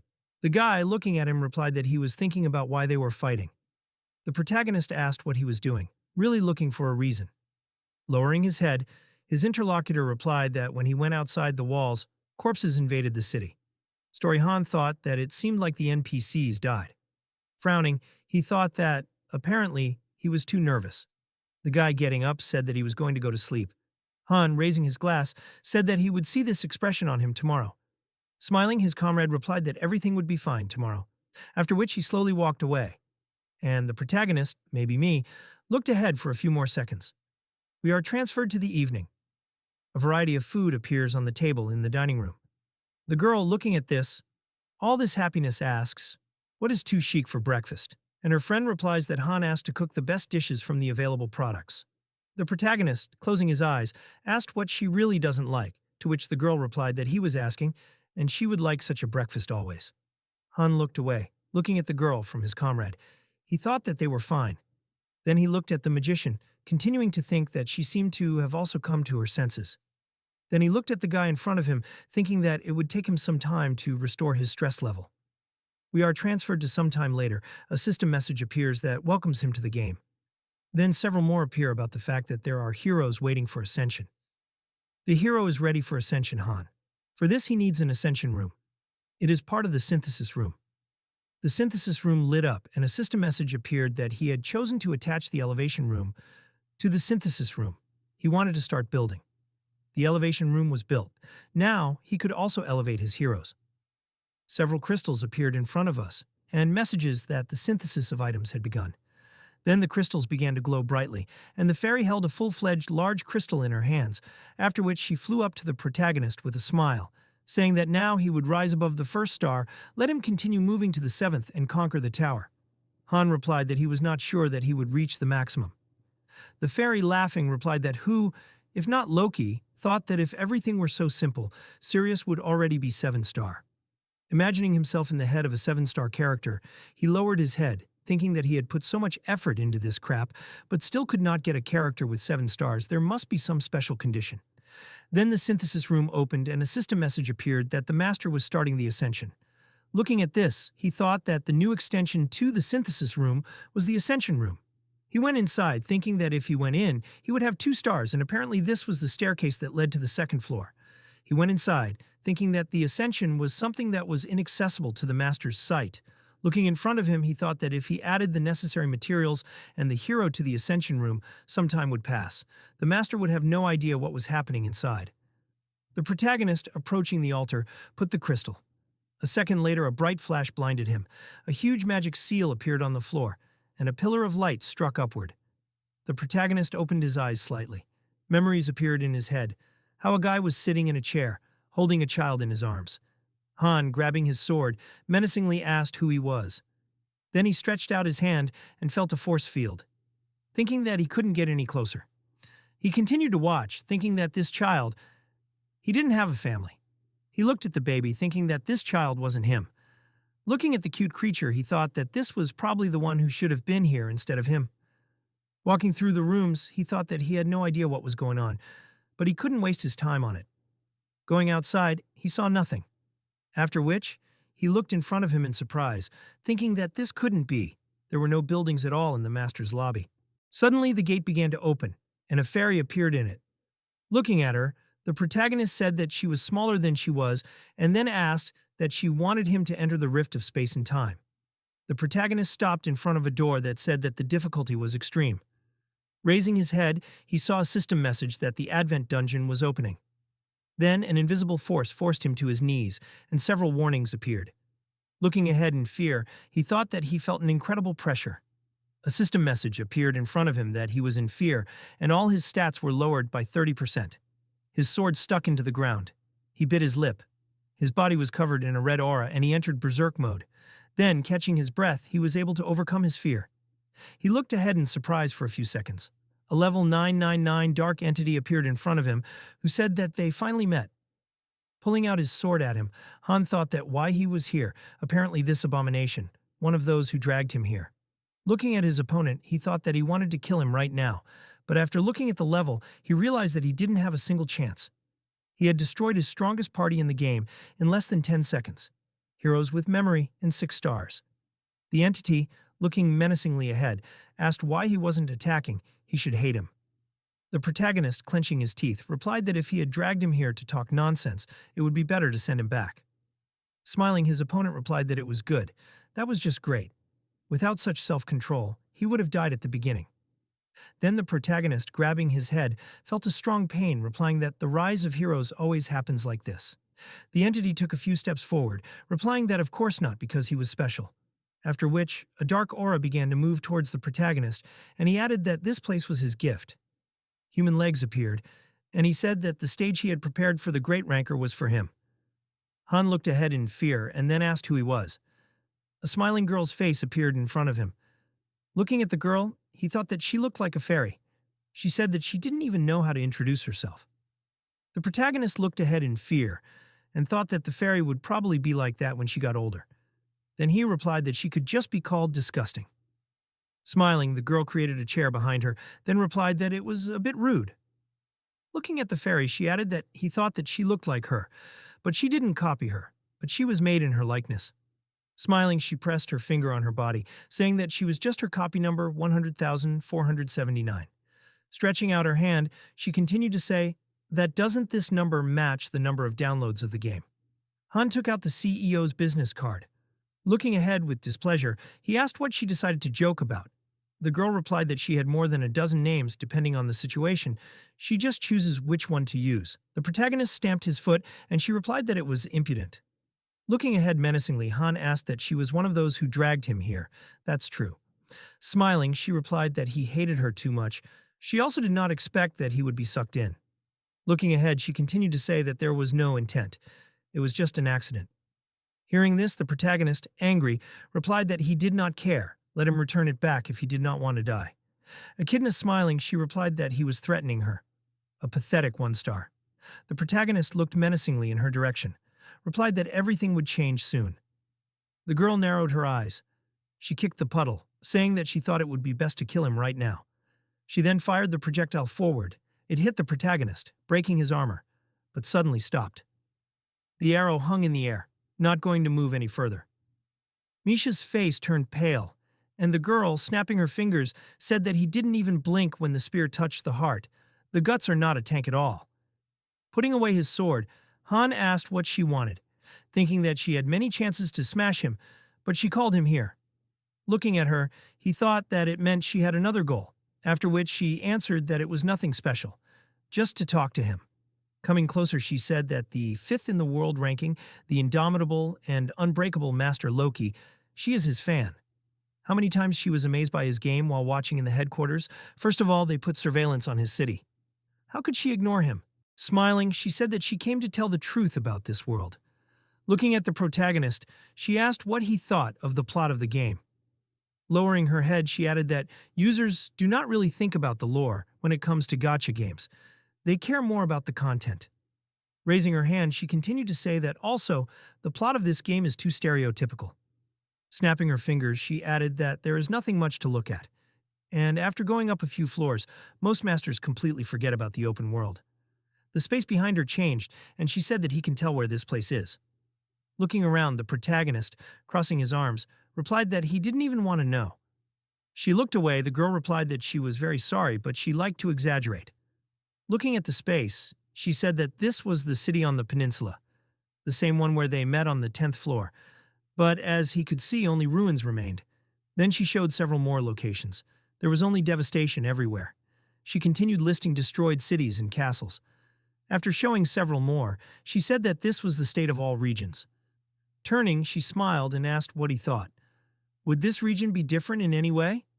Taking a step forward, she continued to say that everyone on the continent was like this. More than 100 million worlds ended up like this at one point. She imagined a gate in her head, answering that there was a book that predicted the end of the world for this world. A bad ending. Everything would end. But the heroes wanted to change the ending, and the answer to the question of what to do was very simple. You just need to summon characters from the outside. She imagined in her head how the protagonist was sitting with his arm torn off. Then, lowering her gaze, she said that he needed to force them to change the story, even if the settings and credibility were violated and space and time were mixed up. Looking at Han, she added that a higher-level being could change the course of history simply by watching. That was what the game was made for. The protagonist stared ahead silently for a few seconds. Then, smiling, he replied that he expected more drama. Looking at the girl, he asked why she was telling him all this. And the girl, stretching out her hand to him, replied that she was offering cooperation. Before she could finish speaking, a dagger flew into her head. The protagonist began to take out his sword, answering that he was wondering what she would say, but in the end, she was telling him some incredible nonsense. The girl, smiling menacingly, answered that he should think carefully, whether this was consent or refusal. Menacingly looking in her direction, the protagonist answered that she should go far away. Taking a stance, he thought that she had called him to this hole so that he would go through all sorts of suffering, and now she was offering to cooperate. What was she talking about? Then he said that he would never work with people like her. Let her kill him if she wanted. He would blow her head off first. The girl, stepping forward, laughed, answering that he was incredibly aggressive and that it was offensive. Looking at her, the protagonist thought that, of course, he can hang noodles as much as he wants, but he won't be able to kill her now. Only a 1-star character of the 10th level. Not yet. He must become much stronger to defeat her. Then he said that he does not want to talk to her. Let him return him back to where she took him from. The girl, smiling menacingly, replied that he upsets her. She spent a lot of effort to summon him here. Looking forward, she added that she values him very much and highly, more than any other master existing in the game. Rankers real and above and not in the rating. Do not compare with him in any way. Does he know why? Smiling, she continued to say that everything is simple, like masters. But the best, she is sure he knows where this message came from. a system notification, where it was written for him to trust the bonds that connect him with the heroes. Looking at him, Han frowned, replied that she appears after completing the training. The girl, looking ahead, replied that only he took this advice seriously, the only one out of hundreds of millions of masters. The space around them began to change. They appeared on the first floor, and the girl said if he recognized this place, the 80th floor, where he was 6 months ago, and hundreds of millions of users, only he and 4 other masters have the ability to protect this floor, which is why all the users of the 6th rank and below have gathered on the 79th and below. The protagonist, looking around, thought that this was the floor, because of which he had added hair. Then he asked why she was showing him this. She created 2 chairs and, sitting in one, said that everything is simple, first let them see what happened to her. Looking to the side, she told him to sit down. There is no truth in the legs. Smiling, the girl looked ahead, asking what he thought, seeing everything with his own eyes instead of just watching from behind the screen. Wasn't it great? Looking at the spreading magma, the protagonist thought that floor of the 80th level is the first conquest type.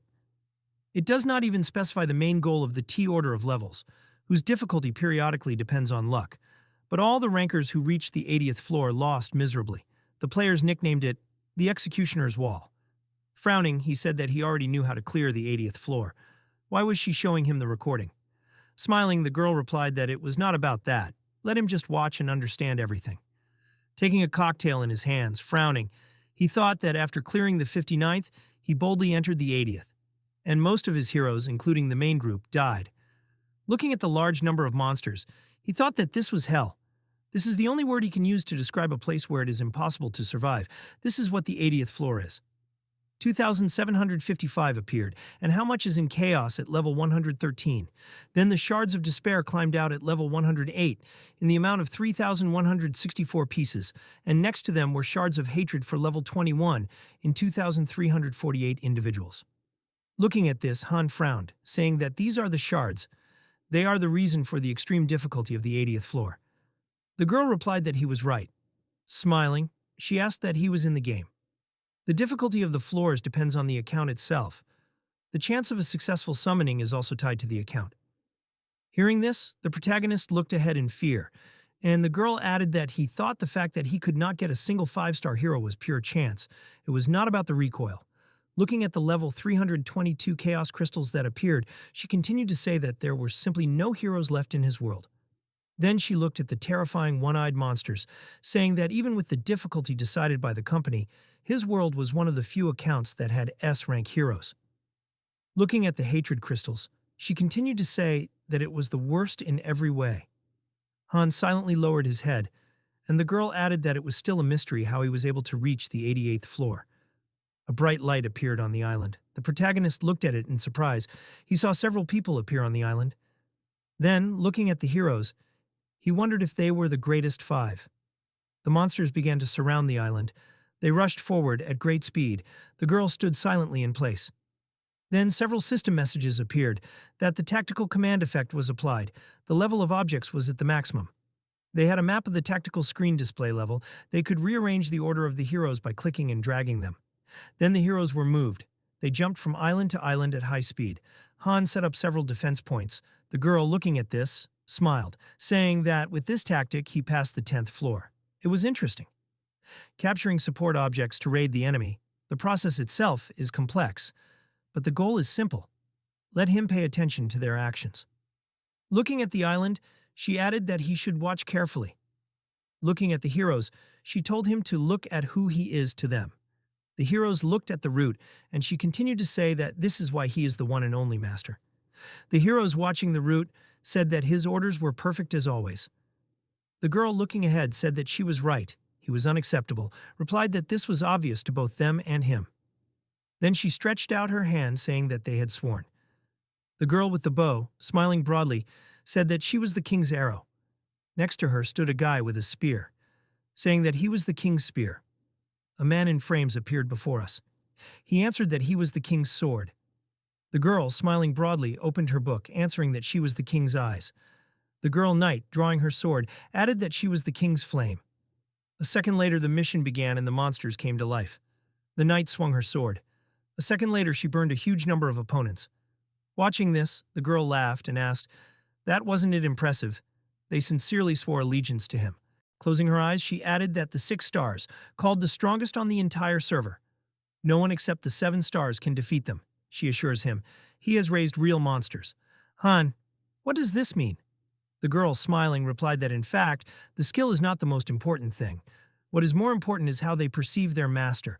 Imagine a tower in your head. She added that the heroes climb it, learn the truth, and fall into despair, who will be loyal to someone who treats them like toys or pets.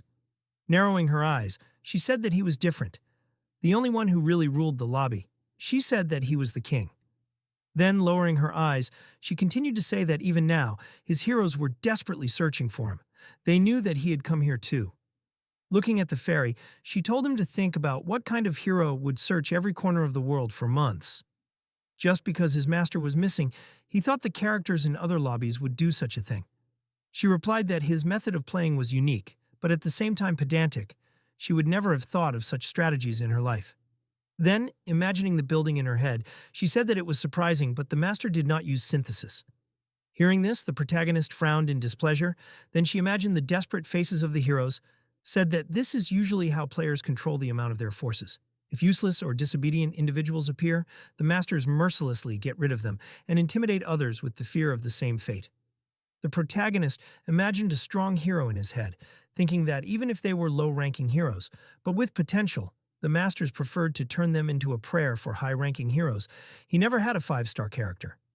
Imagining the cards in his head, he added that there was only one girl with 4 stars. Everyone told him that his account was a failure, advised him to quit the game, but he did not listen. He was used to injustice. As a young boy, he stood on the street, watching a man smiling at his son, menacingly looking in front of him. He said that this was not true. He used him. He just did it as rarely as possible. The girl smiled and replied that other masters use synthesis several times a day, but not him. Everything is learned through comparison. The same with the others. She had a huge number of heroes in her head. She added that, before he became famous, other masters treated heroes like toys. They threw them away as soon as they became boring, as if they were all disposable. The protagonist imagined his comrades in his head, thinking that even if the heroes were of low rank, but had good potential, he did not abandon them. A lobby controlled by fear is doomed to failure.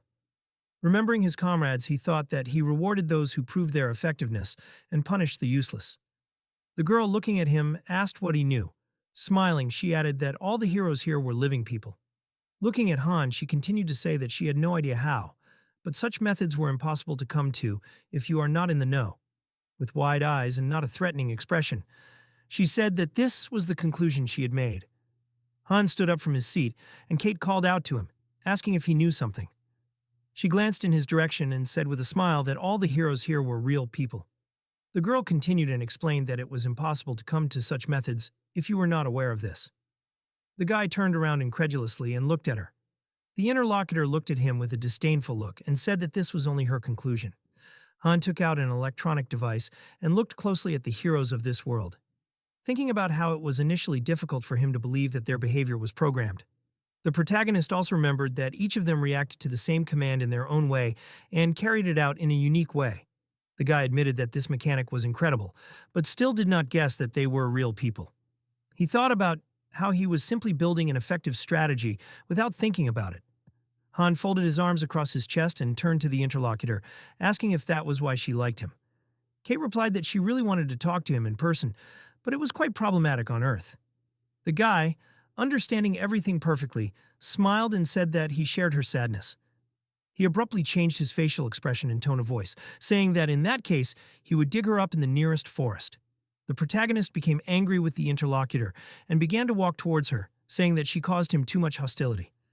The hero said that he would never forget this, considering how much she disappointed him. Kate bowed her head to her hand and put the glass in the textures. Han approached her and leaned over, loudly declaring that he had nothing to do with Tanya and Nilfer because he was an ordinary person from Earth. When the protagonist let off steam, he walked towards his chair, and the girl decided to stop him. She laughed at his words and said that his heroes would be saddened to hear these words. The guy, without turning around, said that he didn't care. Han understood that the girl would not have called him here just to climb the tower, since the team was doing great anyway. He decided that he would not cooperate for anything, since he had almost no losses up until the 88th floor. The protagonist still did not understand why she called him here. Han turned his furious gaze towards the interlocutor and ordered her to get away from him before his patience limit was exhausted.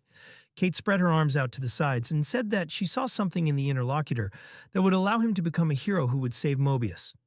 She deprived the phrase of meaning, saying that she simply wanted him to go up to her floor, so she was ready to tolerate such an attitude towards herself in the future. The guy looked menacingly at Kate and asked if the appearance of the Dark Apostle on the 10th floor was her doing. The girl looked at him with disdain and asked in response what he would do if it turned out to be true. She crossed her legs and asked Han not to be angry, because according to her, she would have stopped interfering from the 15th floor. The interlocutor noted that Tanya would give the guy a warm welcome without her. The girl leaned her head on her hand and looked at the hero, saying that this place was the same S-rank difficulty as Nilfer. She said that no matter what her interlocutor did, the chance that the master would give up everything was about 90%, and the guy could change everything if he accepted her help. Han, waiting for her to continue, looked at the interlocutor silently. Kate extended her hand towards him and said that she swears with her name to return him to where he came from if the guy climbs to the top of the tower. The girl also added that she would give him half of the Mobius that was owed to her. According to her, after that, the interlocutor could become one of the most important holders of the corporation's shares. Kate offered Han to become a majority shareholder and asked if they would sign a contract. The guy looked at the interlocutor and distrustfully told her not to run into him. He reminded her of her previous phrase about the promise to return him to where she called him from, and not empty-handed. The protagonist did not believe in such terms of the contract and tried to find a catch. Kate was surprised that the guy still hated her and asked why he treated her like that. The guy threw his blade at the girl's head, and she did not even have time to finish. By doing this, he believed that he would rise higher and find more clues, so he was not going to depend on trash like her. The protagonist said that this was his last answer, and he was going to return home on his own. The interlocutor pulled the blade out of her head and surrounded her body with pixels, noting that without such fortitude it was simply impossible to climb to the top of the tower. She repeated several times that she forgave his insolence. Kate decided to clearly show the guy his goal. After her words, a huge golden door appeared from the side. According to the girl, this was a real prologue. The golden doors swung open, and something shining was visible inside. The girl said that she had prepared this ending especially for him, after which she threatened him with the glow. A moment later, Han began to see another picture in another place. It was a place where people and non-humans live side by side. The guy saw the children of Tanya playing and frolicking.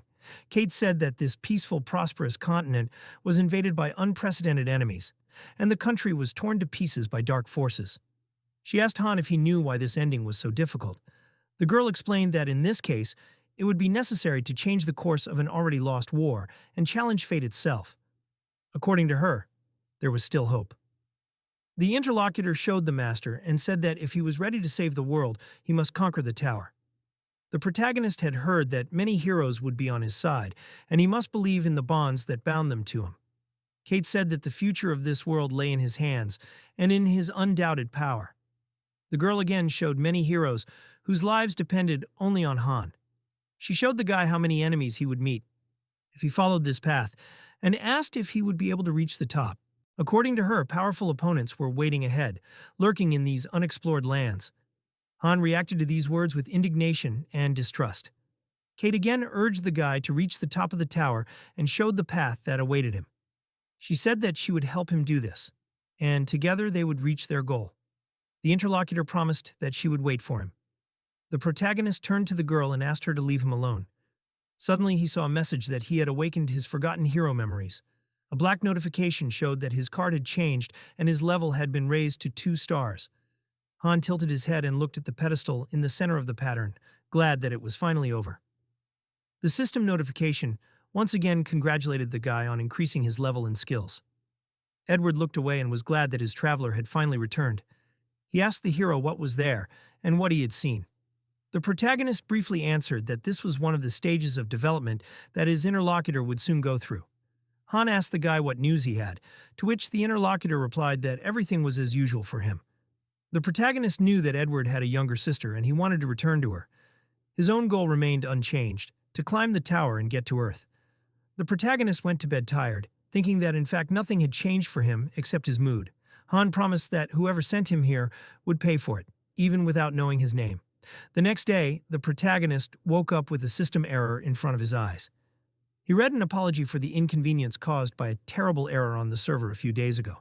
The guy remembered that the masters on the lower levels of the tower continued to face disconnections from the server, and the apology was published to explain the reason. He thought that the problem was definitely related to the appearance of the Dark Apostle on the 10th floor. The protagonist saw a new message in which he read about compensation for the error in the amount of 50,000 gold. Izel happily appeared to congratulate the protagonist on his promotion. She looked at the hero and asked what happened to him, because in her opinion, he looked unhappy. The guy nervously replied that he met the original of his interlocutor. The fairy was very surprised by his words and asked what he meant.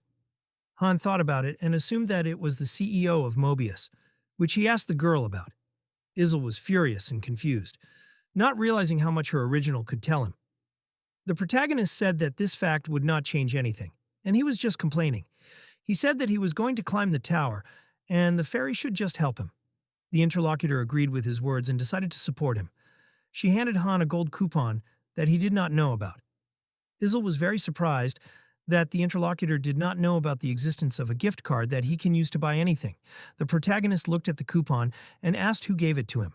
The fairy replied that the coupon was sent to her by the master because even he realized how incredible the guy is. The gift is an encouragement for heroes who perform well, and the price depends on the cost of the gift itself. Han knew that these coupons can be obtained for the event, so he was surprised how impressed the master was with it. The guy assumed that he was simply surprised that the heroes climbed the tower on their own, when he himself did almost nothing, and then handed the coupon back to the fairy. The protagonist said that he did not need it and asked to give the girl to someone else. Izel was indignant and amazed, saying that he should not refuse this gift because he can get whatever he wants. Han objected and reminded that 10,000 gold is absolutely useless in the item store. The guy looked at the interlocutor and asked if she had anything else, because he was going to sleep. The fairy asked him to wait a little. The system notified the hero that he made a purchase of a statue with a gift card. Izel moved the horse statue in front of her. Han read the notification about the gift from the hero he liked and asked what it was and what it was for. The girl replied that it was just a gift from the master.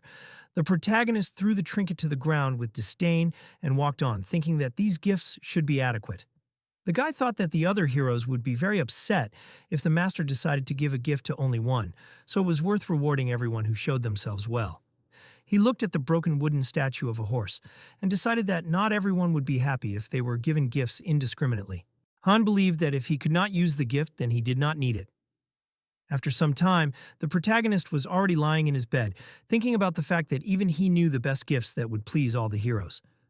The guy reproached himself for his own thoughts and decided that this was not appropriate for someone like him.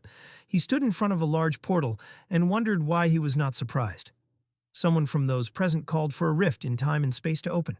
Han analyzed his situation and realized that now his low level did not interfere with the fight, and the biggest problem was internal enemies. He looked ahead with disappointment and asked the guys to finish this quickly. The protagonists were thinking about the master's strength and his recent arrival as a newbie. The hero was distracted and looked at Marie, who was very worried. He knew that this was quite expected given the repetitive training and her adventures on the 10th floor. The girl asked the protagonists where they were going this time, and the guy thought that at this rate they would not be able to clear the next floors. The protagonist thought that no one even had a clue how the Choose Me ending actually worked. He saw an entrance with a calling to climb the tower and save the whole world in front of his eyes. Han was furious when he read this inscription. Suddenly, the guy was shocked to see a notification that this was the main dungeon on the current level of the 11th floor. This notification was followed by another one, asking to prepare to enter the gate in 10 seconds. The protagonist frowned and urged the others to prepare to go to the 11th floor. Marie looked at him in confusion, surprised that they were going there straight away. Han thought about a term that was common among some players. Many blissfully rely on their heroes to complete a level and believe that they can clear a tower simply by relying on their skills. Han believed that before leading the heroes to the next floor, they should train them on the lower levels, and the fact that they were sent further is evidence of the player's complete stupidity. A notification appeared in front of the guys about the beginning of the 11th floor mission and the task of eliminating all enemies. The guy was furious that the player considered himself very experienced and did not understand how they would even be able to get to the 100th floor with such an idiot instead of a master. Han's card had 2 stars, like the most pumped-up character.